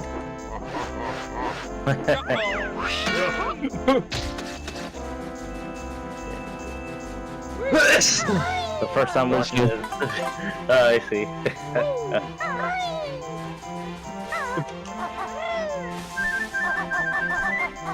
But like, yeah, like that, like that whole set, all those shows, they hold up to this day. They're just so good. I got like all the box sets for them.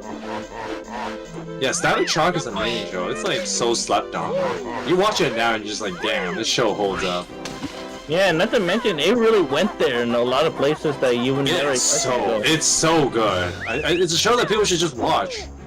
It's so good, and it's very smartly written.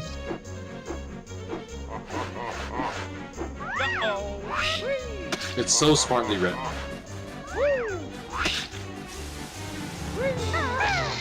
I think it's. What are you trying to do? He's trying to aim for the X's on the snowman. I can see you're having quite a bit of trouble there. Yeah, because that sucks. Aiming sucks in this game. No, I guess so. Oh, There you go. Go.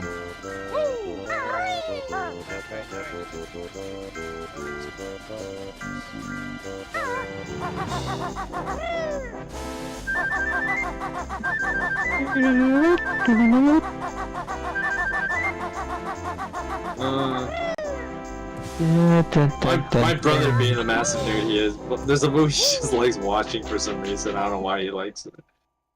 It's the that old Mario movie, the live action. I used to watch that all the time. Oh, that one, yeah, I remember. He unironically thinks it's a great movie, but like, Terry, shut the hell up. Goodbye, dinosaurs. The Mario movie. The old one. Super Mario Brothers. Like the one that was like that literally scared Nintendo from making movies ever again until literally later on.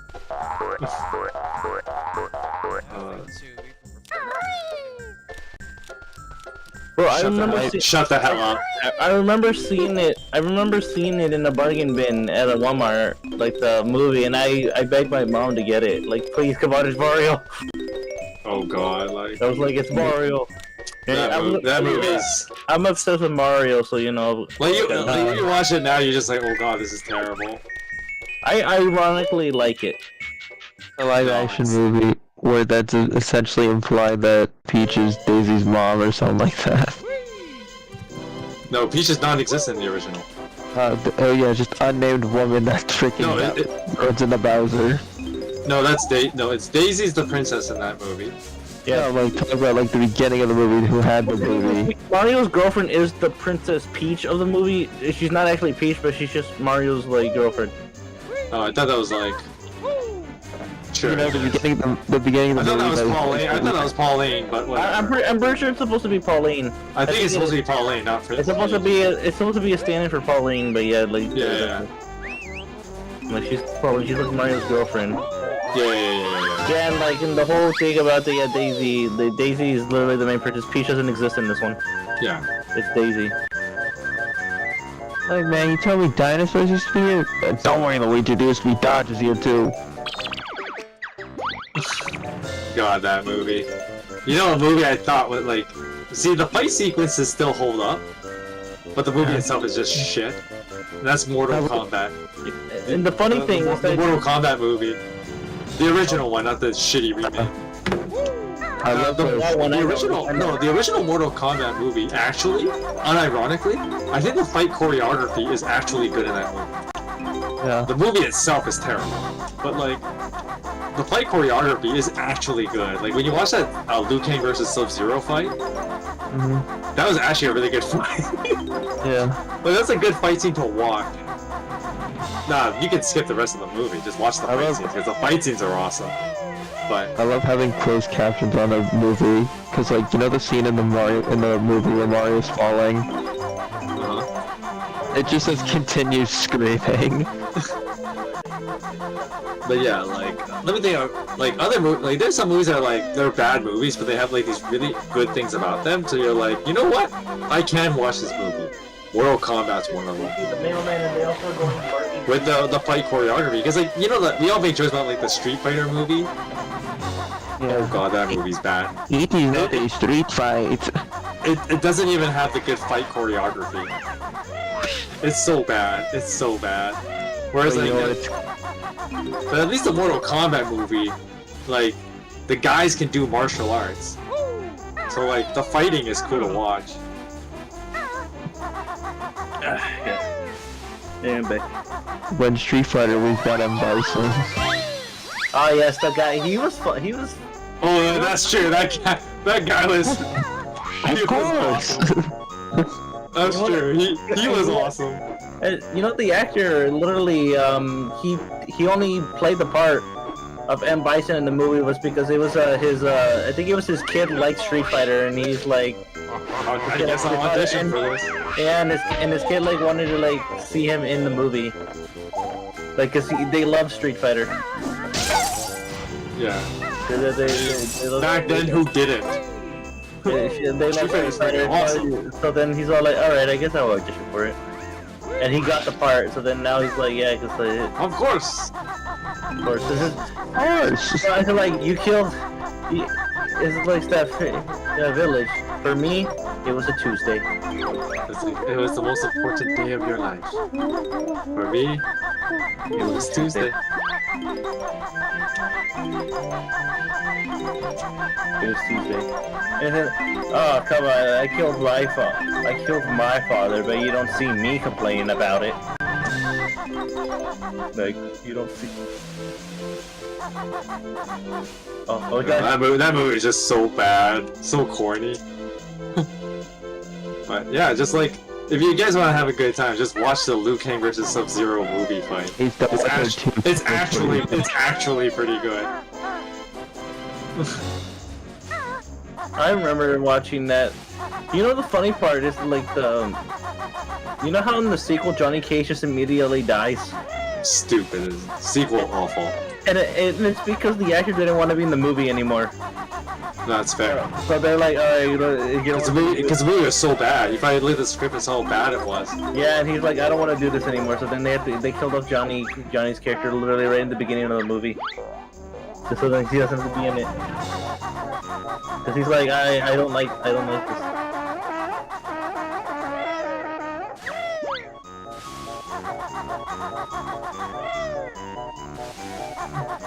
Like yeah, it was that bad. I mean, the song was great though. I think this is like the only good thing that we got out of the movie. The theme song. Which one? Echo Syndrome. That yeah, like Mortal Kombat. Oh yeah. No, the fight. I think the fight scenes in that movie were actually pretty good. Because those people actually knew like kung fu and martial arts. Yeah, because they had actual martial artists. Like yeah, and so like the movie itself is terrible, but like the fight scenes are so good. Like just watch the Liu Kang versus Sub-Zero. Like it's actually a really good fight scene.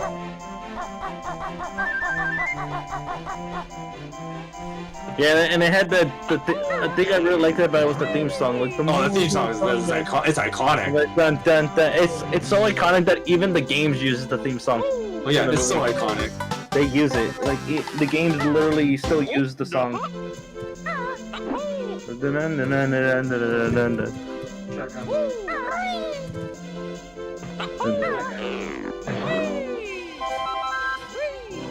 Mortal Kombat. Make me do it, it's on the last one.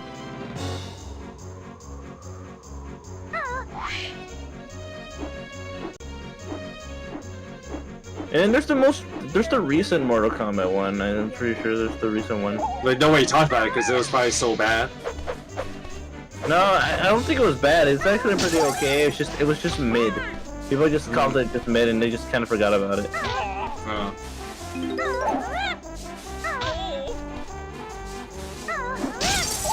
You're losing to an ice cube. Oh, not many people talked about 11 when it came out.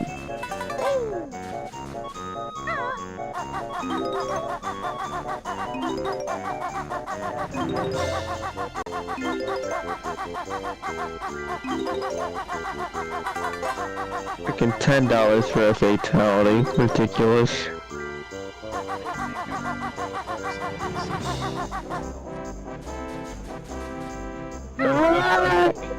Dun, dun, dun, dun, dun, dun, dun. More eggs.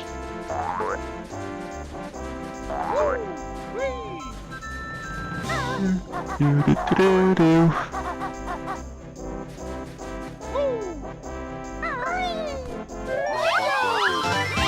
Banjo! Yay!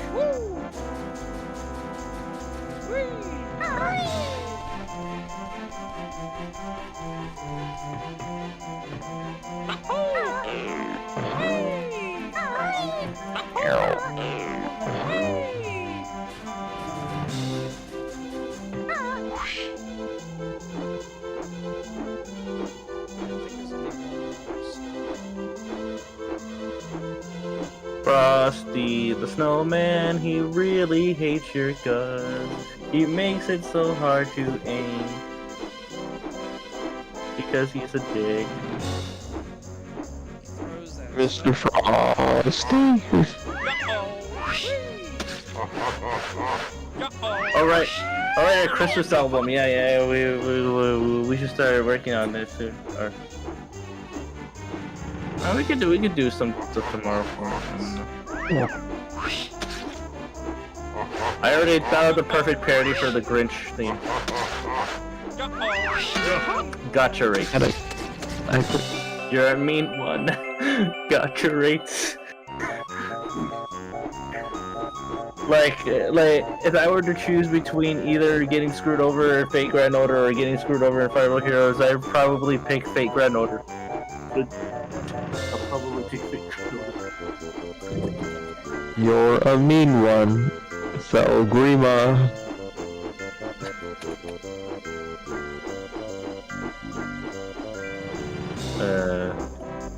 You show up in a remake game that you don't belong in, Mr. Grima.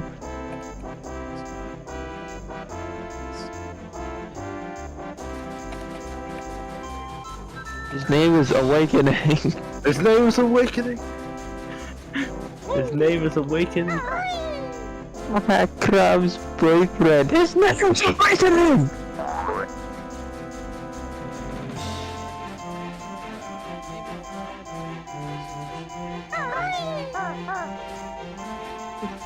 That's Grima. Any more common sense will just say that that's literally just Grima. That's not female Robin. That's literally just Grima.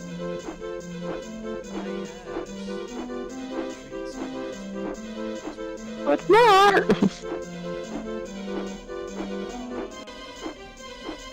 That's just because IS sucks.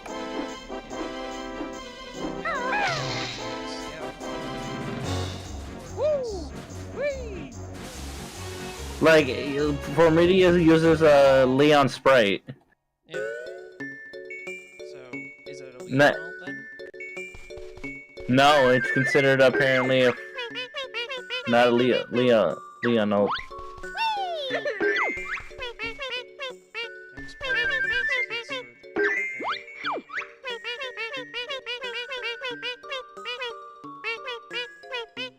I like how they all cheered up about the presents, but they don't give a fuck about their dad. They don't give a fuck about the father, they just wanted the presents. Ungrateful little brats. Then again, Bog did leave his family just to go do, like, be lazy somewhere. I wanna go sledding. Yeah, you just go over here just be like, That's all he does. Now to get the sled, you just have to go to the top of the snowman on his scarf.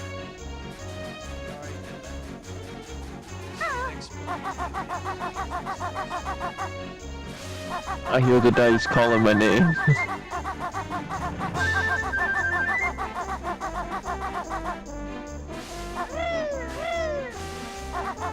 Yeah.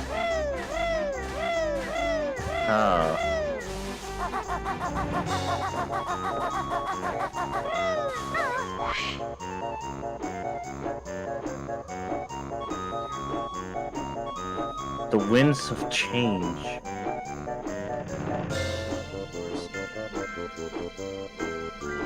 You still hear the laugh. Oh, oh, oh. Ah.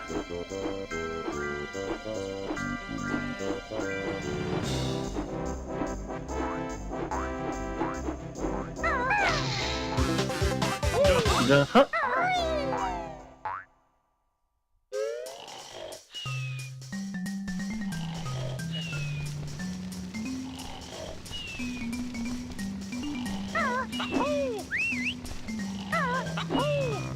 Ahoo!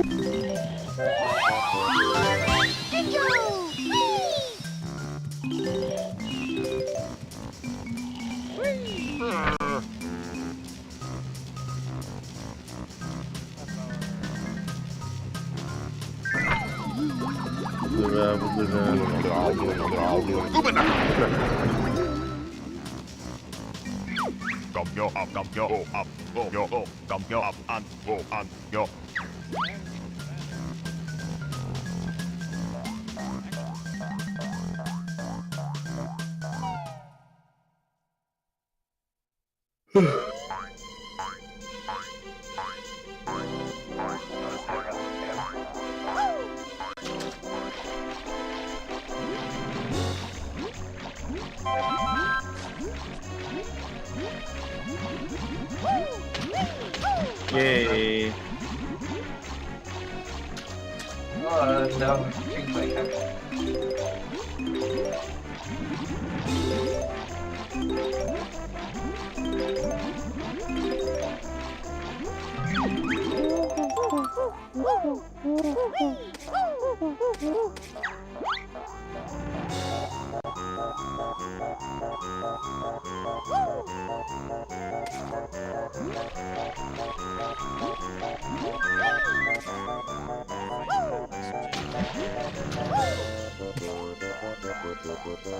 And a note. Let's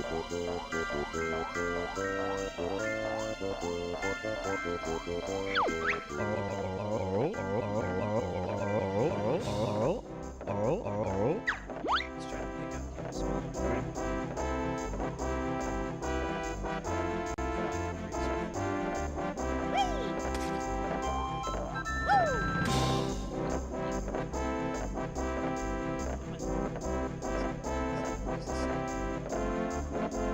The cat's getting Classic.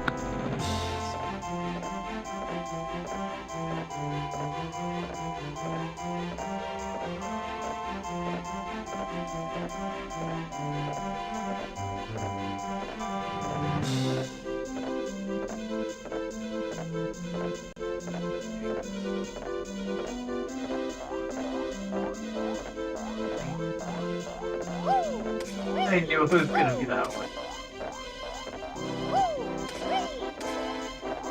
Whee.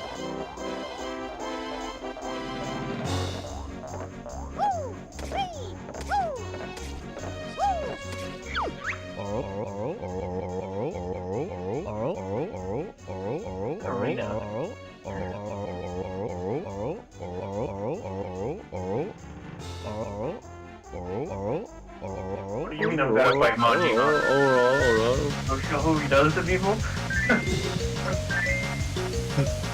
What do you mean I gotta fight a guy with a knife?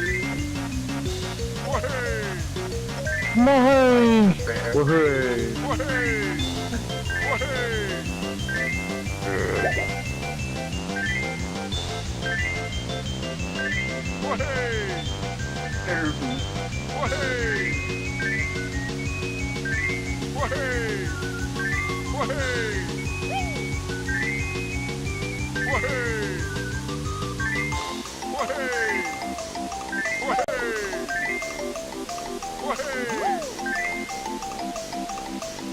Oh well, you lost it. But you might catch up actually.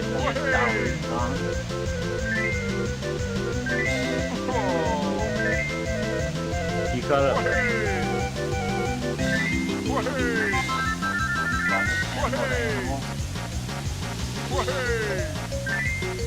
There's a lot of these questions that don't even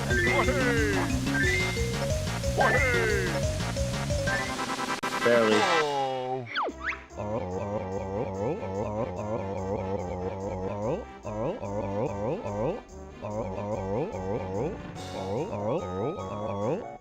got a lot.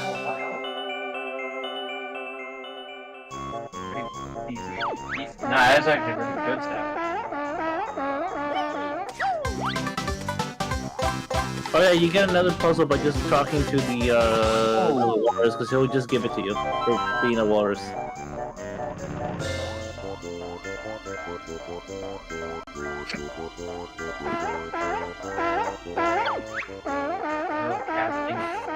Oh, thank God, what's in the fucking other guy? Oh my god. And his ugly bird partner. Damn. Man, everyone just likes to insult Banjo and Kazooie, huh? Yeah, because they're assholes. I mean, particularly because Kazooie's the asshole. Banjo's the one that's not really like, you know, he's a nice guy. Yeah.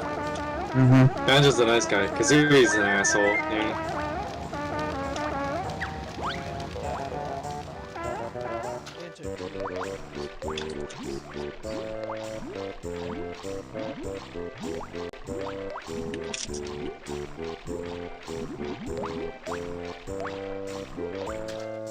Banjo's more of a good-natured guy.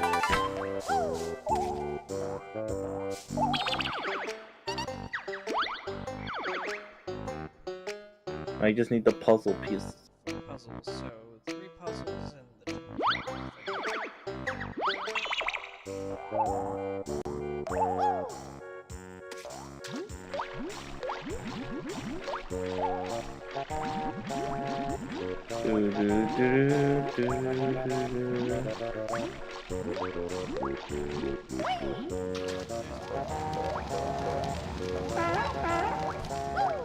You need to be Banjo to get it though.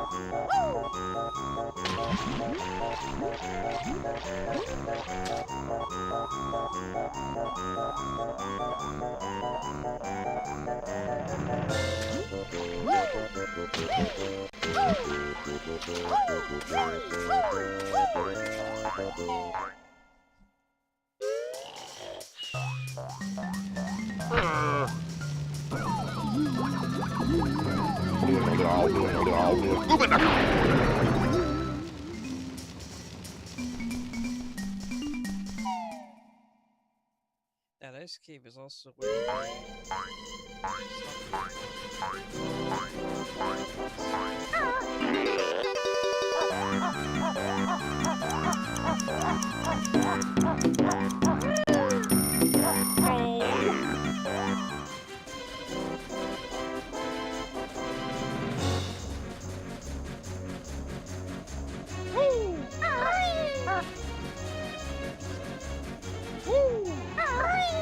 Yeah.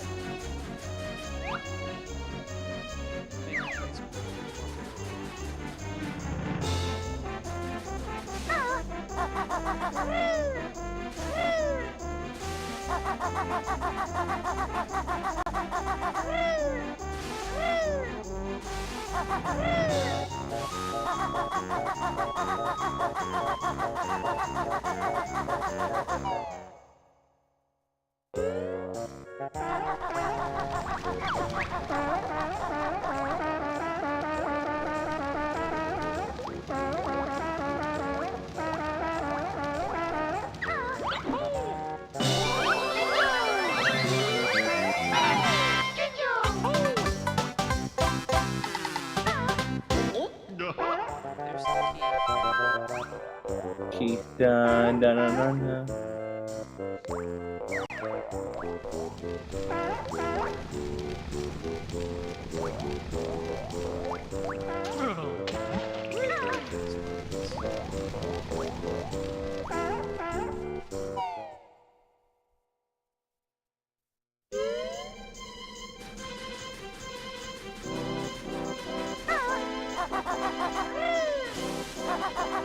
Dun, dun, dun.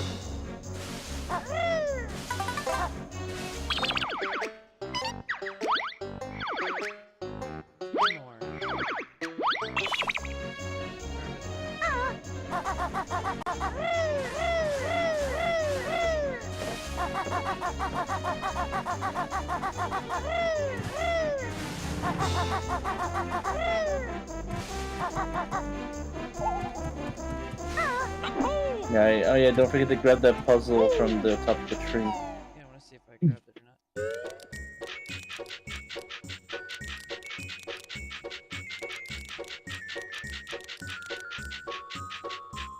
Woo! Did not. Whee! Woo! Guess that's fueling the orb. But I've Well, I'm gonna bounce. Not Right. because I'm actually going anywhere, but I should probably read this book. Alright. So I'll see you guys later. Alright, bye. See ya, Mikey. Wow. A bird. Aw. God damn, you're getting bodied by ice. I also like the little graphic of Banjo-Kazooie where they're like, they smile, they're like, their mood changes.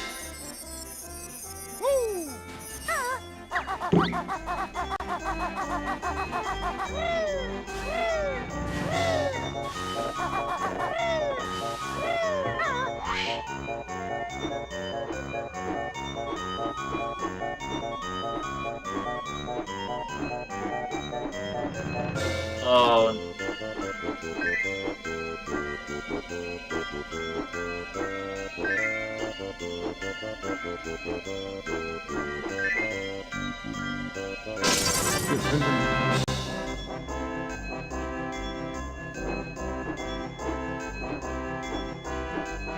So I need to get the...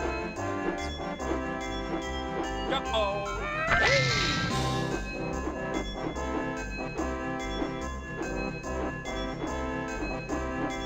Remember the R button. There you go.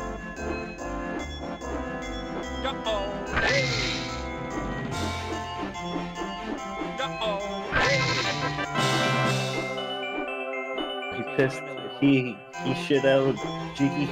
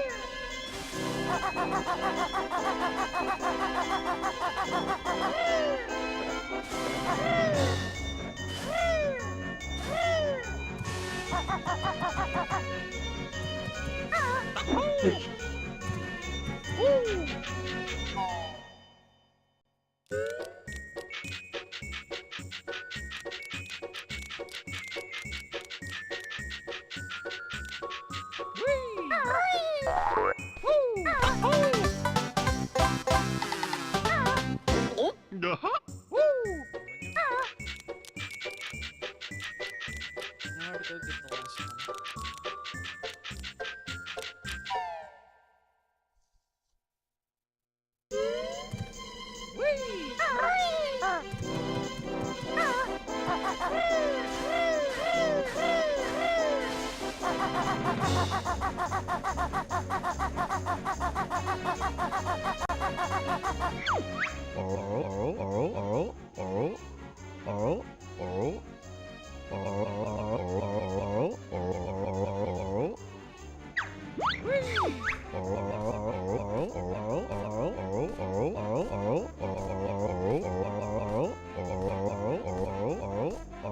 You even have the boots? Oh, I don't think you even need them for this. I think they automatically enable them for this.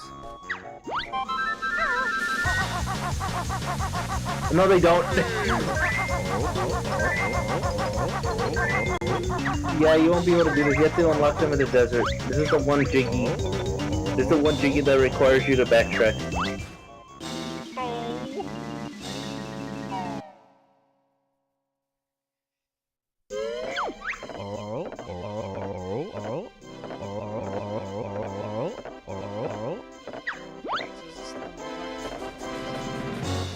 Yeah, this is the one that you gotta backtrack. You gotta go to the desert, and then you can come back here and actually beat him and get the last Jiggy here.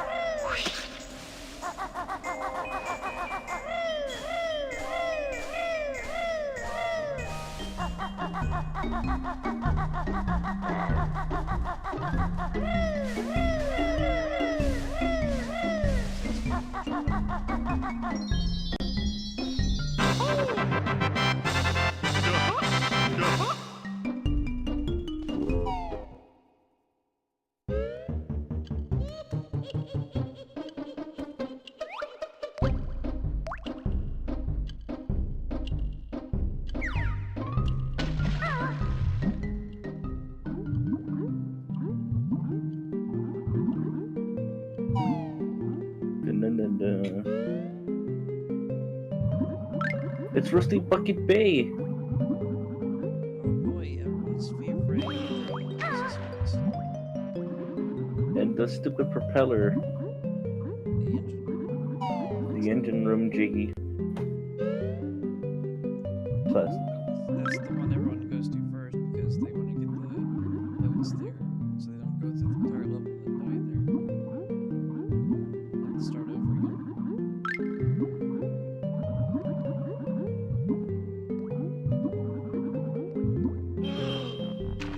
This is for Mad Monster Mansion.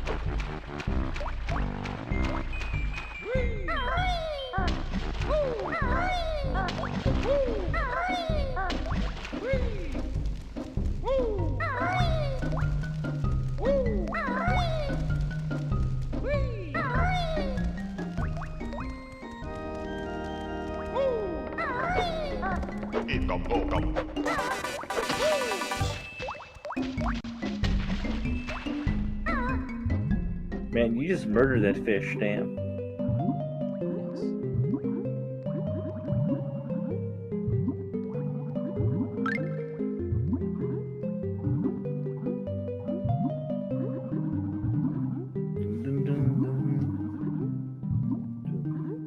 Just need a parry with a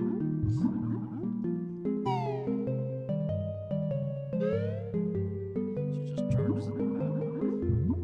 I can't remember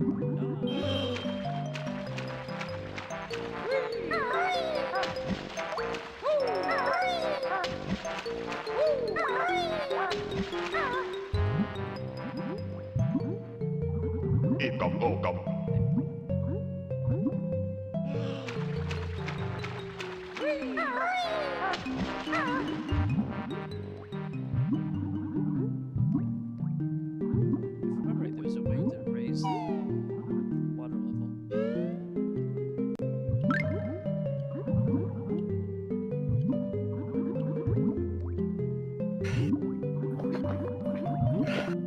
There's this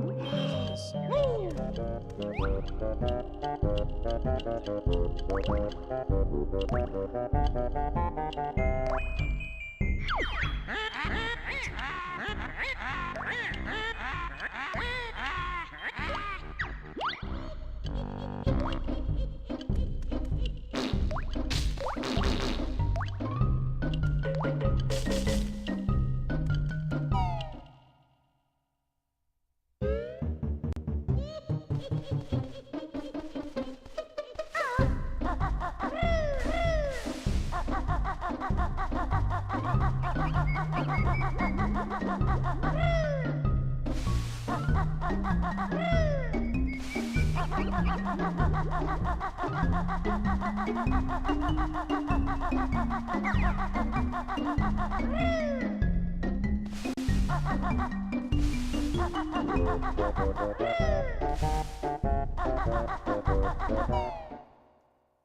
I think I was supposed to go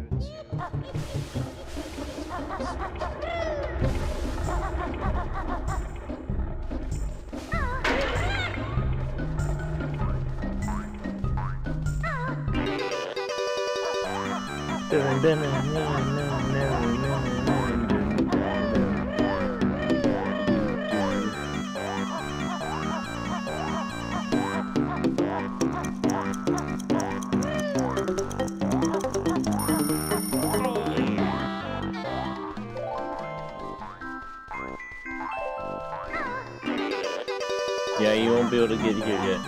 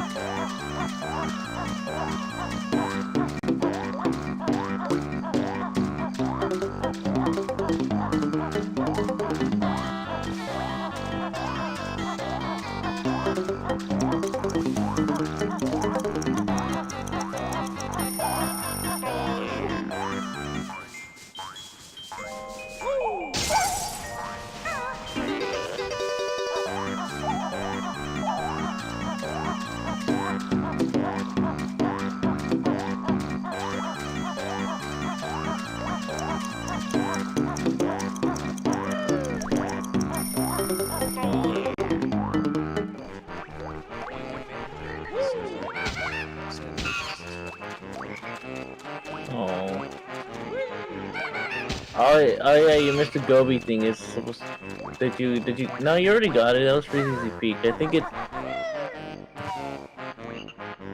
Oh, check, inside the fire cave, you know, like the... You know, when you enter Freezy Peak, you know, there's the Gruntilda thing. I think you're supposed to enter there, and there's the Gobi Desert. And that's where it is. Ghost Hunter, did you fall asleep, or are you still here? Oh, I think he fell asleep.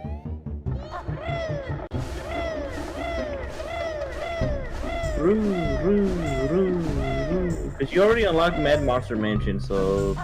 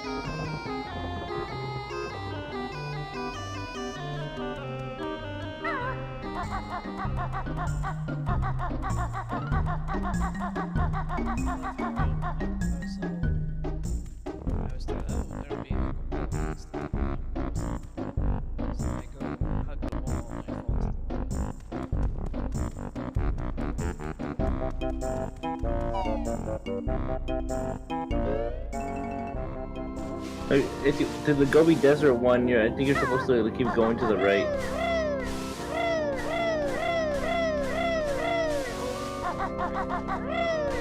For the Gobi Desert. The Gobi Desert puzzle. You gotta break that. Break the gate. You can break it. There you go. Now you just have to come back here as the pumpkin to get into that area.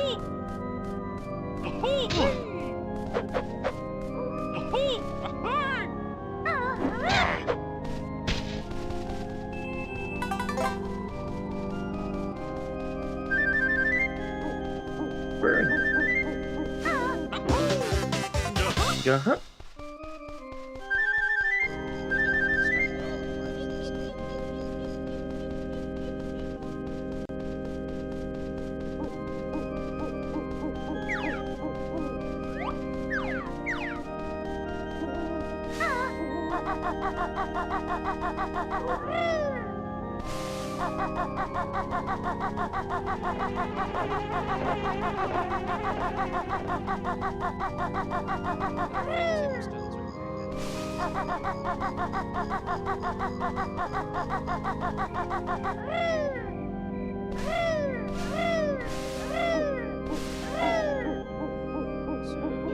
Yeah, keep going to the right. Keep going to the right. The Gobi Desert? Oh. Oh, right. Oh, right. The other right is where the other Cheeto page is. Yeah, word feathers.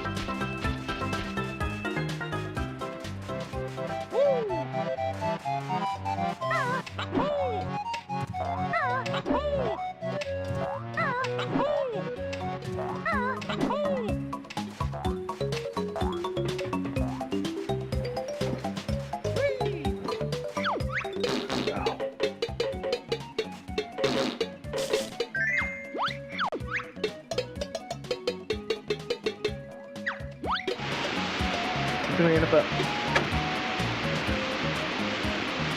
No, nothing.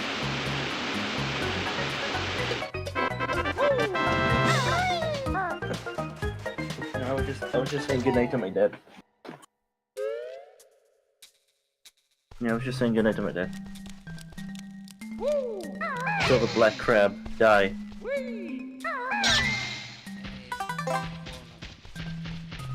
It blows up.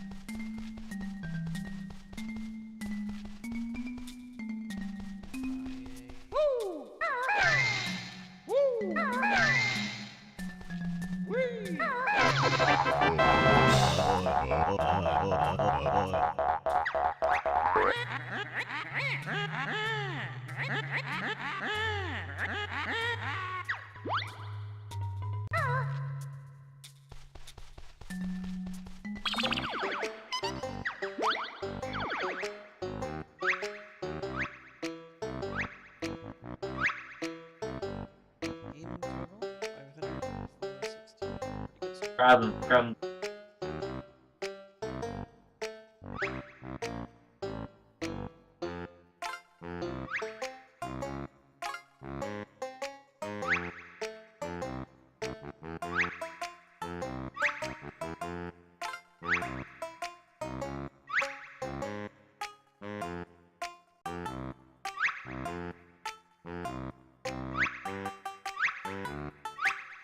That's about 4 levels completed.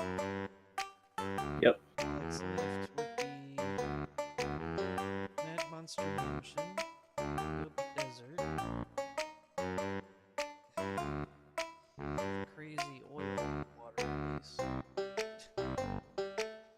and then Ticketop Forest. I think that's what it was. Checking myself.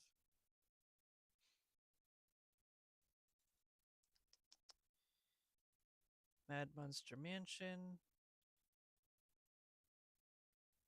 Gobi Desert, Gobi Desert. Gobi Valley, oh, Gobi's Valley, Rusty Bucket Bay, Click Clock Wood. Yeah, so I did just over half of the game. Probably finish it in the next one. Yeah.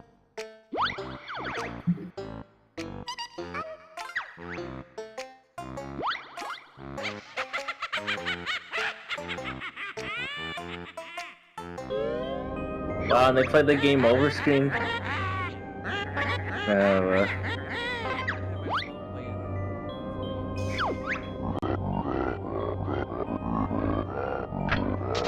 Oh, the sexy grunty.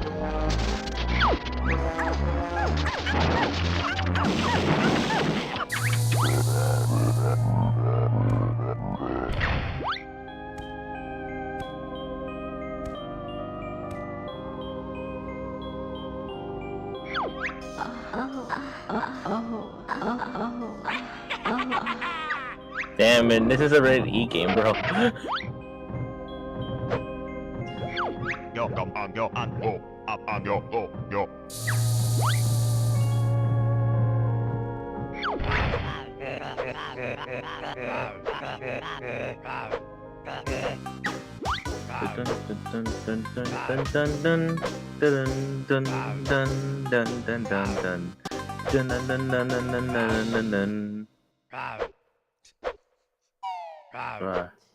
how Mother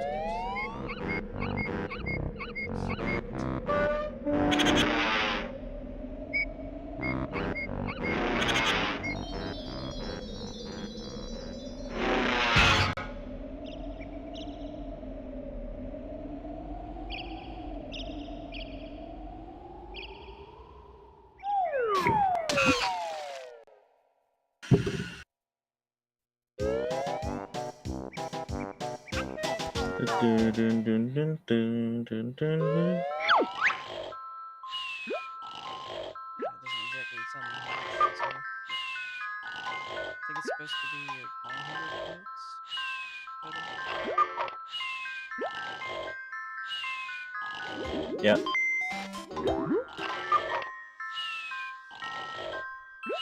Oof. Well, that's it for that. Only taking our break. And this time it'll be for good tonight. But I'll continue on and finish it in the next stream. When I get the Banjo-Kazooie, it's definitely going to be more than just 2. That's for sure.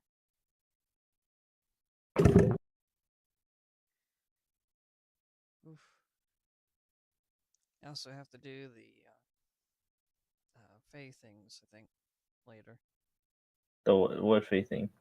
Just like dailies. Maybe arena. I think I forgot to do that. Okay.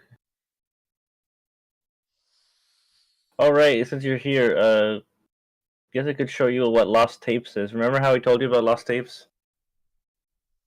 Lost tapes. Yeah. Remember how when we were playing Bigfoot Oh, and how like there's a Lost Tapes episode about Bigfoot? was that? Here, we'll do a watch together on YouTube. I'll show you. First, let me Okay. end this stream here. Thanks to everyone who came over to see me fail at the ice part. Yeah, you got your first death at the Freeze Easy Peak. Well, I think it's fair because I have to use a aiming thing. It always trips me up.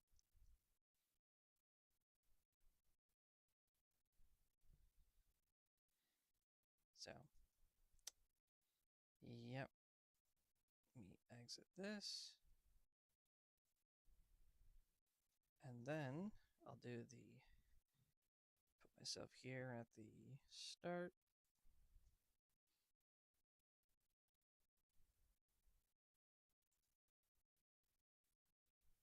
Yep.